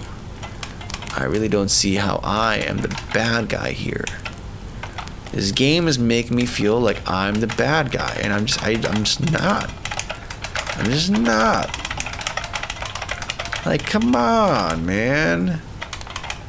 Are you telling me not everyone's committed some kind of war crime? What? Come on. I'm not that bad. Everyone was doing it. Okay, now. Anyways.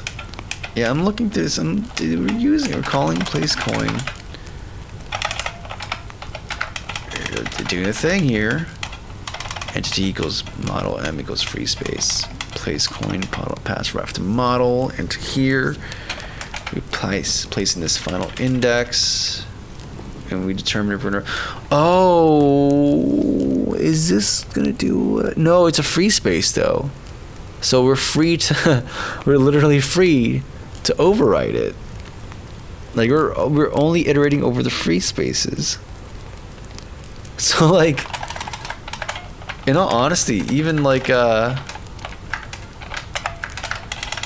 these qualifiers are redundant because they're always gonna be free spaces.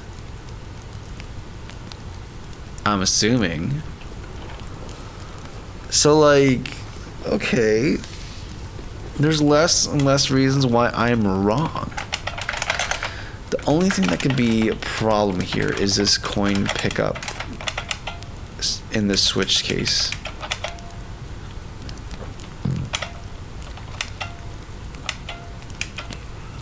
But I think the model generation is structured to handle this. So that's also perplexing.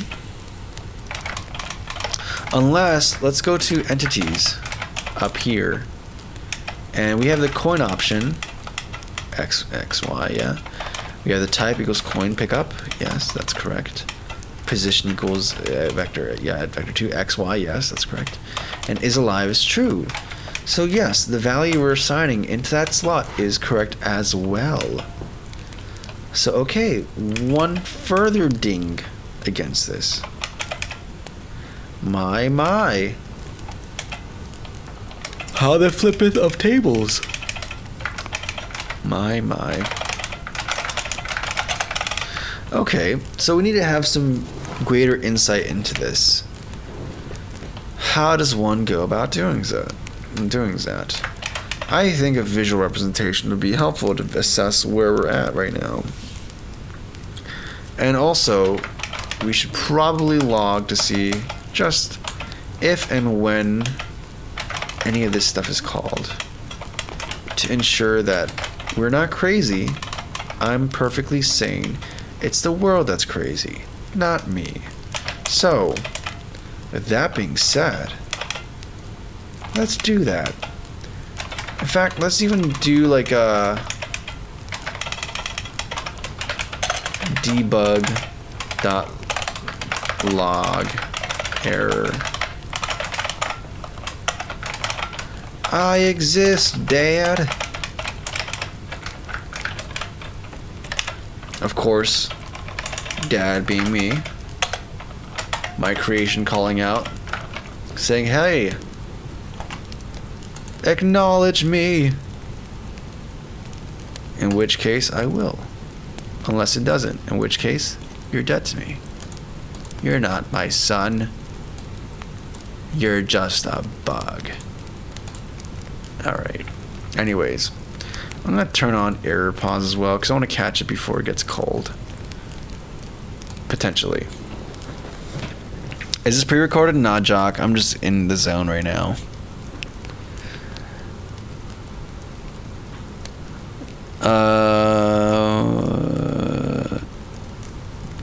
About civics first before politicians get your young minds. Yeah, I mean, there's so much. I feel like politicians are not. I don't know. We're gonna get into conspiracy time very easily. Do I have error pause on? I do have error pause. We just have yet to error. We're gonna keep going for a little bit. And wow, this is much more well behaved. Okay, there we go. I was gonna say this is too well behaved. Okay, there we go. Things are not behaving like they're supposed to.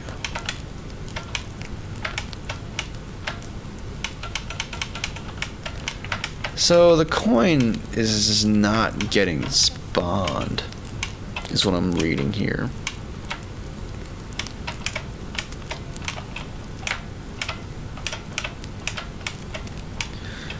Because we're not getting a single error log. We need to fix the position, the rotation, orientation as well. Okay. Fun. So, my child remains unacknowledged. You're gonna have to do more than that for my affection, buddy. Re-import.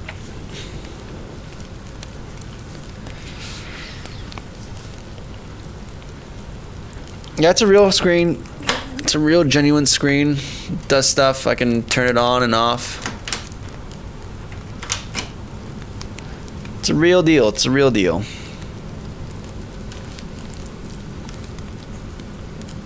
Not. Oh, it's less so about, like, as far as influence is concerned, like social media and, I mean, it's nothing new, but media, not social media, just media in general, has the biggest influence on culture. It's honestly the cradle for this, like, my generation, every generation, honestly, or at least every generation for the past, like, 100 years. And then it's a matter of, okay, if media is the thing that does that, then, like, not just, like, news media, I just mean just media in general, movies, TV, everything, right? Then it's a matter of, okay, who's, you know, then it becomes, all right, and who gets to manipulate that, right? And I don't think it's quite as simple as people want it to be, but then at the same time, maybe, but also not really. I don't know. I'd rather just go back to a flip phone, not doom scroll YouTube, and I'm struggling with that. I have this phone. It's been a problem this week. That's the ideal, though, is to get to that point one day. I'm gonna send it at some point. Just get a phone or this flip phone. Just say screw it. Okay, what was I doing? I was trying to trigger a re-import. I believe I already did that.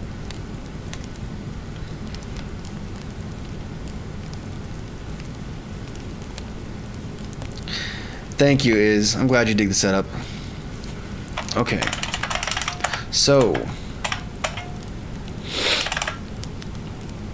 we have this. I'm gonna try one more time. If it doesn't error, then like 100%. It's not that my code didn't compile and we're running on an old version of it.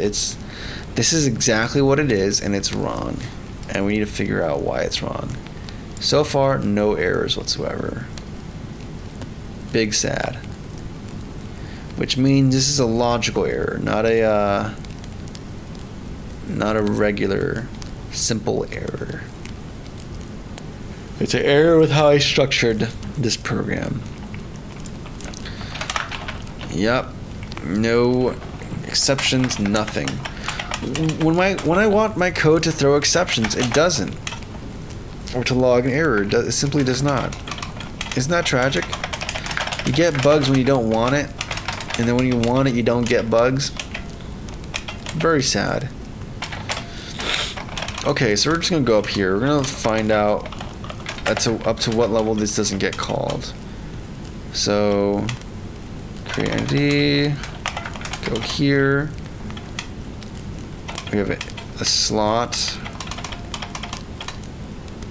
Are we filtering based off of well, filtering based off of it's alive, but that shouldn't affect the coins, because if it's not alive, then it's fine. But if it is alive, then we continue, and coins are considered alive in this game, so okay, so that should not filter it. We have this index range we're iterating through, but that should still encompass it. We check to see if it exists in the scene. If it does, we continue. No coins exist in the scene, so that should be fine. And then we create based off the slot, which seems correct. Cool. So, if not that,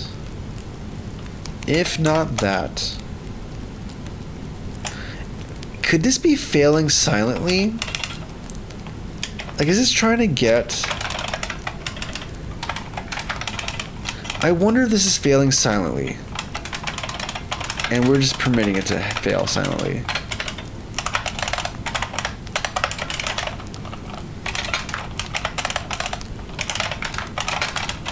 Like, out of curiosity, we do this. We do the if result. Cool. Let's do an assert true. Like, this should always be true, no matter what. If it was false, though, if it was null, this would throw. That would throw. So I'm leaning towards just this not being called at all during our little decision tree. Which means that I should probably inspect the state of the, or maybe like 10% is actually smaller than I realize, and there's just way more opportunities for that not to happen. And that feels less probable, but why not? That means we should also go to... If we're going to bring back the debug texture for... not buffer utilities, but for the model generator, level generators, we should probably have a thing for... If you have a thing for is alive, or if it's not alive, we're going to have a more detailed thing.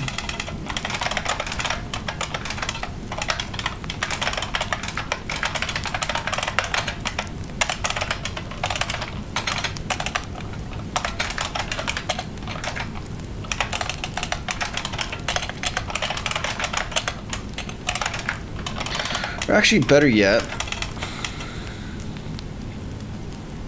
what we're gonna do, actually no, not if statement, we're gonna do a switch statement. And we're gonna do the case of e.type. And then all of these are gonna produce what they're gonna produce. So if it's alive, it's gonna be, or if it's a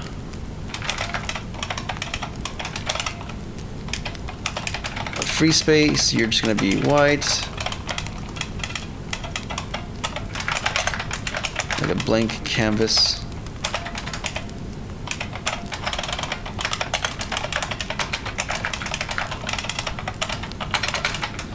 If it is coin, we're gonna make it yellow. If it is a health pickup, we're not gonna do anything. We're just gonna do hazards for right now. It's gonna be red. And that's just how it's gonna be. We're gonna get rid of these, so it's just gonna be caught by this argument out of range exception. And then ultimately we're gonna swap this out to be CUC, the color. And then this is what we're gonna use to generate our texture, our debug texture. And then in Unity we'll just bring back the enable it so we can see the actual general layout.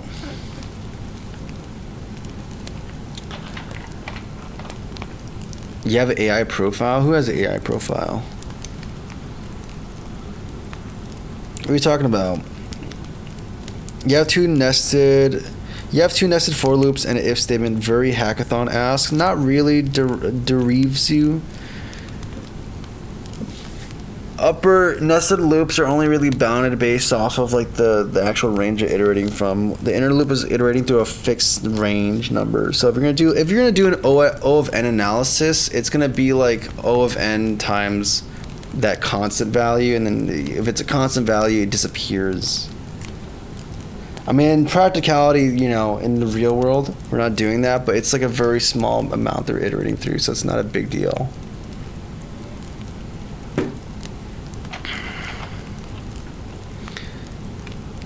Don't you use? No, I don't use AI. And in general, guys, here's my take on AI.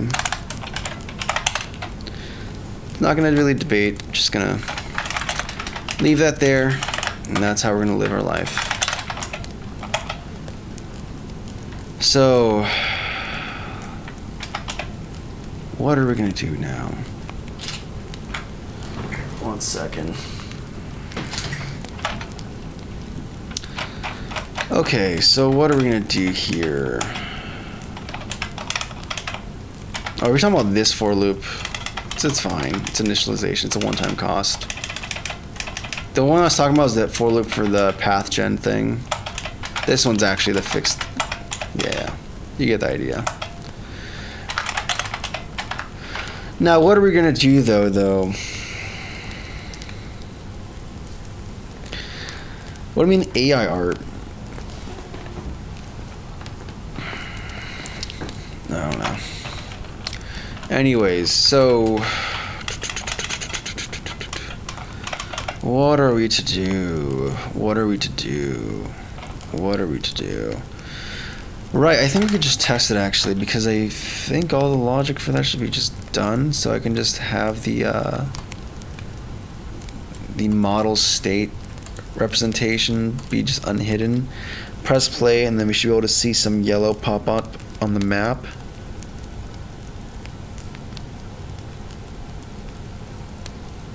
Let's see here.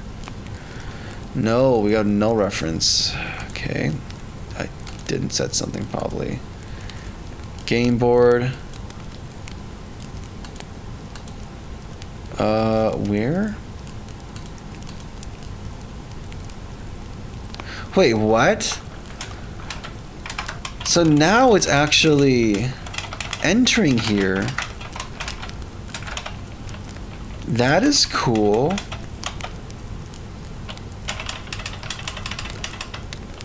This is null though. I don't know why it's null. That's odd actually. It's on what line, the error? 75. This line. So that means our get component was null, but... Okay, something has clearly changed.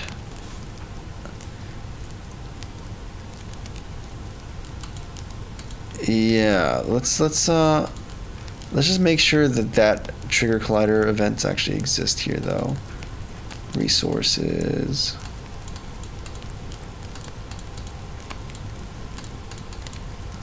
Pickups. Okay. What do you have for me? Oh, I guess you don't.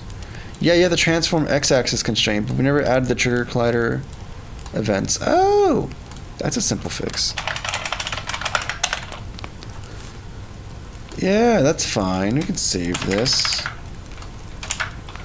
Okay, cool. Let's try it again. Maybe this is just gonna work now, man.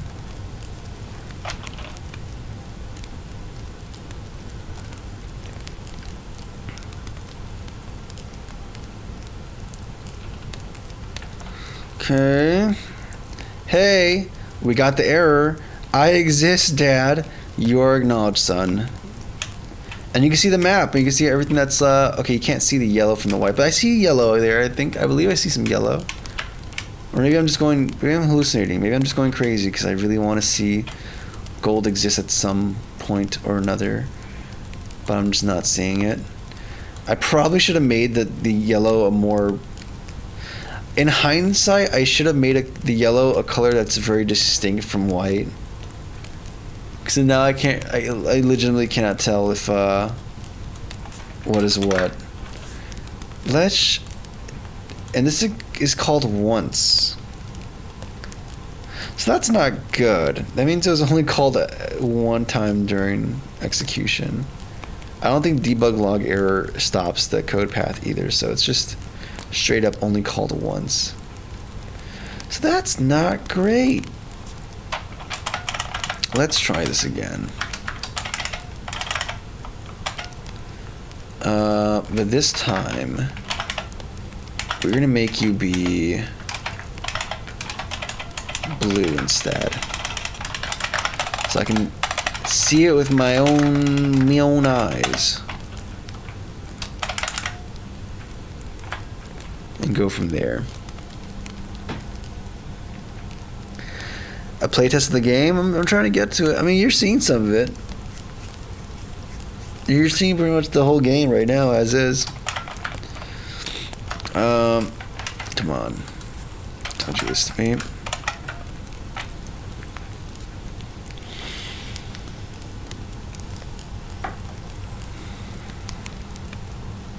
Base debug message. Yeah, that's what happens in life. Okay, I'm not seeing any blue. I'm not seeing any blue. So that concerns me mildly. That means my logic is a wee bit wrong at some point or another. But what? Where? When? Why?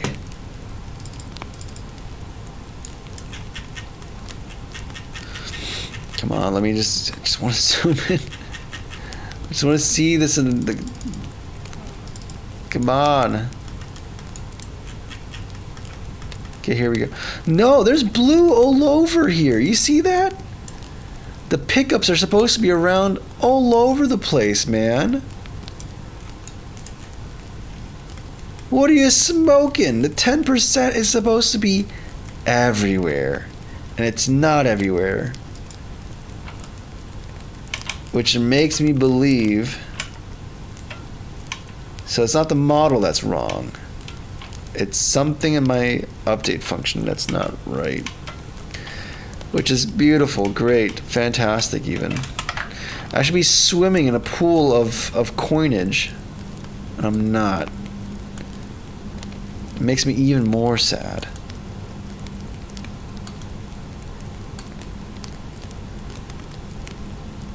Do we never activate them? Is that what's just going on? Like, maybe it does exist. We're just not activating them? I don't know. I think so. Maybe it's just something simple as that. Maybe I'm overcomplicating things. Maybe things are actually simpler than I would have expected. Like, what do we do with hazards? We don't do anything. We just say, hey, here's a game object. Do something to it. GG's. Oh, this one actually places it on the board. Does a hazard game object do something for itself? Like, am I missing something? That's for creating. And that's for activating. And that's supposed to be setting the angle correctly. It doesn't, by the way, so I'm not sure what we're going to do there. But we'll deal with that later. But, yeah. That's not fantastic.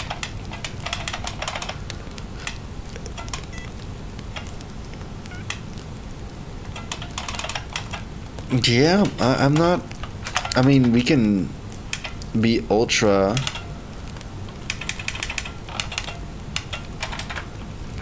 Wait a second.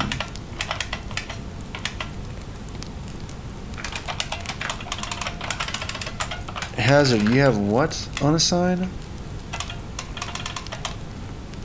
You have an activate function, okay. You have base activate, and then you have this extra logic on top of it. Which honestly, for pickup, we don't even need to do this. Okay, we actually do. There's some data that's required from a sign.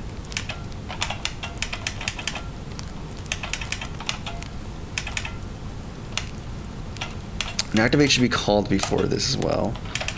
So I'm not even sure what's going on here. But we gotta do like an override. But even then, hazard doesn't do anything. Hazard says, hey dude, what's up, man? And it just lives, it just exists. So either the model's failing, I doubt it, or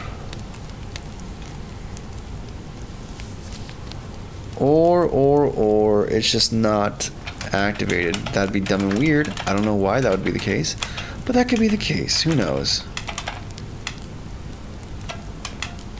Is there any other logic that might do wrong, bad, evil things here? I don't believe so. Any of you guys set game object off? I don't think so. Only you on pickup collide with other. Let me make sure this isn't returning to pool prematurely. Like that. I mean, that would be dumb, but maybe we're colliding with everything and that's just wrong. Maybe we need to filter it out, and that's what's going on here.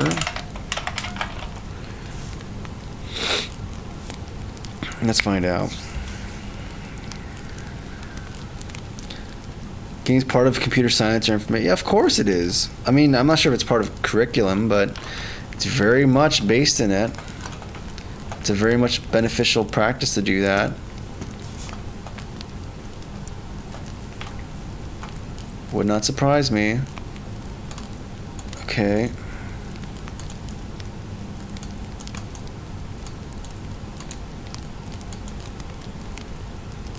What's going on, Super Sailor? I'm not sure you're saying what's up to me because you've been here all, for the most of the stream, honestly. I mean, it's computer science and information technology are so weird because it's like every university has their own definition of it. Any employer doesn't know the difference between it. And it's very wishy-washy, if I'm going to be real with you. Like, no one really knows. That's just the life. Like, I have a job. I got an IT degree. But I'm doing a job that's a CS degree type job. And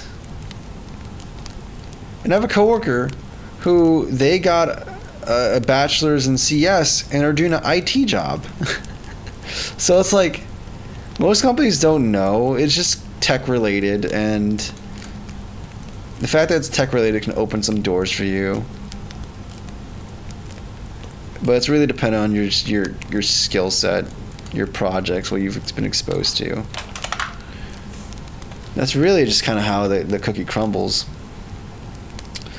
And I'm not getting anything.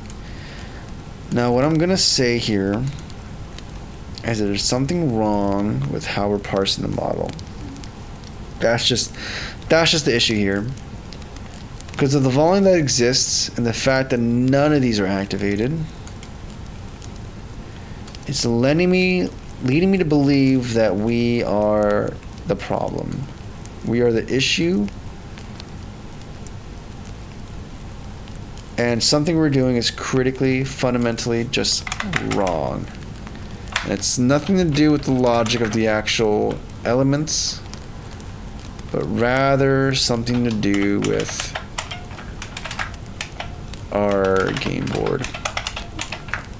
And that I feel confused by.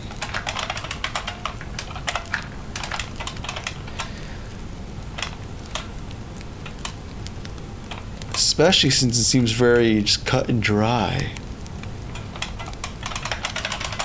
I mean, let's check out slots, but iterating by index.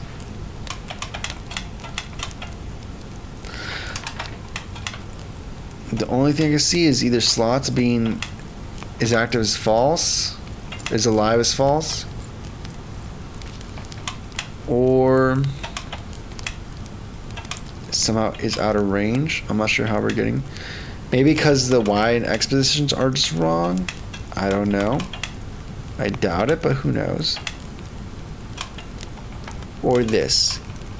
I doubt this. But I don't know.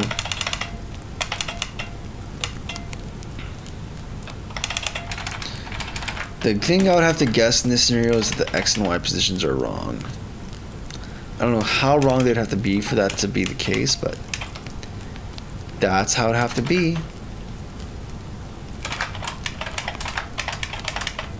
No, but in the model it's looking correct. So like, did you see? Okay. Do we? Let's just one last thing before GG's. We have this coin function. We create a new, it takes an X and Y. We create an instance of entity. Define the type, position. If it's alive as true. That is for sure. That's the only three variables or fields that need to be initialized. We assign it to model by ref. And that's correct as well. So this is not here where the error is. We're passing an X and Y. Okay. What are the values you're passing in for X and Y? Oh, look at that. It's the same X and Y we're using here for indexing purposes. So I am just right. I don't know why I'm wrong. Maybe I'm just tired. Either way, ladies and gentlemen, I think I might have to just call it here.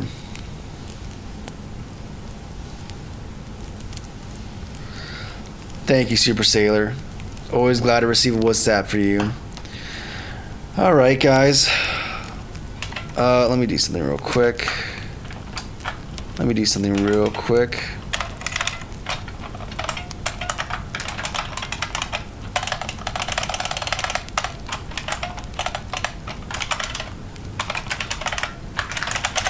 I think that's a nice message. Let's compile and run this.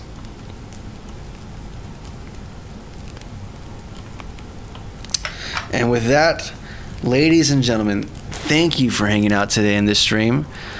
I wish I got to stream more this week, but circumstances, work, all that kind of stuff. But either way, I'm happy that I was able to spend time with y'all. Hopefully you guys got to enjoy at least the relaxed, chill atmosphere and vibe, and if not, just me being a little bit angry at my code base. It is what it is, but we got some stuff done, and I'm very happy with that.